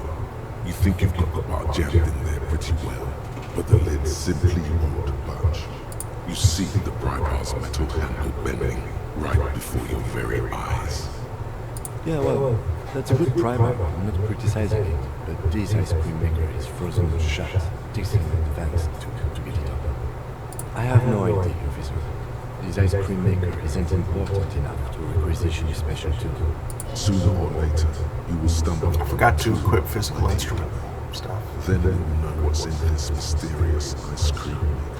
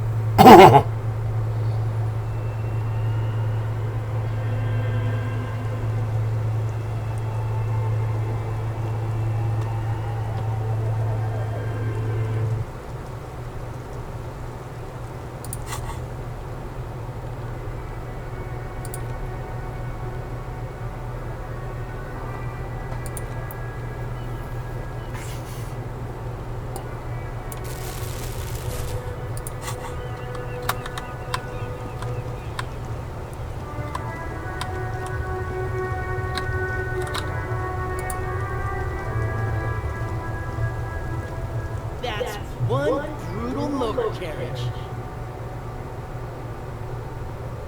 If I were a real skull now, I'd jack it, paint it in palm tree livery, then bottom like neon style. A snazzy shit-ripped skullmobile like this would make a fine trophy. We could like hang fucking shrunken heads from the side mirrors, cops' heads, scary tribal shit. Yeah, tribal shit. A cop carriage like this would have proper skull value. While I appreciate the interest you take in my brutal motor carriage, I have to stop you right there. The RCM takes threats directed at its property seriously. It's just theoretical work, Copper. No basis in reality. Man, if we were certified skulls right now. Skulls. Now there's a strong organization title. I can tell you who we're not, cop. We're not snitches, flow bears, or skulls. Which is not to say that the skulls are bitches. On the contrary. The part of this presentation you want to take home with you, cop man, is we're not part of the skulls yet. Okay then, let's indulge in some intellectual exchange. These young men seem eager to share their beliefs. You don't know? What kind of cop are you? It's not a question. Don't get into it. The question was rhetorical. The skulls are the most vicious gang in the Besmertnay. Besmer time, or the Besmer team, the Immortals, are West River showing crime syndicates. The nastiest bunch of psychos ever. Jacking carriages and getting into high-speed chases. Possessing an infinite amount of fuck-all swagger, infamous for their non-verbal modus operandi. They usually occupy the burnt-out quarter in Jamrock, or you can find them loitering around their brightly painted bottom-lighted vehicles. I can't wait to become a skull. Bottom lights are wretched aggressive. Oh yeah, Cindy's a right proper skull. Yeah, a true artist of the future. Just like Arno van Eyck. By the way, If you see Cindy, give her our regards. For all their nihilistic posturing, these young men are not lacking in youthful idealism. Odd, there isn't a hint of hate in them. It's like they're piss and fuck the world out of some kind of moral obligation. The lieutenant on your left is unusually lenient toward them. Oh man, yeah! We're not fucking kids, man! Be wary of the abyss. It's a threat. An impotent threat of violence.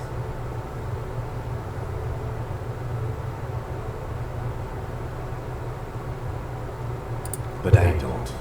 In fact, I dislike them so much I'm willing to drag you boys back to the station just to calm myself down. Hey, there's no need for that. We're just talking here. Joking too. Stay light, man. Yeah.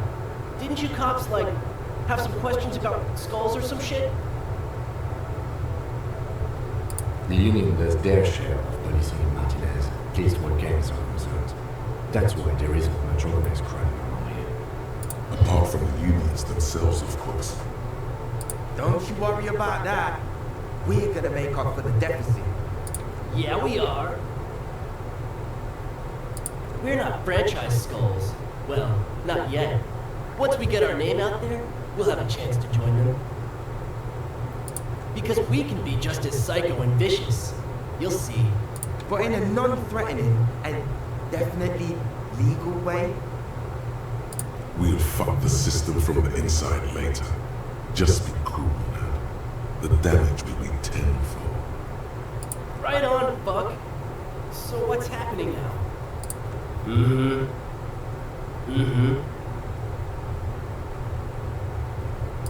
Murder? Yeah, sure. We'll gladly tell you everything we know about it. It was a man. Also, he was hanged. He was hanged from a tree. Yeah, I mean, duh. These punks don't know anything. Let's just move along. Hey, stop right there. How does one know anything? Ah, this sounds like epistemology. A field so occupied by thought that it begins to question thought itself. However, there is no way these young men could possibly be aware of her work. Exactly. How can one know shit? For example, how can one be sure that there truly is a body hanging behind a hostel? What if it's art? Or just a mere specter? Maybe it's true. The hanged man is merely a prop in a performance. We are the audience, and the artist is hiding somewhere in the dark. The lieutenant raises an eyebrow, but does not comment. What about him? Well, first off, it's a statement and not necessarily something that characterizes me as a person, even though the statement has character. And I do like piss. The word piss epitomizes the struggle taking place in the world. Things being defined as they seem, not as they are. And, I guess, it's also about communal spirit, the future, and truly appreciating our differences. Also, you've got to admit, it catches the eye. And since the Grand Piper is slowly but steadily moving towards basing the economy on it, attention, it is imperative that the medium itself convey the message. What I mean by this is, we are all pissed, and that the world is inherently meaningless. It seems that the young man has a certain expertise in at least one field, even if it's rather narrow. Like I said before, many men keep searching for the one, for so-called true love, which is actually just obsession masquerading as kinship. The thrill of the chase, the hollowness that fills your chest cavity after catching. I'm wondering if the poetics come with the jacket, Or are they derived from something else entirely? To catch a fish, you'll need to hurl the lure many times, and even then it isn't certain that you get anything. If you blow up the lake, though, you get more fish in a shorter time. And, for time is of the essence and fleeting ever so quickly, one must think of a way to fuck the whole world and not get caught up in fucking someone. Because when one fucks everything, he fucks nothing. And that, to me, feels glorious. Sticking your dick into the void. Hate to admit it, but in a weird way, he's got a point. Is it a coincidence that here we have two badass jackets and two badass cops? Yes. Leather jackets adorned with immature writing. The ideology they convey helps the boys justify poor choices in life and fashion. I'm a fan.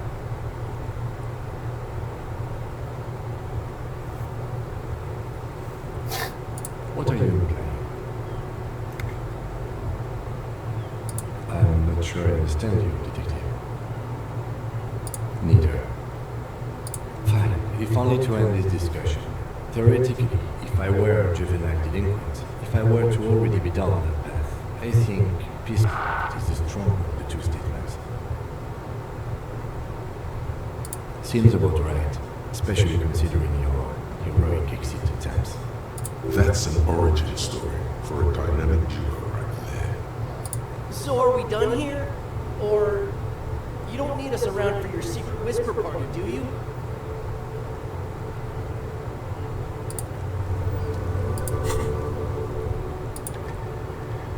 I don't think I have anywhere near enough half-light to pull this off. I think that's the only thing I have that impacts it. But I could be forgetting something.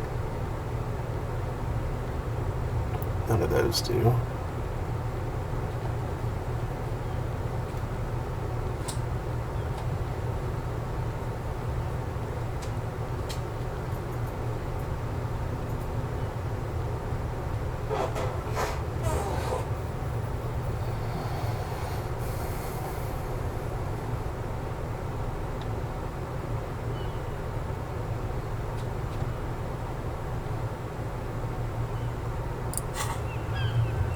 That ride is fucking lightning. Hey, piss. Look who it is. Shrunken cophead material. Only 17% still. I'll save it.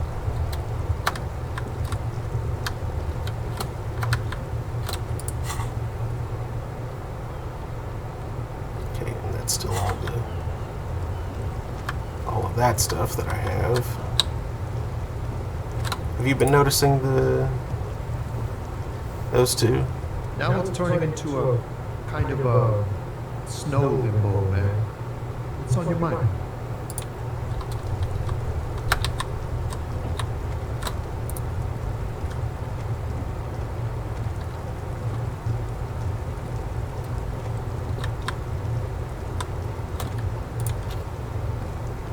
A lorry abandoned by its owner. The smell of cigarettes. There's something odd about the passenger seat. The seating fabric has been pulled tight over the lower side of the seat where the toolbox should be. Voila! A stack of neatly folded papers has been stashed behind the seating fabric. You see 3 maps depicting a large metropolitan area. It's Revachol. Some of its routes and highways have been outlined with a pen. Bonne prise.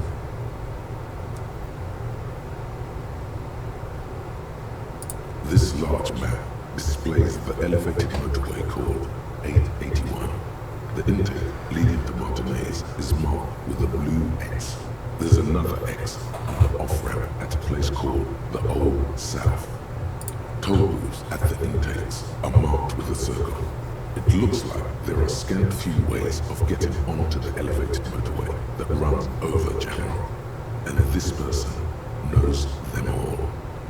This municipal map from the 30s displays the complex system of storm sewers underneath a sub-district called the Box, old military hospital, right adjacent to the 41st precinct.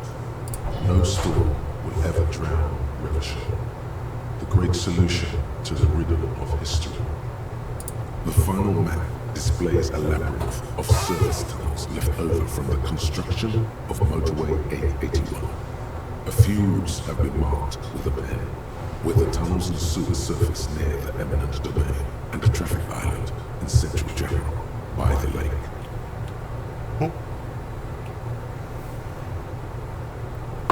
Yeah. He looks drunk. You don't look drunk. Dude, can you help fix that? No. You trying to send me to the liquor store? Besides, you said you needed to pick the wrong week to give up meth. I mean caffeine. Looks like the smugglers have infiltrated the road. Smurfs? Did he say it looks like the Smurfs? Smugglers. So it would seem. The RCM patrols most of these auxiliary roads. Apparently not all of them. Hard to say. The distribution network looks certainly large, yet still vague. Doesn't reveal much about the Besmerti behind it. The Besmerti is a Revacholian crime syndicate. They see themselves as the inheritors of the 14 Revacholian Hindu tribes, but really they're just violent gangs vying for control on the west side of Revachol. With cool names like La Puta Madre and Aura Masta, it's dark parody. It's definitely not the Union. They just do some logistics. This operation has spread everywhere in general. If it's that widespread, then Madre remains the most likely suspect. Here's bad news. There have been attempts at a serious investigation before, but they haven't ended well for those involved. Lieutenant Kitsuragi is a brave man for saying Madre's name without the winces and whispers that usually accompany it. Best not to disturb the scene. I'll have forensics go over Glory and Piggy's later. The stack of maps looks just like before, barely noticeable. The movie stars look silently by, and the pull-out toolbox has a rubber handle, worn from years of use. A metallic drill slides out. It's an issue of Petty Ferry. It looks like an article ripped out from a radio enthusiast manual, adapted a high-quality radio transmitter to emit this frequency, may make it powerful enough to transmit a signal from Isola to Isola, but that's just a guess. The Ulan frequency system. I've never heard of that before. I know of FM, AM, UKV. The pull-out tool slides back into its nest. The rest is as it was. Posters, a radio, dust on the windows. You wedge us, but one odd sandpaper adds extra. The movie stars are still smart. These are one of them, particularly. There's definitely perfume in the air. It's spicy, with a hint of amaret, wafting through the bitter air of the cabin. The remnants of a sweet juniper-scented perfume, probably granite number 5. The actress is draped in a sheath dress. A feeling of tenderness washes over you. This is Tijon. She wasted away in a drug den called Door to the River. The actresses and the rear actor all looks like the frequency dial is absent. It requires a key to work. Strange. There are so many radio stations set here. For contacting an entire fleet, looks like we're dealing with an impressive organization too. The nerve center, the ghostly actresses, and the rusty toolbox under the driver's seat enclose the rusty old lorry door.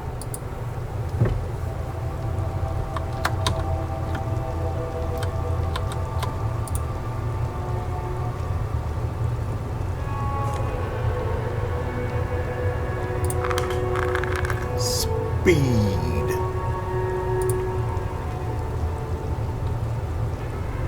The woman looks at nothing, her eyes closed and her lips move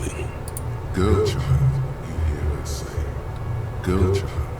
Girl child.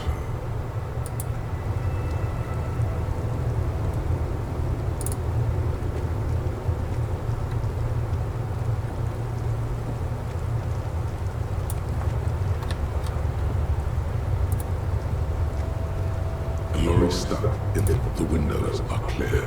Fumes of heavy fuel oil waft over you. Likely, yes. This guy's proud of who he is. Drapes it all over his machine.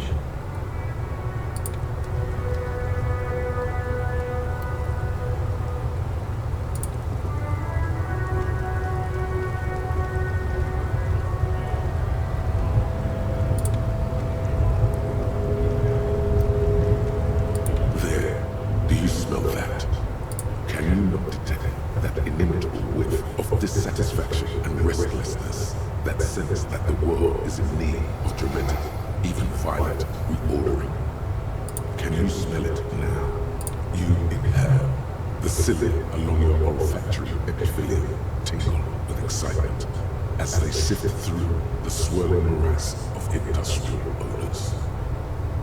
First come the smells of the agitated strikebreakers. Layers of body oil and sweat. Over-buttered meals pulled from bake-like lunch pails. The biting stench of Elysium. And then there's the slowly oxidizing metal gates. The scent of stale grease emanating from every crack. Everything in order, detective?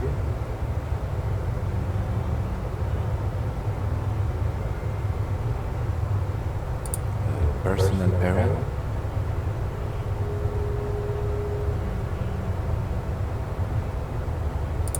You're developing your... You know what?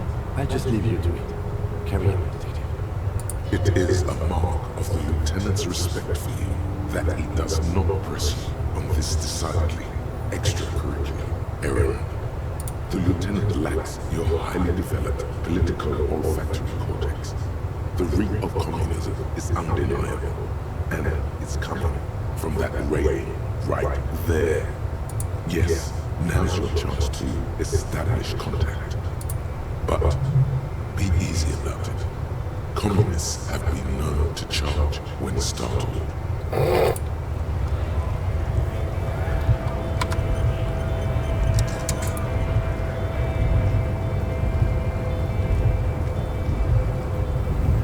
Hola, wandering man. How can I help you? What's that, William? Now's your chance. Remember, communists are notoriously skittish, so it's best to insinuate your way in. I'm looking for a secret cabal of mole people.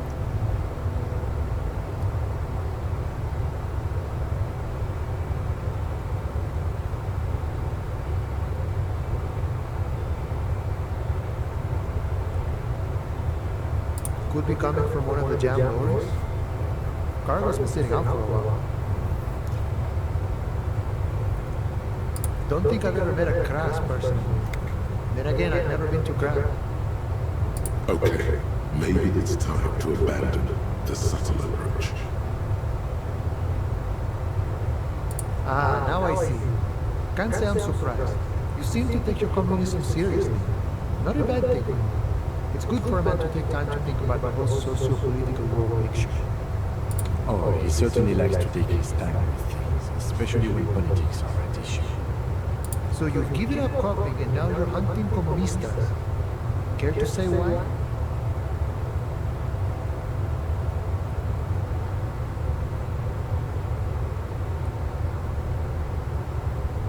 Oh, I see. I wish I could help. Unfortunately, I don't know many comunistas.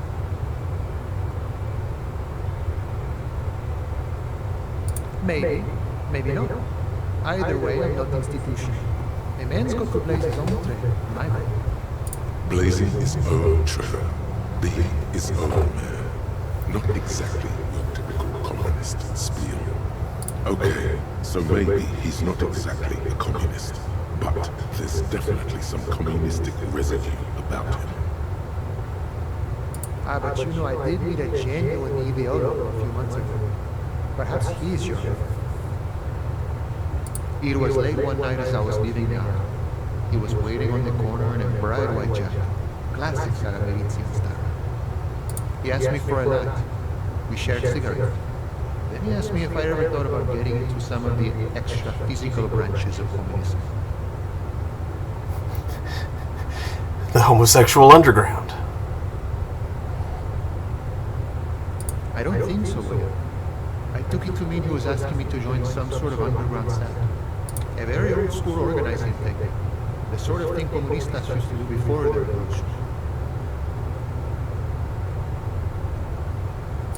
It was alright. A little like something out of a Vespertine spy novel, but I must respect the effort. You know, a guy with a theory. Someone who likes to pit his theory against other theories in deadly theory combat. I couldn't tell you. Once I declined his offer, we finished our cigarettes and he disappeared back into the night. Just before he melted into the shadows, he turned to me and said, "Remember Dobrava and Abadanais." And then he was gone. I don't know. Guess not everyone remembers. Been wondering about that myself. Some comunista inside talk. Not meant for the wider public. They love that kind of thing. You'd have to ask someone who knows the ideology personally. I have to say though, it sounds like you found yourselves a proper hunt.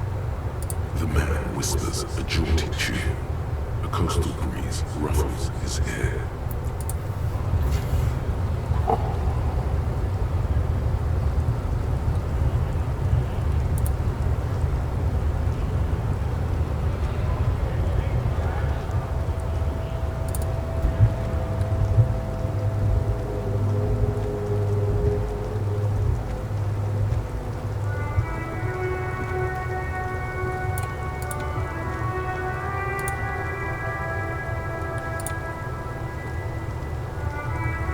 The dented yellow mailbox greets you with its graffiti and bullet holes in the front.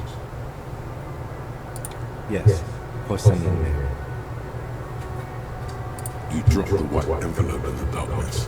It lands with a soft thud on what sounds like a couple of letters. About a week's worth of mail has collected in there. They'll enter this very soon. Probably did the right thing. You can't trust that slut ever. You know he's going to play you somehow. Right, let's go back to Edward. If we don't mention anything to him, he won't know before it's too late.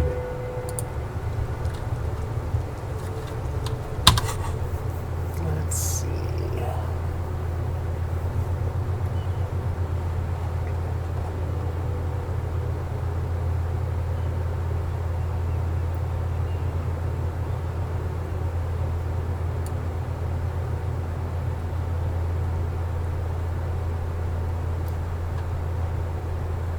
Okay, so that was just breaking the window. That one I can't do again because the window's already broken.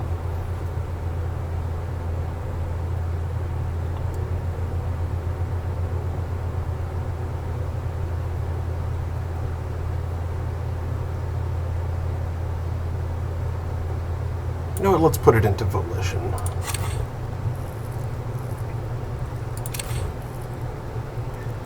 I don't really need more morale, but... Oh, I have 2 skill points. Nice. Well then.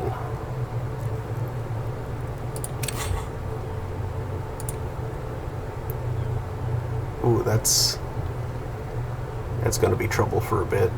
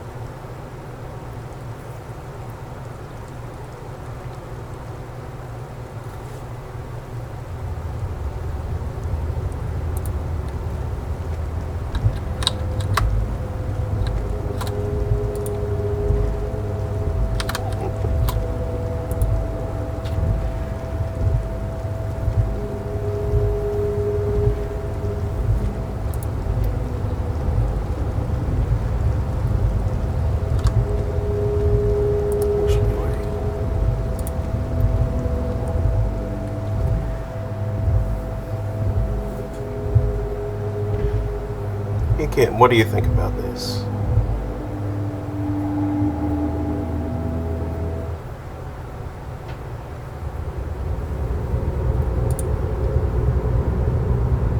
Welcome back, gentlemen. What can I do for you?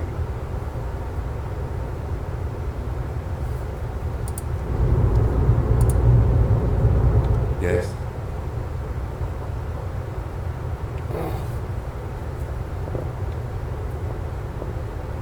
The lieutenant's posture becomes rigid and uncomfortable as you lean forward and sniff the area just above his shoulder blade. He smells like a man, a perfectly normal man. Wait, there's something there. Something that sets your gamma receptors aflutter. The lieutenant's aftershave, a common drugstore brand. Strong hints of pine needle. Strange, you're not getting any strong ideological whiffs from the lieutenant. Do you need something, detective? It's nothing fancy, just plain old Tiger super special. Are you thinking of, you know? I didn't mean to offend. It's your business, of course. Was there something else you wish to discuss? There's nothing to say about the person bending reality around us. Okay.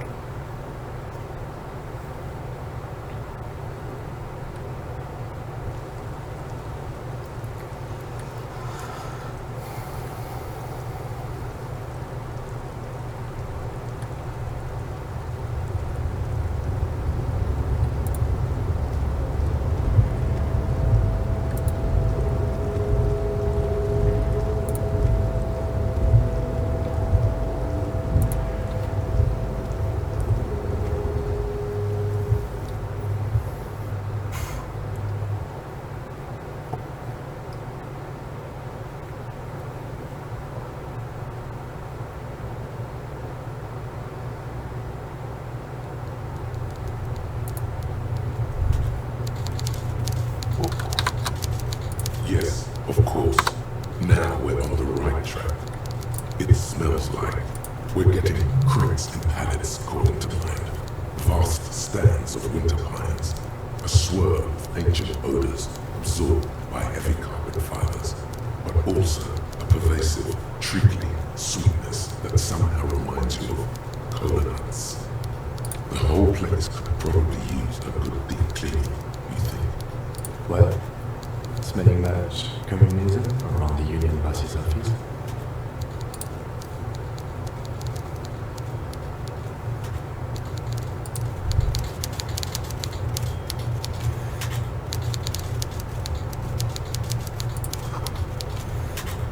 This is not a fishing rod, is it? It's... yeah, it has two forks. What is that?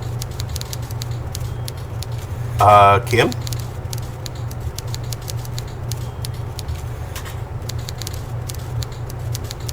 He's a one-man dance party right there.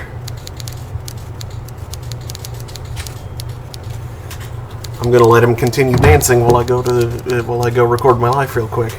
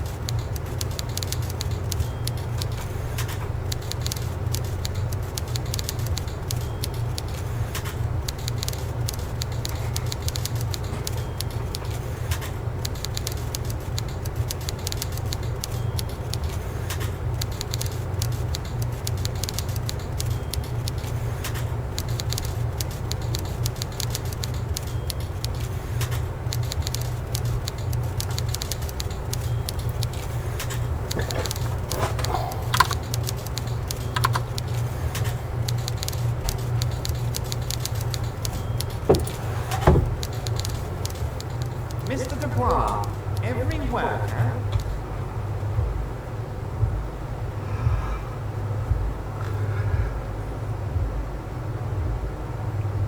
That's right, Mr. Dubois. I see the socialist democratic fervor now burns in your heart, too. How can I help you today? Mega rich lightning guy? Oh my god! How did that get in there?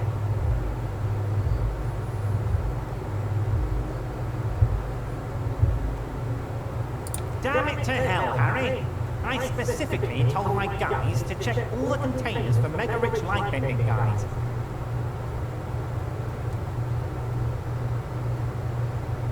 There was a guy in the container, but they didn't bend any light. It was in the detective's lab.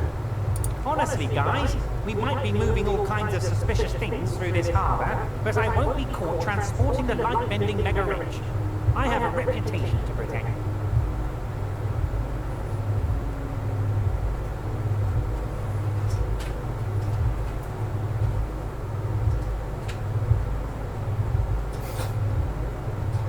You're right, Harry. I am a socialist. I'm going to catch the mega-rich guy inside the container and harvest his energy to power the harbour's hoplites. I shudder to think what you're going to tell me next, Harry. Not for 1 second did he believe there's an actual mega-rich person somewhere in his container town. Mr. Dubois, really? Do I look like a man who has time for underground communists? I'm as above ground as it gets.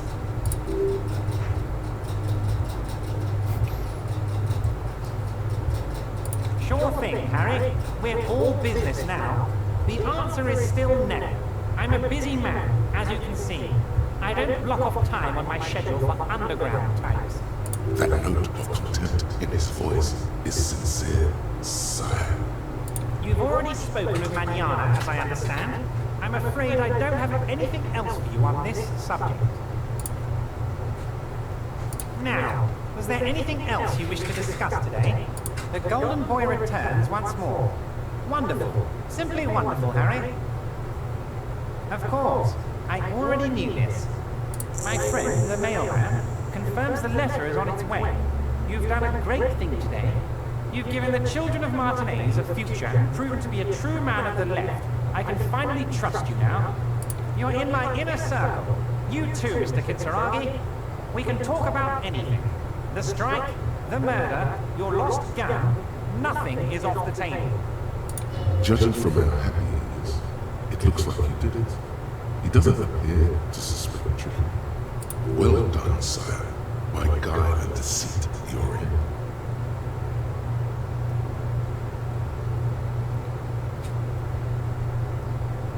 Harry, by now you should know I would never do anything tricky like that.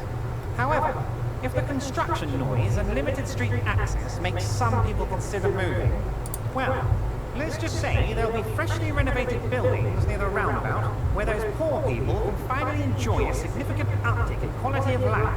I'm talking real affordable workers' palaces. So the village is doomed. You were there, you saw the place, a wasteland. There's nothing left. But mark my words, officers. We are going to reset it. Reset. I have big plans for Martinez, and they do not include humans living in those pig sheds on the coast. That land will be used for municipal buildings and commerce. Harry, imagine a youth centre supermarket church complex, employing hundreds, no, thousands of people. The coast will be lit up with enterprise and life.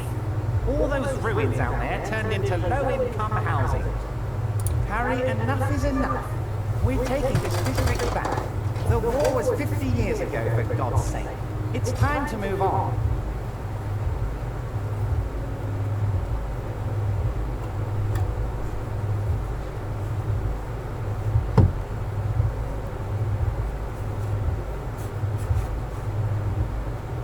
I accept your salute, Harry. All of it is true.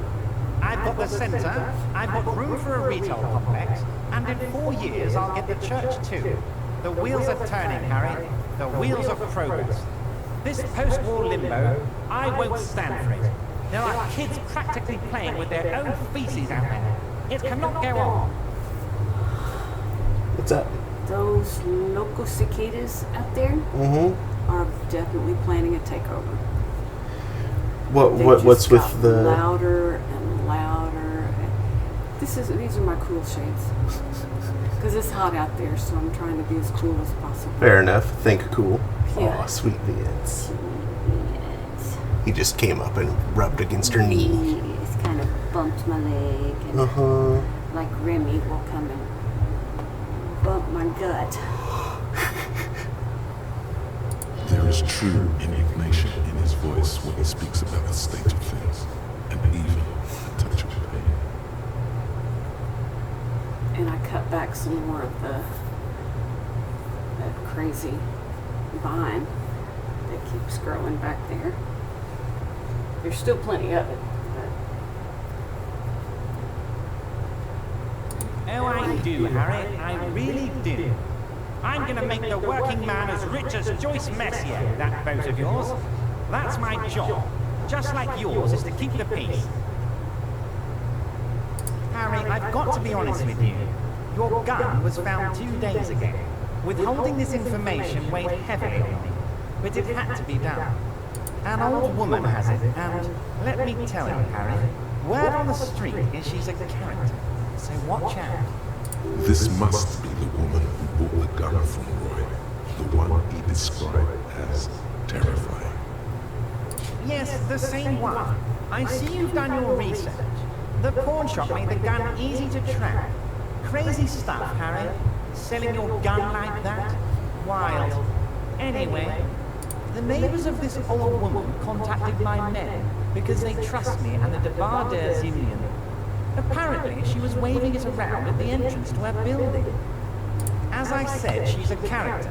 I didn't have time for details. It sounds like she's unstable, but don't worry. No one got hurt. We might be looking at someone with a medical history here. Watch out. Unfortunately, I don't know anymore. You're gonna have to go in blind, Harry. But she's an old lady. How dangerous can she possibly be? Oh, and she calls herself the Pigs. There it is again. The pigs. Like Roy said, not good at all. I, for one, find it refreshing. Finally, someone calls themselves the pig. It actually sounds extremely bad, but let's not give him the satisfaction. I already have. Tonight, starting 10 o'clock, near the old fish market on the coast. The one on the boardwalk, a little past the fishing village. Be careful, Harry. I would never set you up for anything dangerous, but you did ask for this. Now, back to the fun stuff. She will be there from 2200 hours till 0200 hours. More fun stuff. Seems like we already have fun stuff to do. I did not, Harry. Although I am very, very glad he's dead. Why a war, of course. And what do you have to gain from the war? Victory, Mr. Kitsuragi. I have victory to gain. We are going to start a war with the Wild Pines group and win before they even realize there is a war.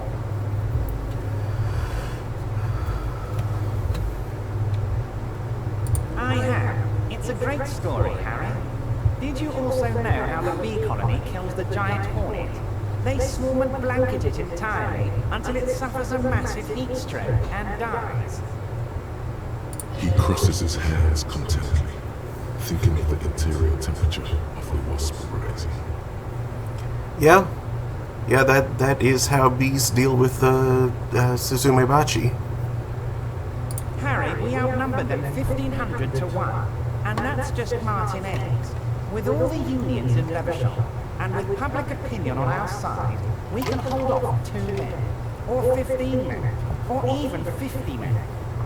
The more they send, the worse it's going to look for them.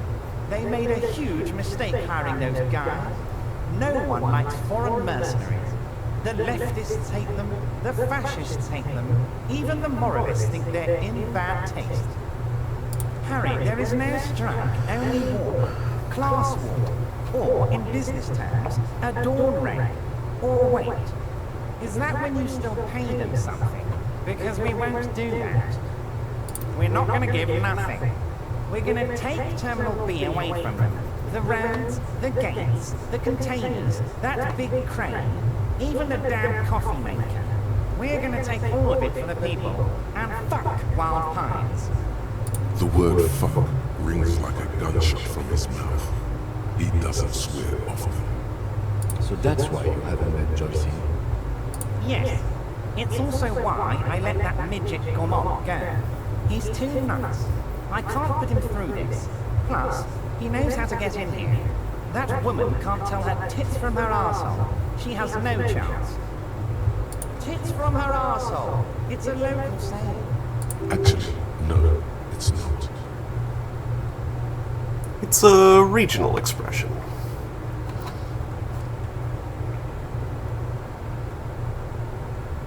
Because we're friends, Harry.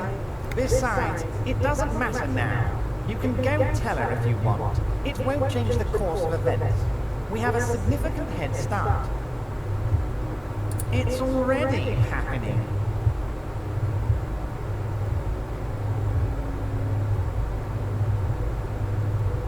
$2,372. Plus yours truly, of course.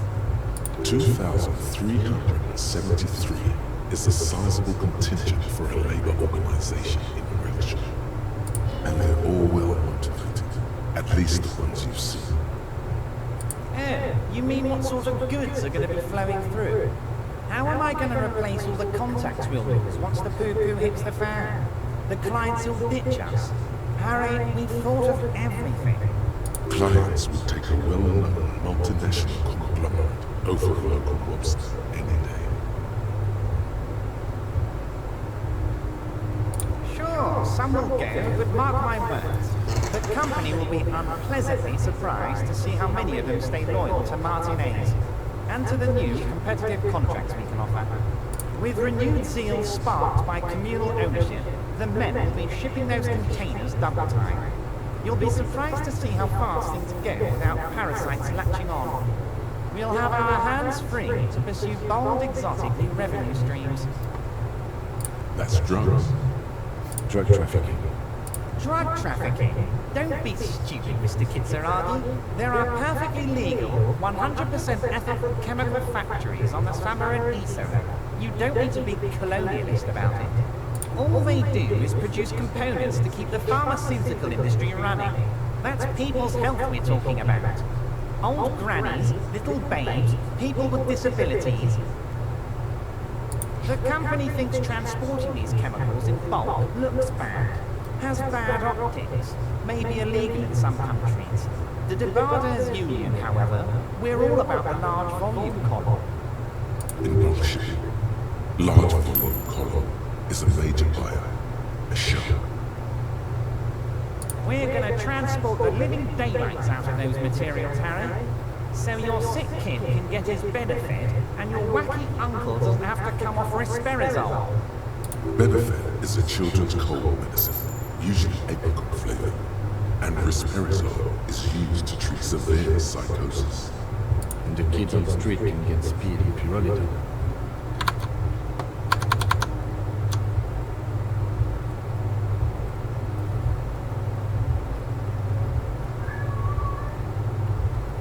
Oh, hey, I missed some stuff.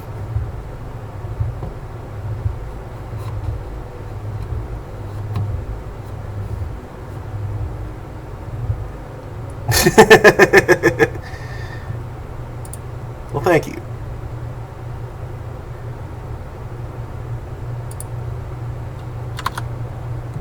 I'm an old-fashioned guy, Mr. Kitsuragi. I sometimes grab a beer with the boys, but I have no idea about the things you just mentioned. But if I were to supply ingredients for some sort of rainbow party, I would make sure the Union took a fantastic share. And I'd keep that stuff far away from Martinez. He's basically admitted to it.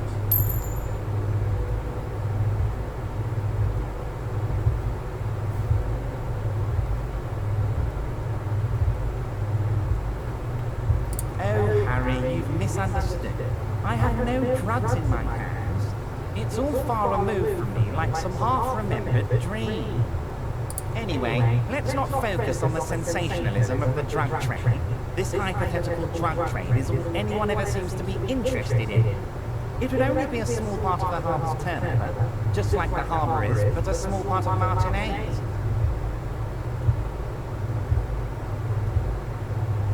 Let's look at the big picture. Martinez as a whole.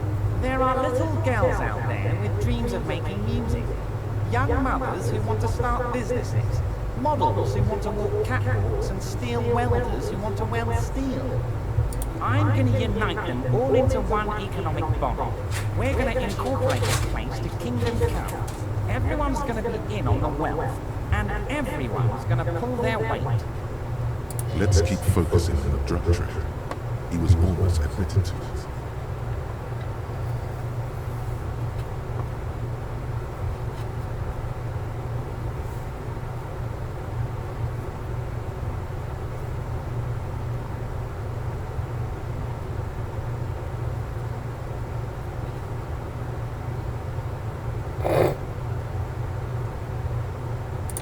No, Harry. That's boring. All right, it's gone. The hypothetical raw materials trade is off the table. It's such a small and insignificant slice of revenue, I'm cutting it. Boys, Harry felt queasy about it. We're not doing it. Can we talk about my beautiful incorporated Martinez and its many-sided business ventures now? This bold new vision of incorporated socialism I'm offering?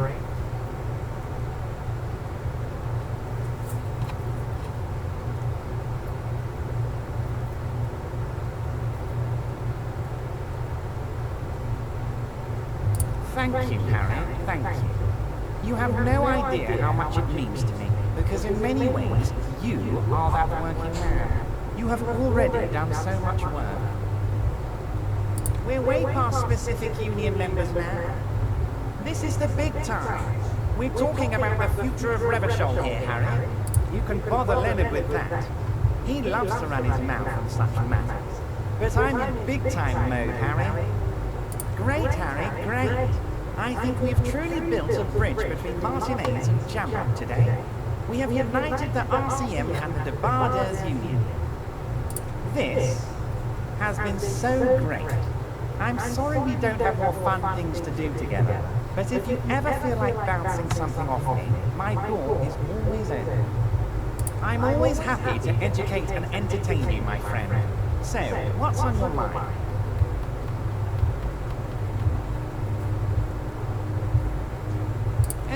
You mean what sort of goods are going to be flowing through? Clients will take a well-known multinational conglomerate over a local mobster any day.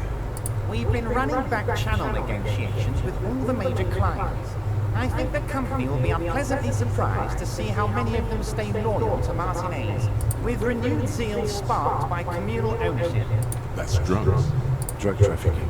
Drug trafficking. All they do is produce components to keep the pharmaceutical industry running. The company thinks transporting these chemicals in bulk looks bad. In bulk shipping. Large volume column. We're gonna transport the living daylights out of Benefit is a children's cold medicine. The kids on the street can get speed and pyrrolidine. I'm an old-fashioned guy, Mr. Kitsuragi, but if I were to supply ingredients for... He's basically admitted to it.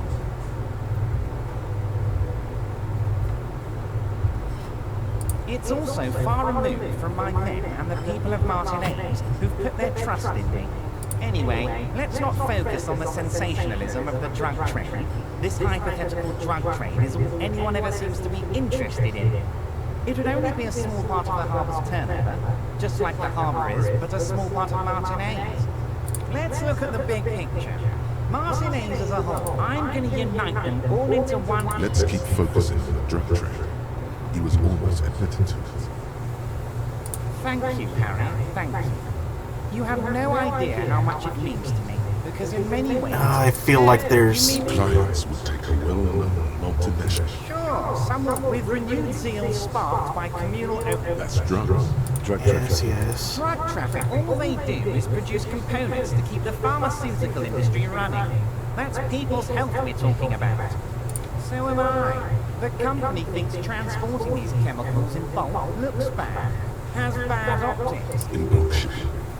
We're gonna transport the living... Benefit is a children's cold medicine. And the kids on the street can... I'm an old-fashioned, but if I were... He's basically admitted to it.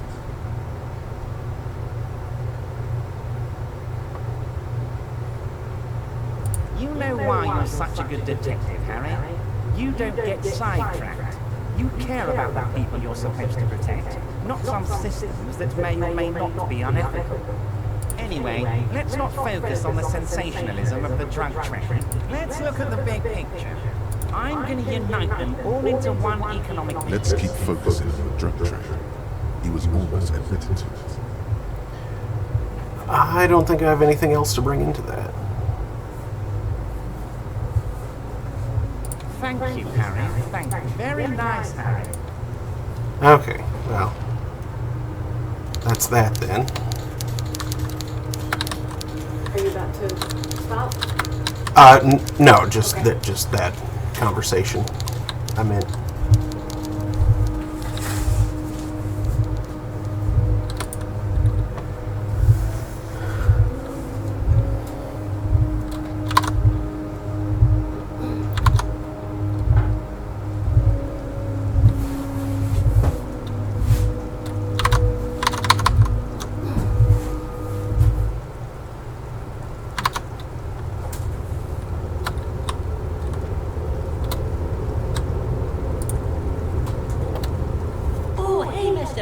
I'm not gonna bother you with a long brief, just like we talked about before.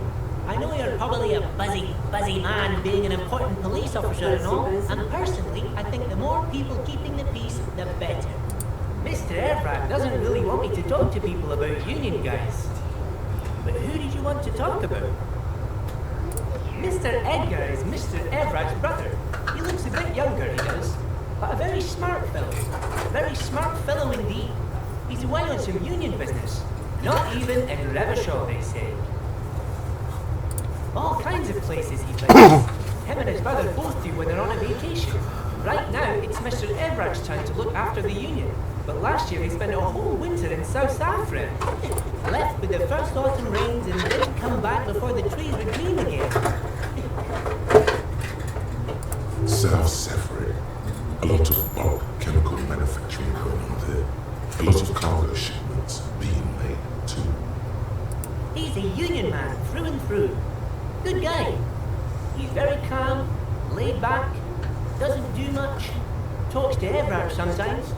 Honestly, I don't know what he does for us, but it must be important because everybody likes him. Yes, they do. I think that's what he does. He makes everyone feel a little better.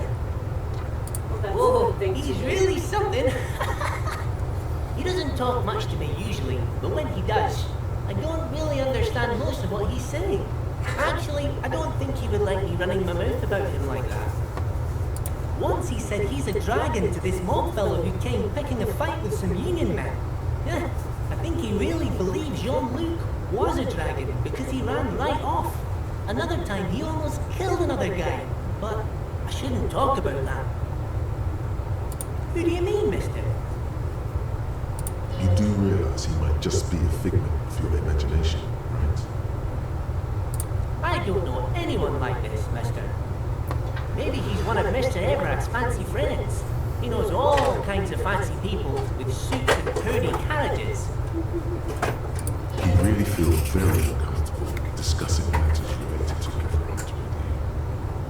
Oh, Titus is a longshoreman through and through. He was born on a boat, they say. His veins are probably filled with salt water, I tell you. Nice, friendly sort, old Titus is.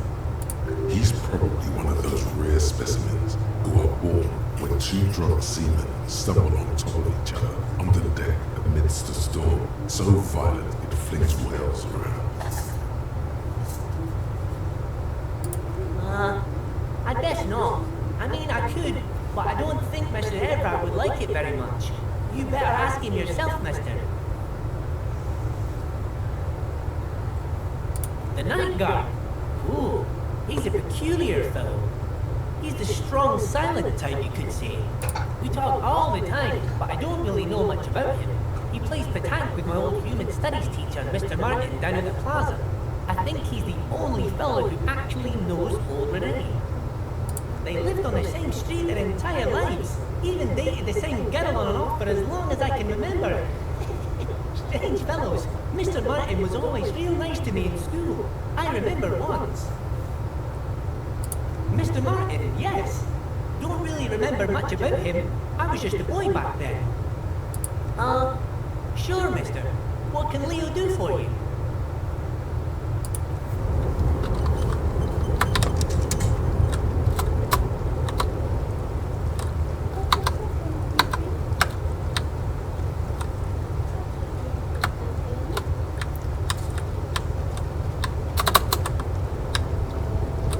Huh. Why did that get reversed?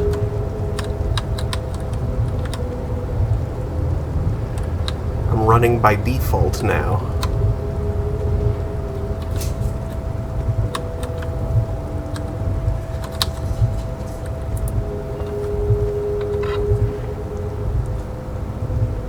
Double-clicking appears to make me walk instead.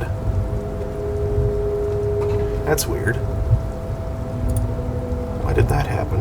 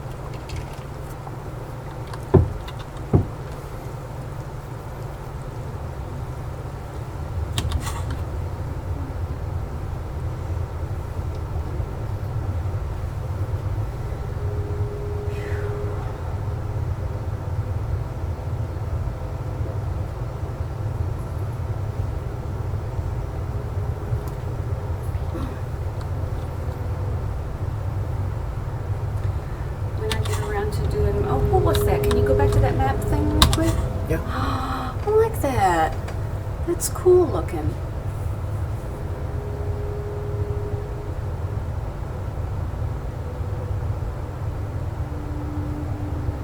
Reminds me a little bit of the, well, obviously some of this back here looks like MC Escher. I used to get these free calendar posters, or maybe they were free with purchase while supplies last or something. Yeah. At the head shop there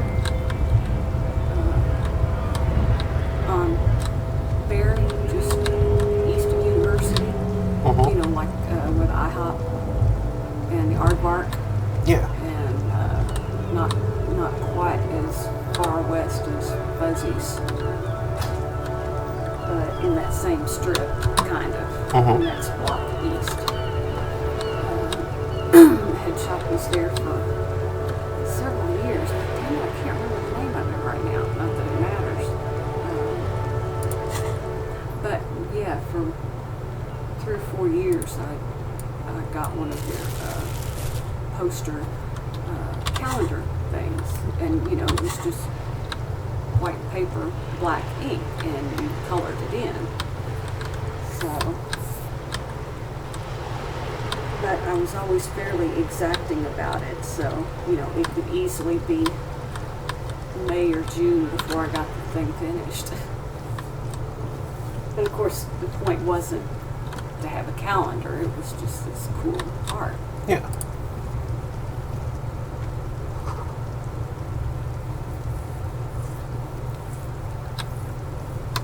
And being a head shop and being, you know, like mid to late 70s, and there it is again. head shops did There's not a spectral scent acknowledge haunting disco. this pair, no doubt. And it smells like sea brine mostly, because it's a pair. Years of turmoil, of hopes and dreams, ground beneath the inexorable tides of capital. What do you smell? The first thing that strikes you is the overwhelming brine. You Imagine yourself underwater, a 100-legged anthropod scuttling along the murky silt at the bottom of the sea. But then, the unmistakable reek of seagull shit hits you, buoyed along on the air currents. An acrid melody atop mouldering chords of woodrot and heavy fuel oil. Still smelling for communists, detective? Well, I'll be over here when you're finished. His impatience is vain. He's actually curious to see how this personal errand shakes out. What the lieutenant thinks is irrelevant. Your political olfactory cortex is lighting up like a holiday display. The scent of communism is overwhelming, and it's coming right from that balcony over there. Certainement, a precocious communist youth, a symbol of a kinder, more hopeful future. Now's your chance to establish contact with your revolutionary brothers and sisters. A chance to establish contact with the future. What a beautiful, terrible thought.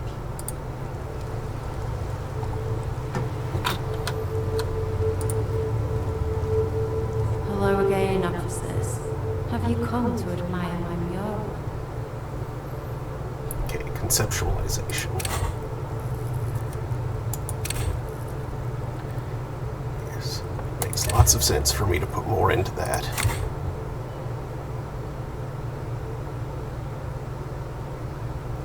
And what do you know about politics?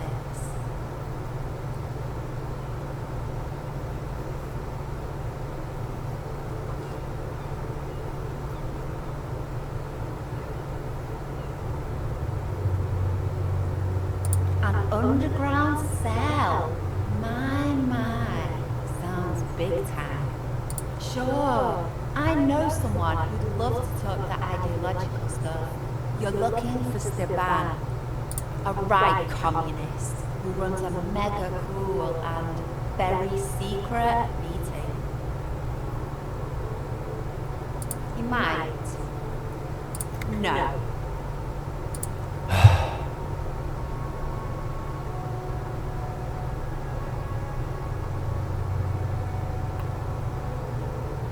A wicked grin extends across her face. A laughing scar. Death hilarious. This is gonna be bad. Oink for me, piggy. Just once. Wow, that was easier than I expected. It's almost like you've been wanting to do it this whole time. A cool, damp feeling ripples through you. You realize you needn't have rolled over quite so easily. The lieutenant, needless to say, is not impressed. Sounds like you're really serious about meeting Steban. It's touching, sort of. Steban's group meets only at night, in an old room in these apartments here. It just so happens you're in luck. Their weekly meeting is tonight. Poke your snout around sometime after 10 p.m. and you might just find them. Just that he's a real communist. Not like the play acting you've been doing. The rest, you'll have to see for yourself. Oh, smart pig. Because there is... See, Steban's a bit on the paranoid side. He's got all these mega secret passphrases to keep out infiltrators and the like. You can't join the meeting without one. Not to interfere in your personal errand, but I wonder whether it might have something to do with that phrase Mañana mentioned in our hearing.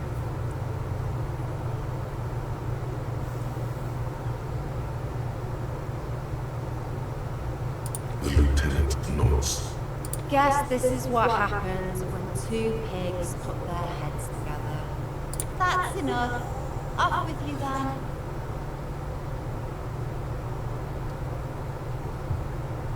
I don't believe it. I've never known those boys to have manners. The amusement in her voice doesn't fully mask genuine tenderness.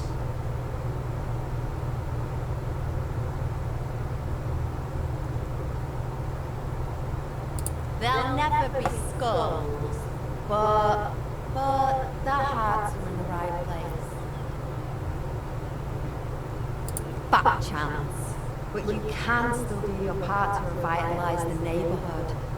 She throws you a conspiratorial glance, then presses her finger to her lips and squints up at the sky, as though straining to hear something in the distance. Have you noticed the quiet? Every so often, you might hear a gunshot pierce the air somewhere in Jamra. But in Marmaze, no gunshots, no sirens. The people are languishing in boredom and complacency. This place is a sepulchre. We'll paint it red. We bring the raucous, you bring the sirens. She's making a valiant effort to come off as a nihilist, but she's really just an angry little commie. No wonder she was talking about the streets flowing red. That's what happened during the revolution. You got me, pig shit. I don't make for a very good skull. I like animals too much. Simians and pigs. Oh, my sweet Remy. But I'm still gonna write some damn good graffiti on this wall.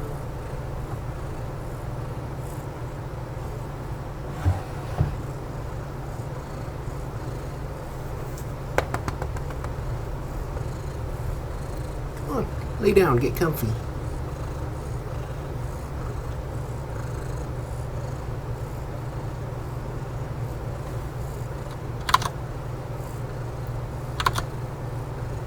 Is she audible at all? Does the mic pick her up?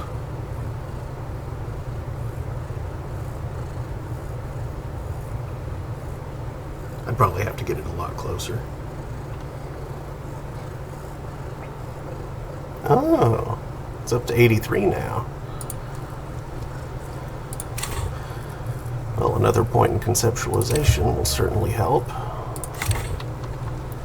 A quick save in case of really bad luck. Hello again, officers. Have you come to admire my mural? You don't have the skills to execute something like this in practice. But, oh boy, the idea's going to blow her fucking mind. She squints at her eyes. On fire. I say, sod off. You don't have the technical skills to do that.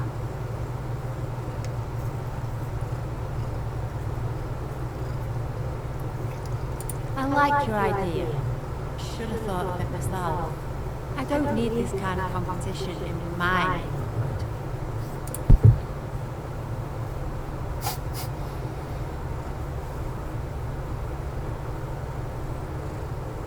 Then get your brush from fucking art. I guess I was trying too hard. You're a police officer, and a grown up.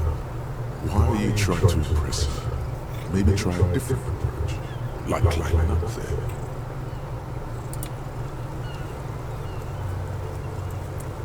Ah.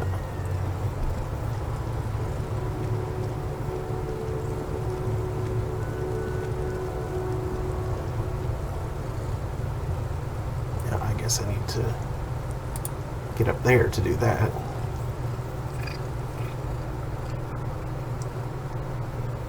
Oh, my sweet Remy.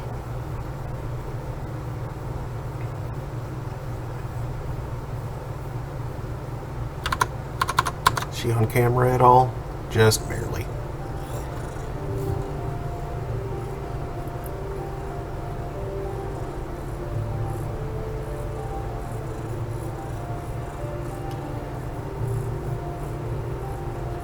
Ooh. The closest thing I can think of to that is called something like Earth Defense Force. which is a like over-the-shoulder shooter wherein the Earth is being invaded by gargantuan insects.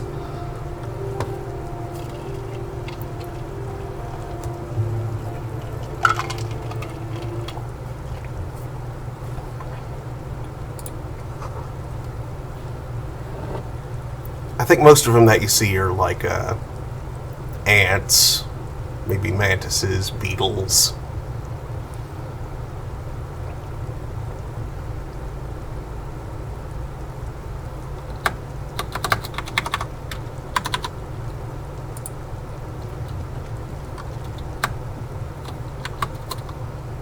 Ah, the heck.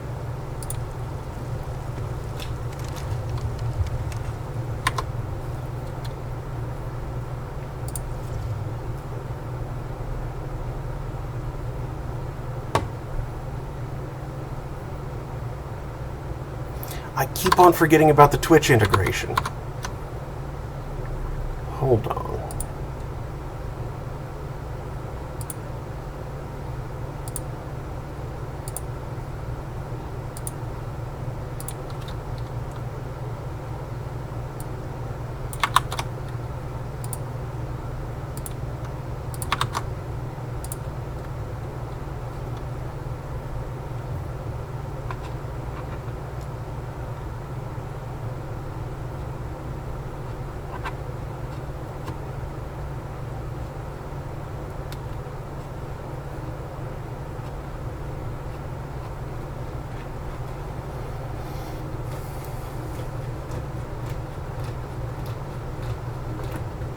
Remy, stop that.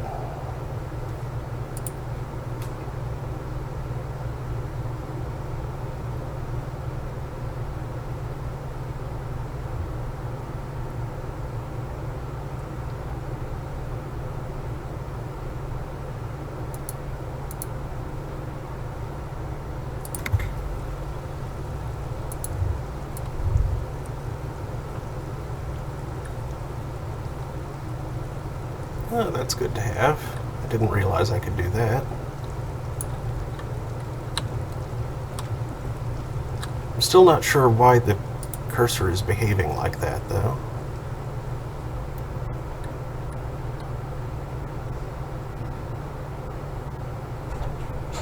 Started acting a little funky. Probably just like Alt-tabbed at a weird time or something.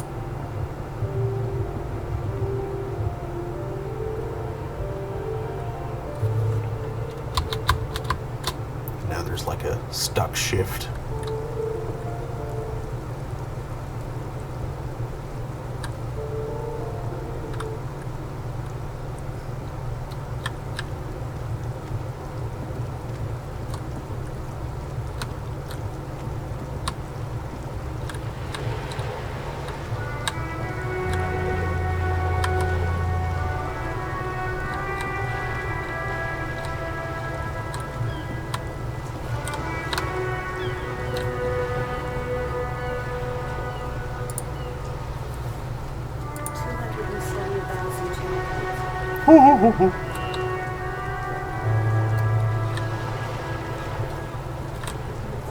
Points for dollars.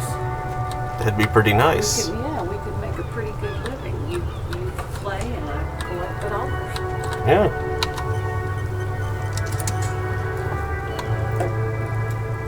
That ride is fucking lightning. Have to find somebody willing to pay them out. Hey, look who it is. Shrunken cophead material. Shrunken pothead? Cophead. Oh.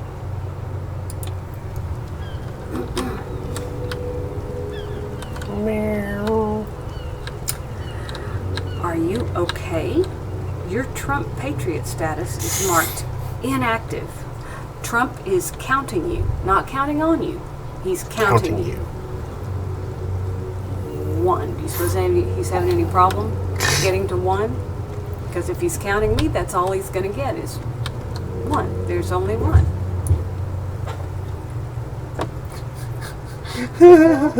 He's on the pedals. Oh. You goofy rabbit. If you want to fire Pelosi and flip the House, update status ASAP. They do like doing all caps for various stuff, just like their insane boss man did. Although now he didn't necessarily do all caps, he would just capitalize weird, just random words in the middle of a sentence. No, Kuno doesn't give a fuck about books. So he knows locusts are bugs. Oh my god, I told you that shit is loud! Shut up, see. Now they're gonna take you to Lane Prison! She sounds like she's about to cry out of disappointment at Kuno's newfound blankness. Deny everything, Kuno. You need to lawyer up. Kuno's not gonna say anything without his lawyer present. There's definitely something going on here. Yeah. Remember this pig's head shadow? You should check it out. Kuno doesn't fucking care. We need to move your checking account. You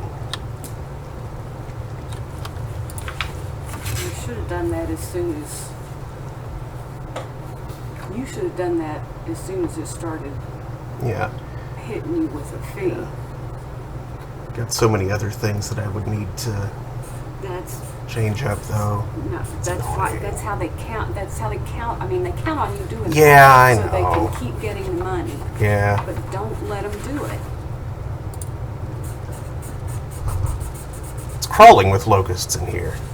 All around you, the hisses and chirps of locusts. I suppose those are the ones I'm hearing. The earthen floor of the shack has been shaped into mounds of reminder, dotted with little holes for windows. Like skyscrapers, spires of dirt and sand rising, accommodations for their insectoid inhabitants. Well, detective, it appears you've solved the case of the locusts. For the missing locust case, which is a sub-case of the imaginary insect case. So at least that's going well. How much is your monthly fee? $3, I think. 3? He's getting ready to go up to 12. Okay, then yeah. Yes. I feel we are nearing a real breakthrough. If anything, the presence of the locust points to the opposite. The phasmid did not take the fate from the traps. It was pure. The phasmid doesn't exist. She tapped me with her paw. But what do I know? Use your powers of deduction. You knew the magic bug was nowhere near here. The phasmid is hearing your judgment. I'll let you handle the kernel side of things. You are doing just fine. Don't yell at me. It's not my fault you got butt problems.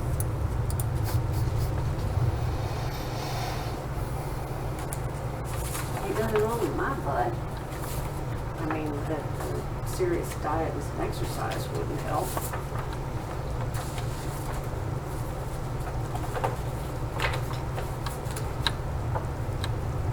And turning the clock back 25 years.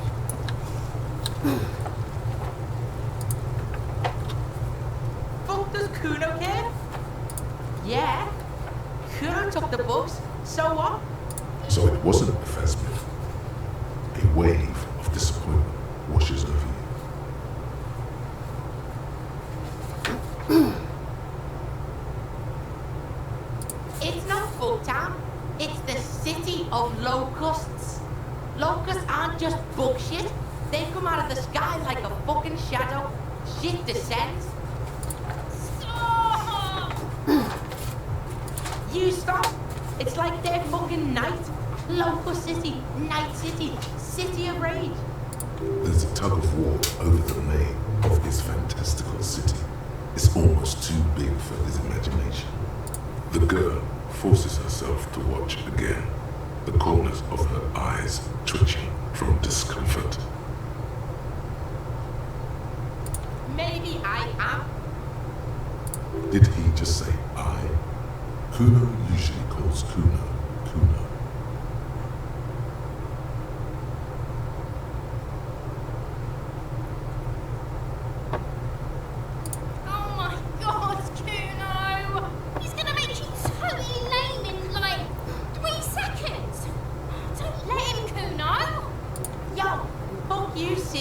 Kuno can be what Kuno wants to be. Kuno's his own man. Kuno's free. Kuno made himself into Kuno. Kuno can make himself into anything. Kuno can make himself into a pig if he wants. Kuno can make himself into a... Kuno doesn't give a shit. Don't make yourself into a pig, Kuno. You'll have to take me away.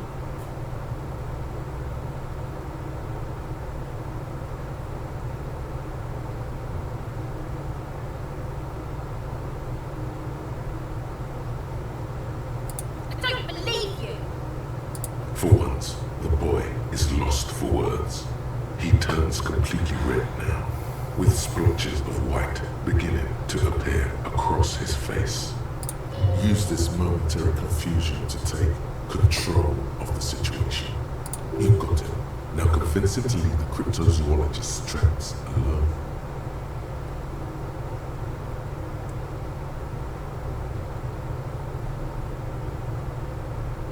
It don't mean anything. It's shit. Kuno just likes to focus. Kuno likes to concentrate on shit. Build shit when he's zipping hard. Fuck. Pig, you really shouldn't have fucked with Kuno City. Now it's all fucking lame. Kuno's gonna let the fucking locusts die. I don't give a shit. I don't need the locusts anyway. Shit is all lame now. C was right. The girl's face appears again, above the fence, just long enough to make eye contact with Kuno. She doesn't know whether to be glad because Kuno is finally convinced of the lameness, or more worried because of his continued use of the first person singular. Kuno is Kuno, not I.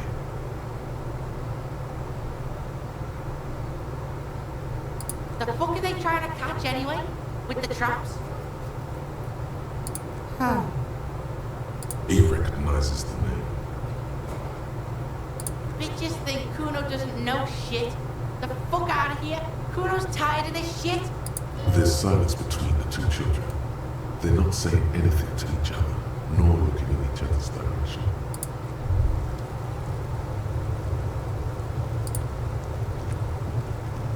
I'll die before I squeal, pig.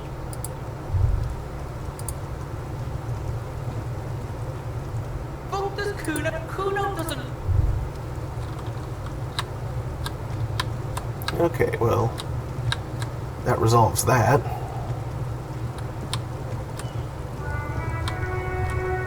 Before I go inside... Actually, let's try a few different things. Let's get that whole 1 point of half-light.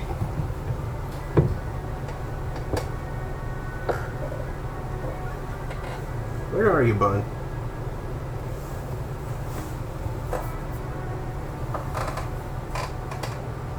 Oh, there you are. Hey, Bean.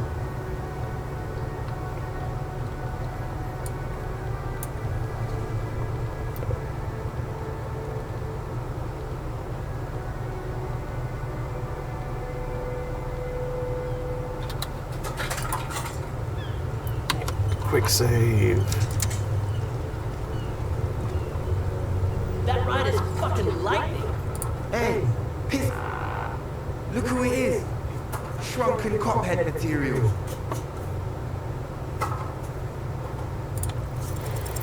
These guys aren't scary. You're not scary. I have nothing to work with here. It's either begging or bullying, or both. Just ask them, maybe. I want to succeed at this. I want to succeed at this roll. Got a 1 in 4 chance. I can do this.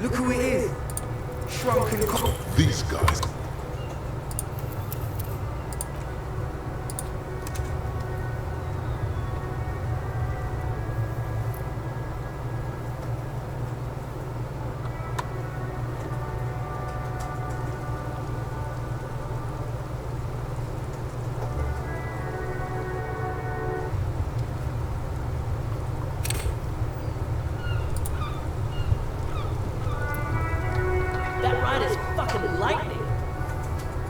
Hey, piss. Look who it is. No. Don't ask anything. Be subtle and scary. The boys dream about being skulls. Use that. Suggest they're massive skulls. Come on. What? No! Skulls don't have kings. I think. And we're not even in yet. Yeah, man, keep your voice down. Skulls don't take it lightly when folks pretend to be them. We're not even prospects yet. Prospect must be a hierarchical term. Probably in the lower end. Wow, you boys are ambitious. Only prospects and already planning a coup in the skulls. You're destined to go far. He gets it. Passive-aggressive flattery. Shut the fuck up. Are you trying to get us killed? Now bring it to the jackets and, yes, start shouting.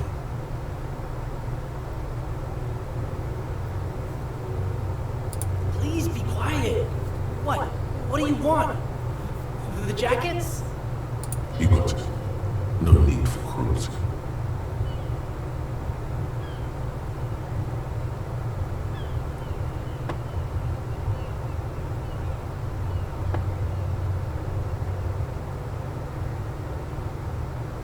Oh, man. Okay. I get it. Skulls don't really wear slogans anyway.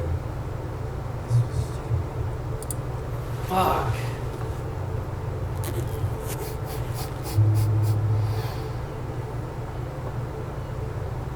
The lieutenant watches the boys take their jackets off with mild amusement.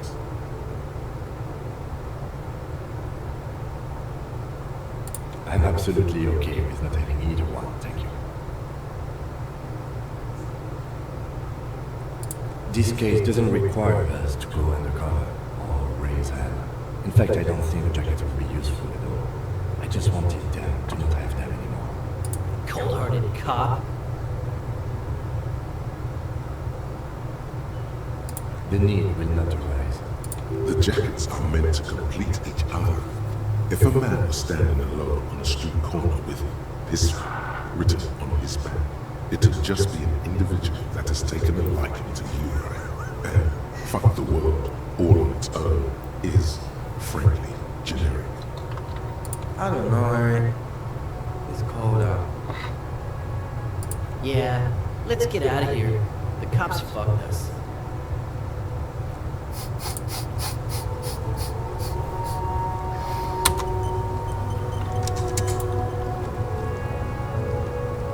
Inside, you see a set of steering levers, a radio microphone, a pull-out toolbox, and This is Precinct 57. How may I assist you? Hold on, officer.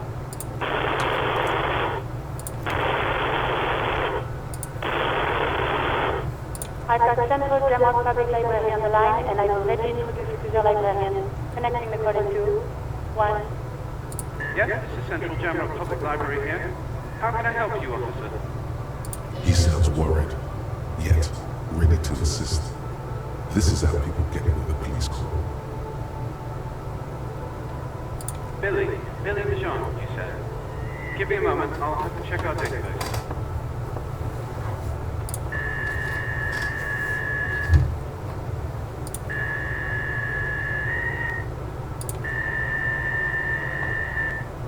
Yes, hello, are you still there? I found Billy Michon's home address, is that alright? No phone number, unfortunately. They're too poor to have a phone line. Here we go, sir. Rue de Sanchez Lane, 33B, apartment number 20. It's in Martinez, I believe. Cape Side Apartments, it says. That's all. It's right by here. That's where the smoker on the balcony lives, isn't it?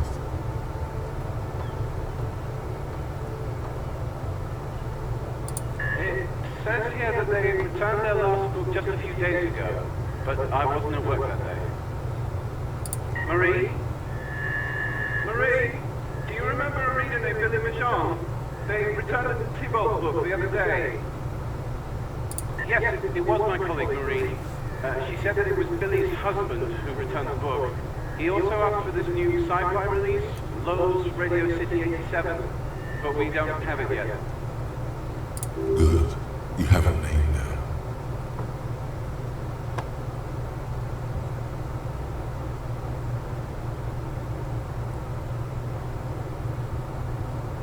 Sorry, no. Marie only knows him by sight. Marie! She said it was an older man, and that she's pretty sure he'd had a drink or two the last time she saw him. 1 second. What was he wearing? Sorry, Marie wasn't really paying any attention to that. Marie knows Billy. She's been working here longer than me. Sometimes her husband returns some books for her. And then goes for a little drink later. On the lookout.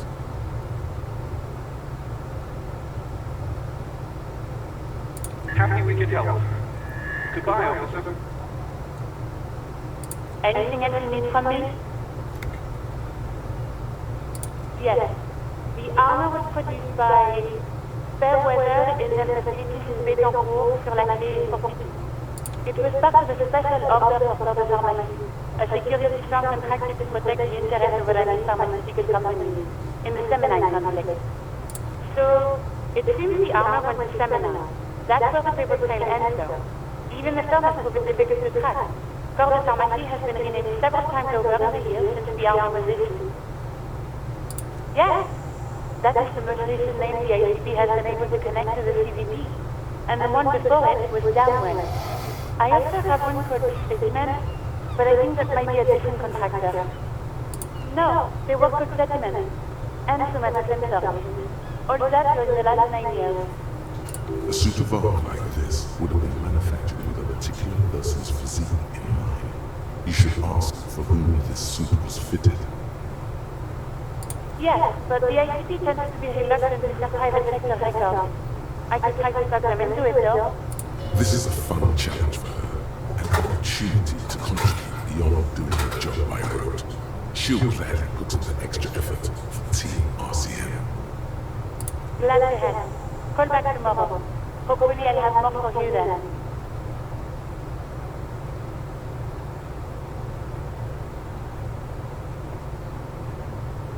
57 over and out. In the cabin, you see a set of steering levers, a radio on a hook.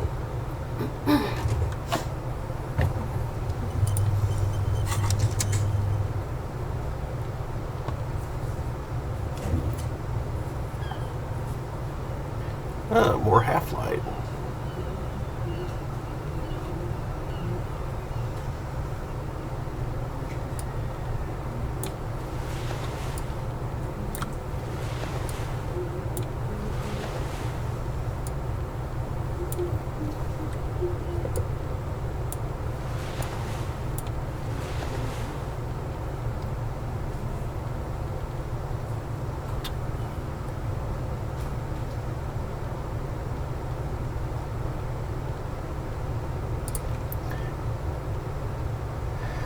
A leather jacket that quite recently belonged to a young man who possessed some intimate knowledge on the human condition.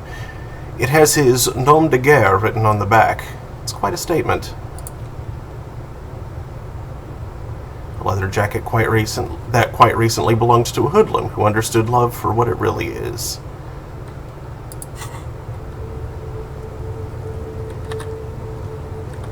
Let's see now.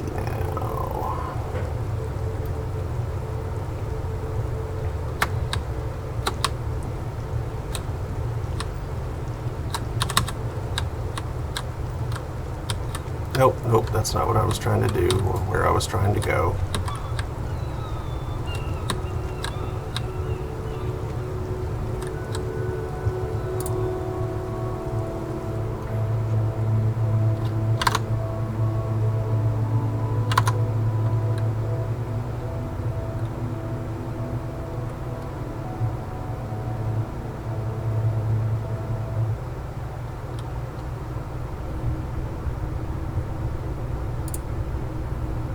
You see rows of toy soldiers guarding this set of soldiers. I think their poverty has been exaggerated for effect. When you place them next to the royalists, it doesn't seem like they could possibly win. Maybe. He seems to have his own.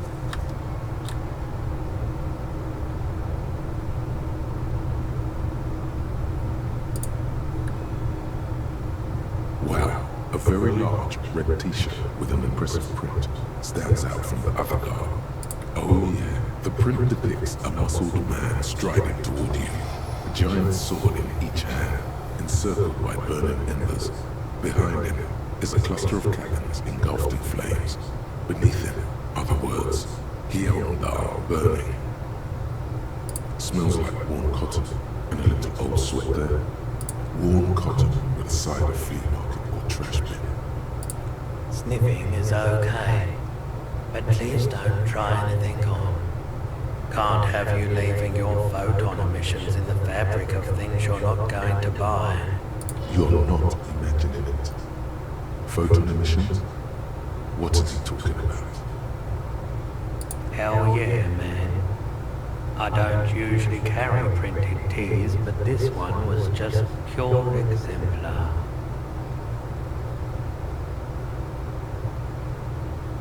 A fan? No, I wouldn't go that far.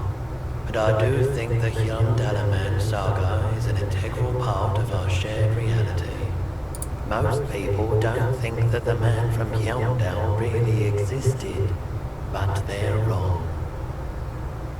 I mean, even if the man from Hyundai didn't exist before the adventure novels, the stories have made it so that he has. It's simple, really. I mean, yeah, it depends on what you mean by exist. It makes the idea of him exist, which, yeah. History isn't something we can perceive, it just consider as an idea, basically. Okay. You sound skeptical. It's not that complicated. All that's required is a more robust understanding of cause and effect. Besides, I've been to Kotla, though not quite as far north as the Hyundai, and watched northern lights travel across the sky. Very unique, energetic times there. It's for the best, because Hyundai is not a real place, and thus he could not have gone there. His theory isn't exactly incoherent, but its logic does suggest some unusual neural activity. Interesting. Very, very unique energies indeed. Geomagnetic ley lines, one might even say. Too real. That's dirt cheap. You should.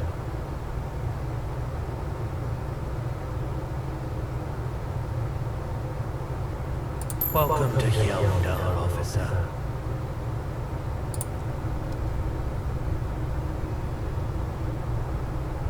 Cool. More gear. Always good.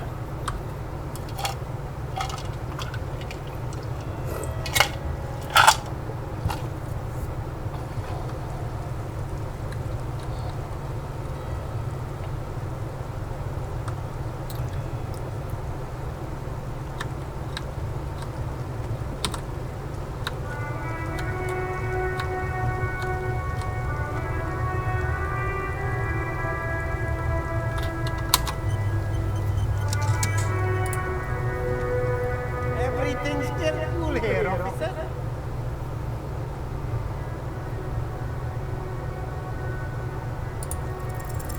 Start with a little compliment, then work your way up from there. This is about business, remember? Oh, okay. Goodbye, officer. After all this mess, the broken seals, lying to you, come on. An investment? What kind of investment? Or you could not make this about corruption and go with something even wilder.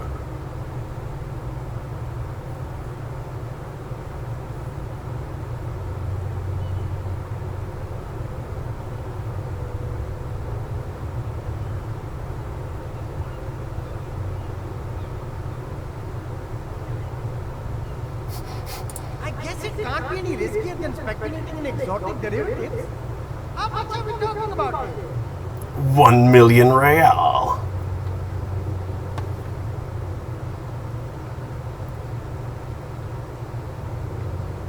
Then real is a bargain for that kind of investment. You got it, my man.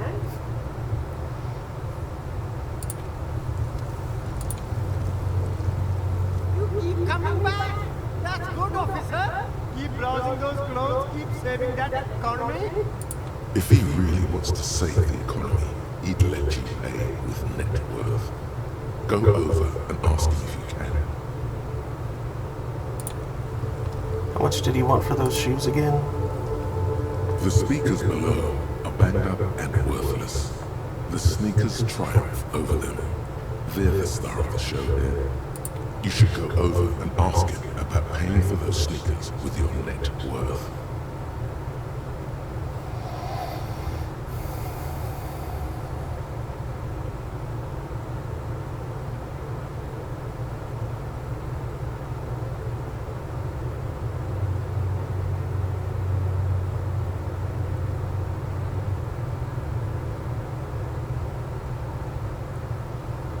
Sure, I got the cash. Super cool. Now the premium lifestyle is yours, officer. The sneakers seem to vibrate in your hands with an almost mystical energy. The junk is yours, officer. Happy listening. Try not to hurt your ears with that Samaritan garbage.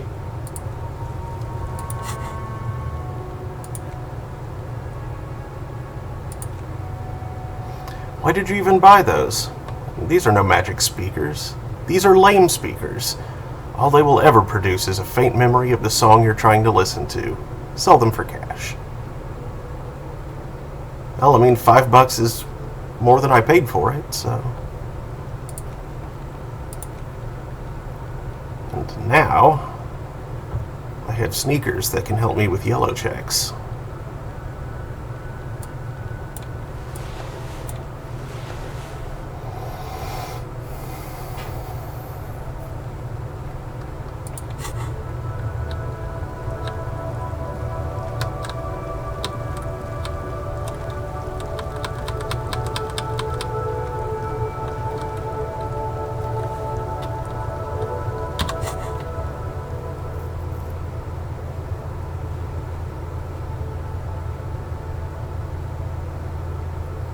Boarded door, no. Perception.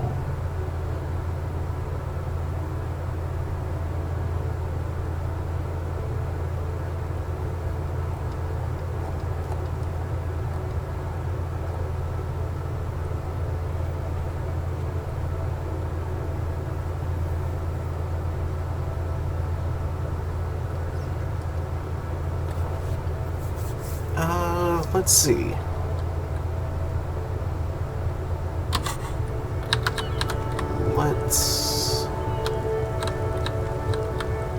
Come on, let me through.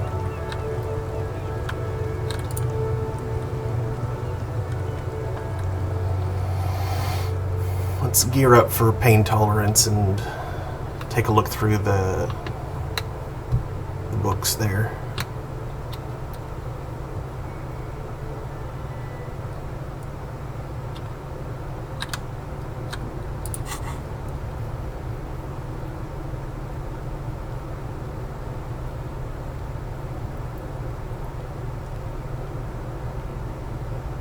There we go, pain threshold.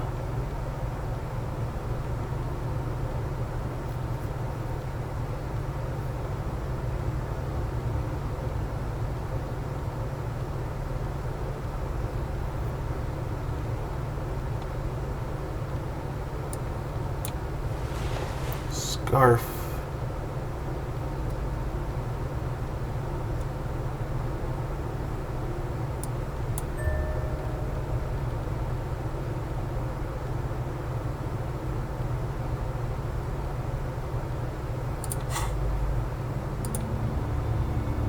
The display rack is brimming with worn paperbacks featuring an extremely muscular, sword-wielding barbarian on the cover. A twinge at the back of your head makes you flinch. Your eye starts twitching.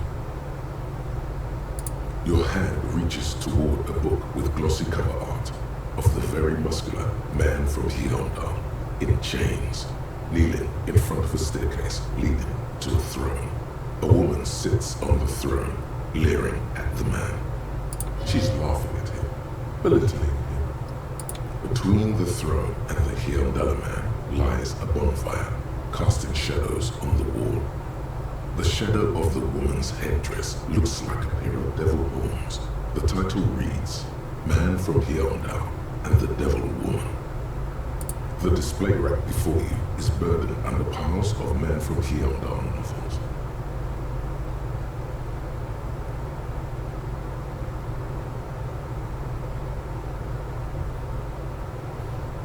That feels somehow important. Maybe not important, but like, you know. It is a bestseller for a reason.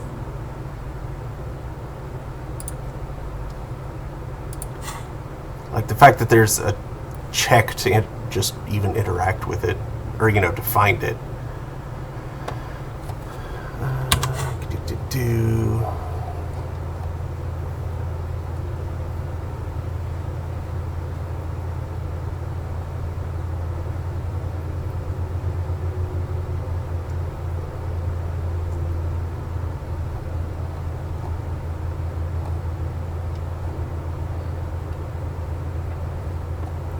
Okay, so yeah, I should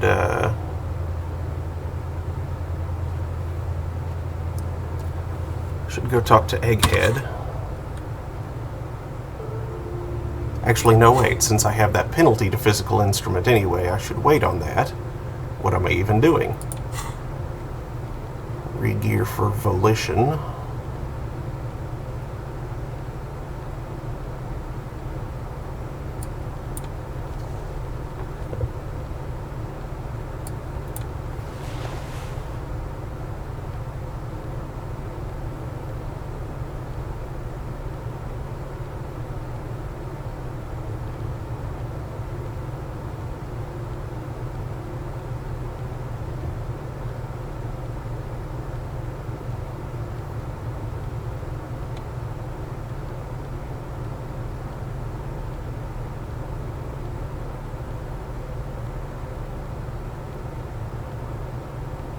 Is that it? Oh, okay. Yeah, that gives Volition as well. Okay.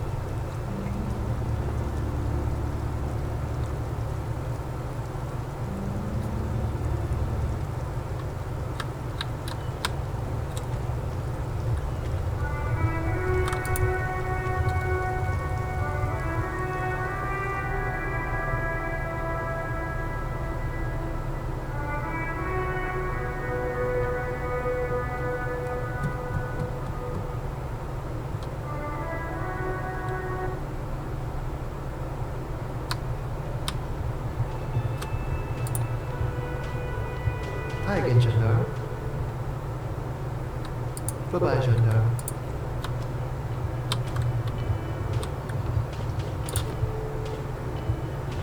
Hello, officer.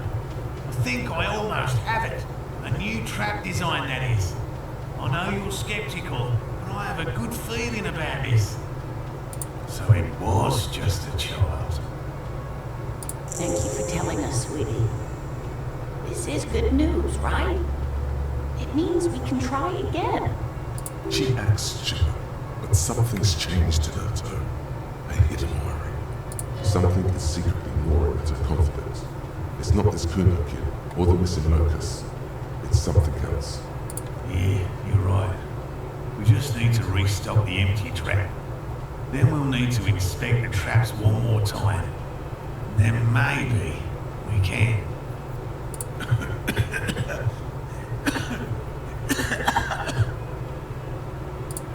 something. I told you to take it easy. You're getting sick. Maybe it's time to go home. You're right, you're right. We can come back next season when it's warmer. That's just something people tell themselves when they fail. There won't be a next season. Not for this. Find the phasmid or admit defeat.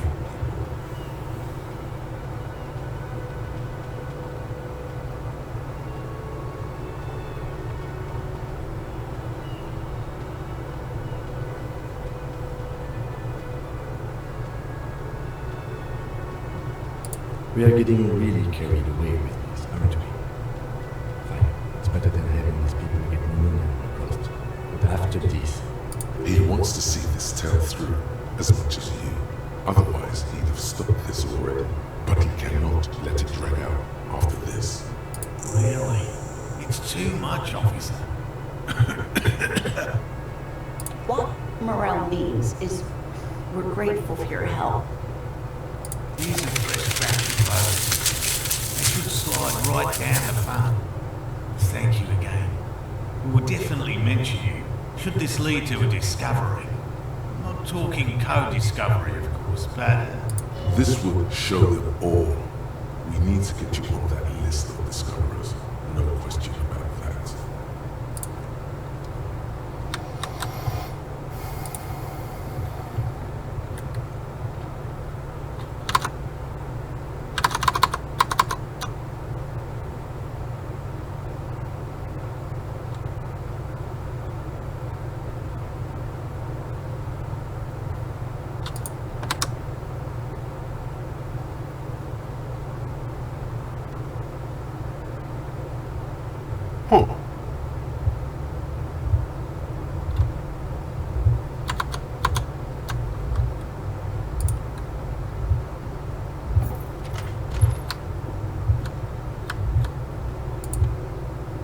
No, get...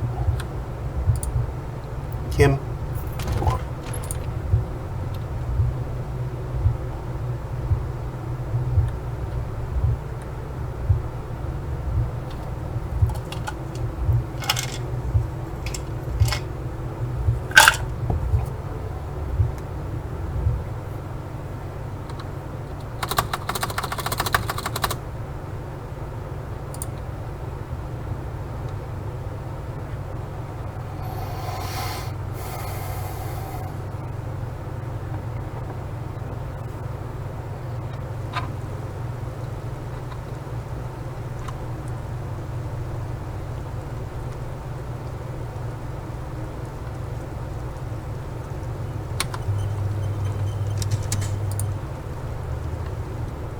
Officer, it's a fine day for questions. Soft, light brown eyes look back at you, directly into the space behind your eye sockets. You see the smoke rise from between her painted red lips. She's beautiful. I have bad news for you. You know these guys? Who? Me? Yes, you. He's talking about you, you boring stiff. You too. Me? What did I do? These guys are compromised. She's got them singing along to her tune. The little bloops and bloops you trust for info, you can't trust them anymore. Believe it.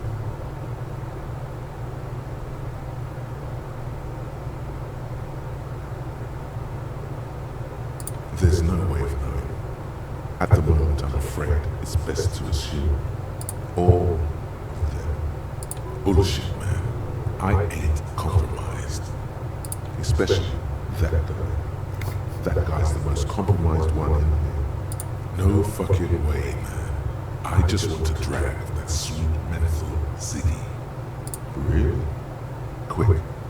Tell me what's under her jumpsuit. Glory. Truth. Softness. Protect her. She wants you.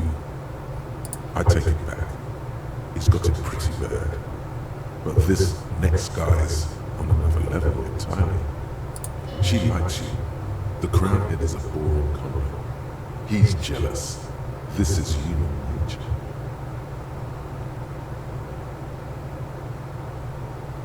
how it always does, through subtlety. There's nothing you can do about it. You are how you are, and she is how she is. Things will go as they do. No, it's better to know you're being played than to be played without knowing it, is it not? Yes, Mr. Thespian here has been singing pianist to how truthful she is. She is a lady, most fair and just. In his defense, to reduce him to such inadequacy, she probably had to employ half-truths more often than outright lies. That is correct, and omissions too. A little. They're all still of limited use, interpreting things to the best of their ability. Maybe they had flair or something. I wouldn't know. I don't have flair. But when it comes to assessments of character and factual accuracy, they are not to be trusted. Not with her. Don't be melodramatic. You can trust them. Just not with her. You can't draw a sound conclusion. The one he usually does says, she may want to control the information rollout, not to become a suspect. She may have a past she's escaping, unrelated to this case. You doubt it's something truly insidious. See? It's oddly moderate, probably compromised. Don't worry, it's only been 4 or 5 seconds. You've got this. For a second, her face disappears from your cornea. Only a silvery negative remains. Still smiling, a tired smile.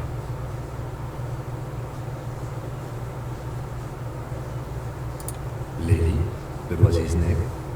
As I already told your partner, I didn't actually know his name. I just called him Lely. It's short for Lelystad, where he came from. Yes, he said his real name wasn't his. I tried to pry it out of him, but he never gave it up. No matter how hard I tried. Lelystad. That's a good start. We have a few questions you can help with.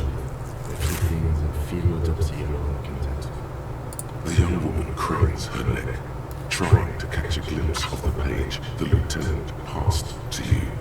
On it is a list of autopsy observations recorded neatly in blue ink. The last missing pieces of a puzzle of flesh. In Oranje, officer. It's, I think municipality is the term, but nowhere down there. The Elysium municipality has few boroughs and even fewer cities. It's made of agricultural plots near the border of Gotvold. Executive summary: cows, silos, and wheat. You were almost right, officer. That means his race was Occidental, not Mondial. I looked it before.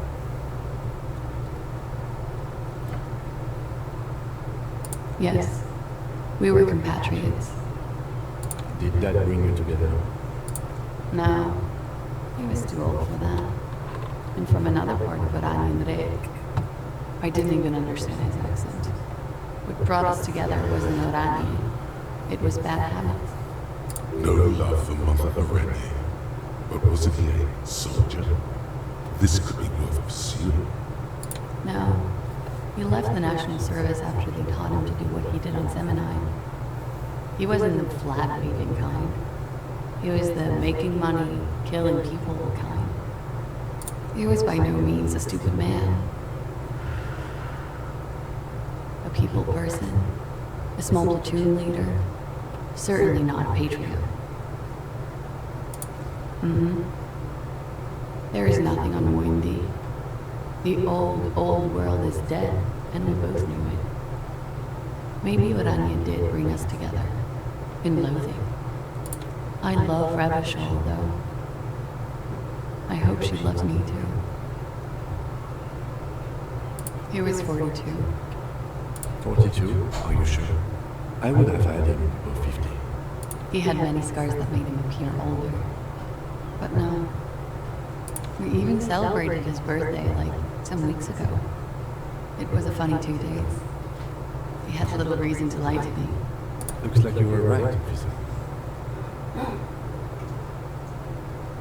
Points are good. Have one, you old dog, before we all die.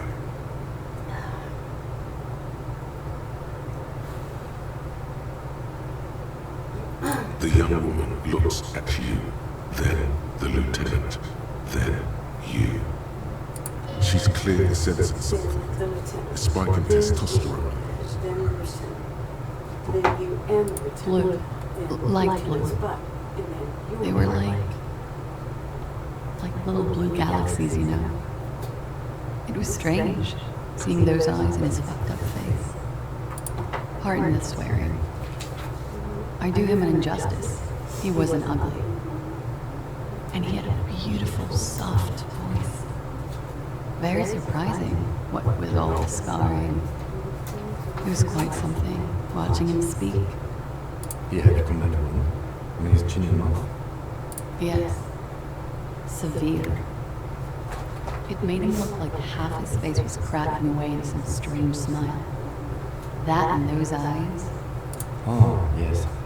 His hair, if you can remember. It was light brown, almost blonde. He darkened it with brilliantine, made it oily. Not nice to stroke. I couldn't convince him to leave it alone.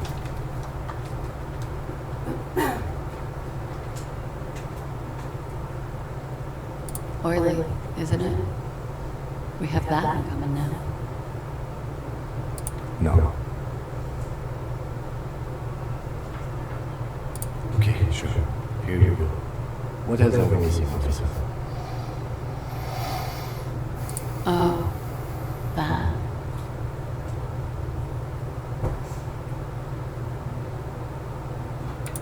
Sure, service history. It was mostly for showing off to chicks, though. How? Imagine him lying in bed. Freakish musculature laid out on the sheets. Scarred, of course. Tattoo. The sheets are dirty for some reason. Is this Orion's lit? Yes. This is the very essence of Orion's lit. A moment's respite. Dark and hopeless as the struggle itself. He's smoking and drinking, and his chest and shoulders and arms are studded with stars. Tens, hundreds of them, maybe even thousands. And the woman goes like, "What was this, baby?" And he says, "That was too hardcore. Don't ask me about that." So she goes, "Okay, what's this, baby?" And he's like, "Saw some bad shit there. Killed some loincloths." And so it goes. Star after star. Port after port. Third world country after third world country. And he's done horrible things in every single one of them. Oh yeah. No thank you. I've seen enough of him dead. I can tell you what they meant without looking at them. Go on. He was a blue-eyed boy with thick arms, from a small town. He was also poor, and the government of Orania needed some people killed, so they turned him into a grotesque killer. For money. He went to Killer Academy in Fridefort. Then he killed some people on the Seminole Islands, and in other islands too. All of the islands. After this, he came to Revishore and got killed himself.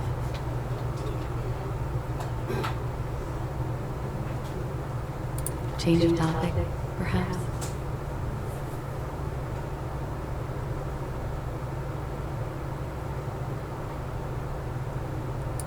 Why do you ask? Just have her answer the question. Don't give explanations.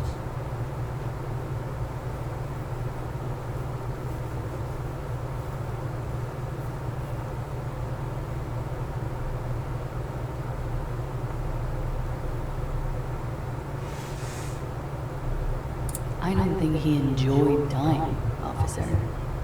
He had too much left to do. Too many third world conflicts. Couldn't tap out just yet. Everything checks out here. It's all A-OK. Good answer. No, it doesn't check out. Can't you see she's clearly avoiding something here? That's a strange thing to suggest. The lady is as fair and just.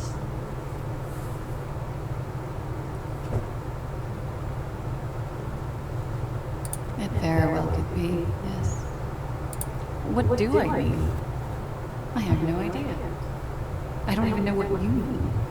Lock it in? What does that mean?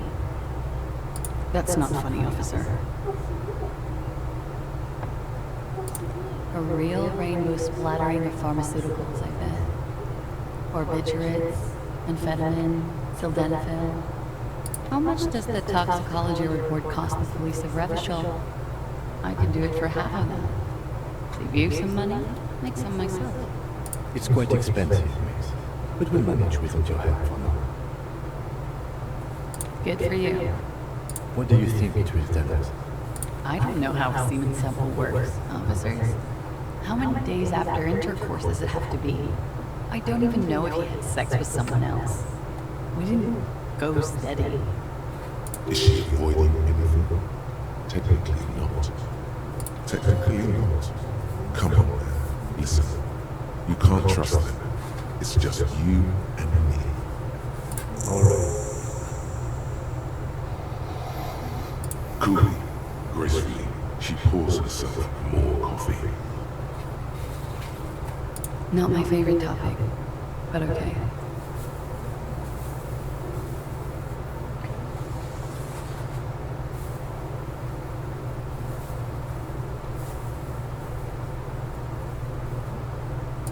Bullet? They shot him too? I'm not picking up on any theatre craft, sir. The pause is sincere. They stripped his clothes and they shot him? You mean after they hanged him? I'm confused, sorry.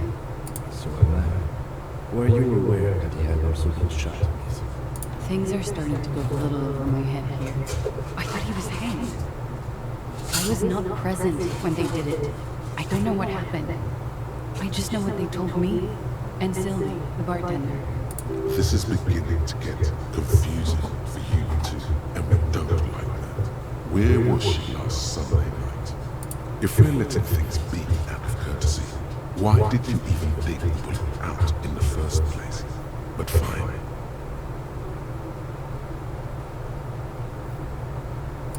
How about we, change the subject to something more lighthearted now?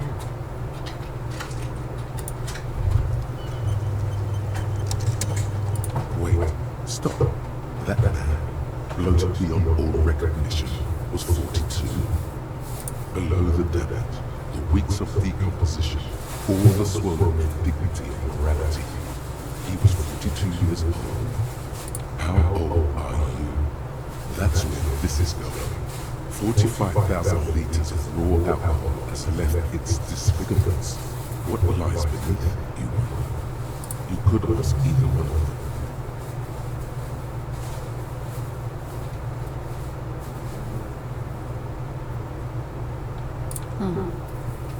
How old do I think you are? She's buying time to formulate the best answer. Look who's finally awake. I don't know. 1, 2. I don't know what I'm supposed to say. How old is a newborn cop who doesn't remember he's a cop?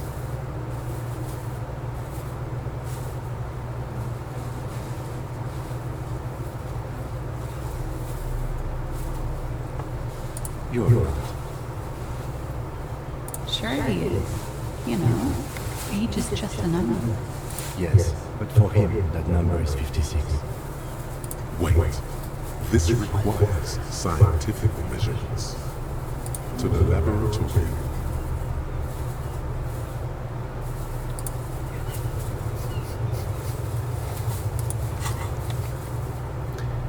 Date of birth generator, okay.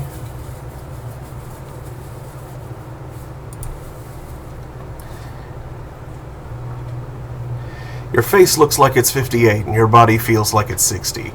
Your mind feels like it's lived for 1 day or 100. Both longer than they ought to be, the day and the century. But for how long then has this thing attached to your sentience walked the planet's crust? Time to start racking those brains of yours, Elder One. When and where were you born? Face looks 58. Body looks 60. Body feels like it's 60. Alright, well that's the same thing. He looks how he feels.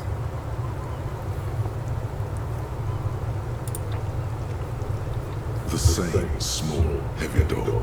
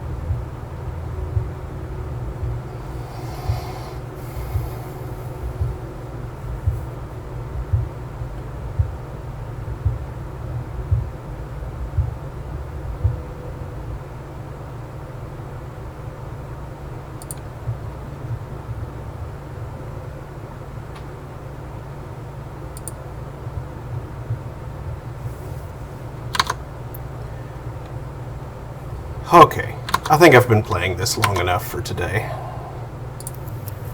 I'm really into what's going on and where things are going. But, among other things, I am really hungry right now, so I'm going to sign off and do something about that. Now, let's see who can I raid.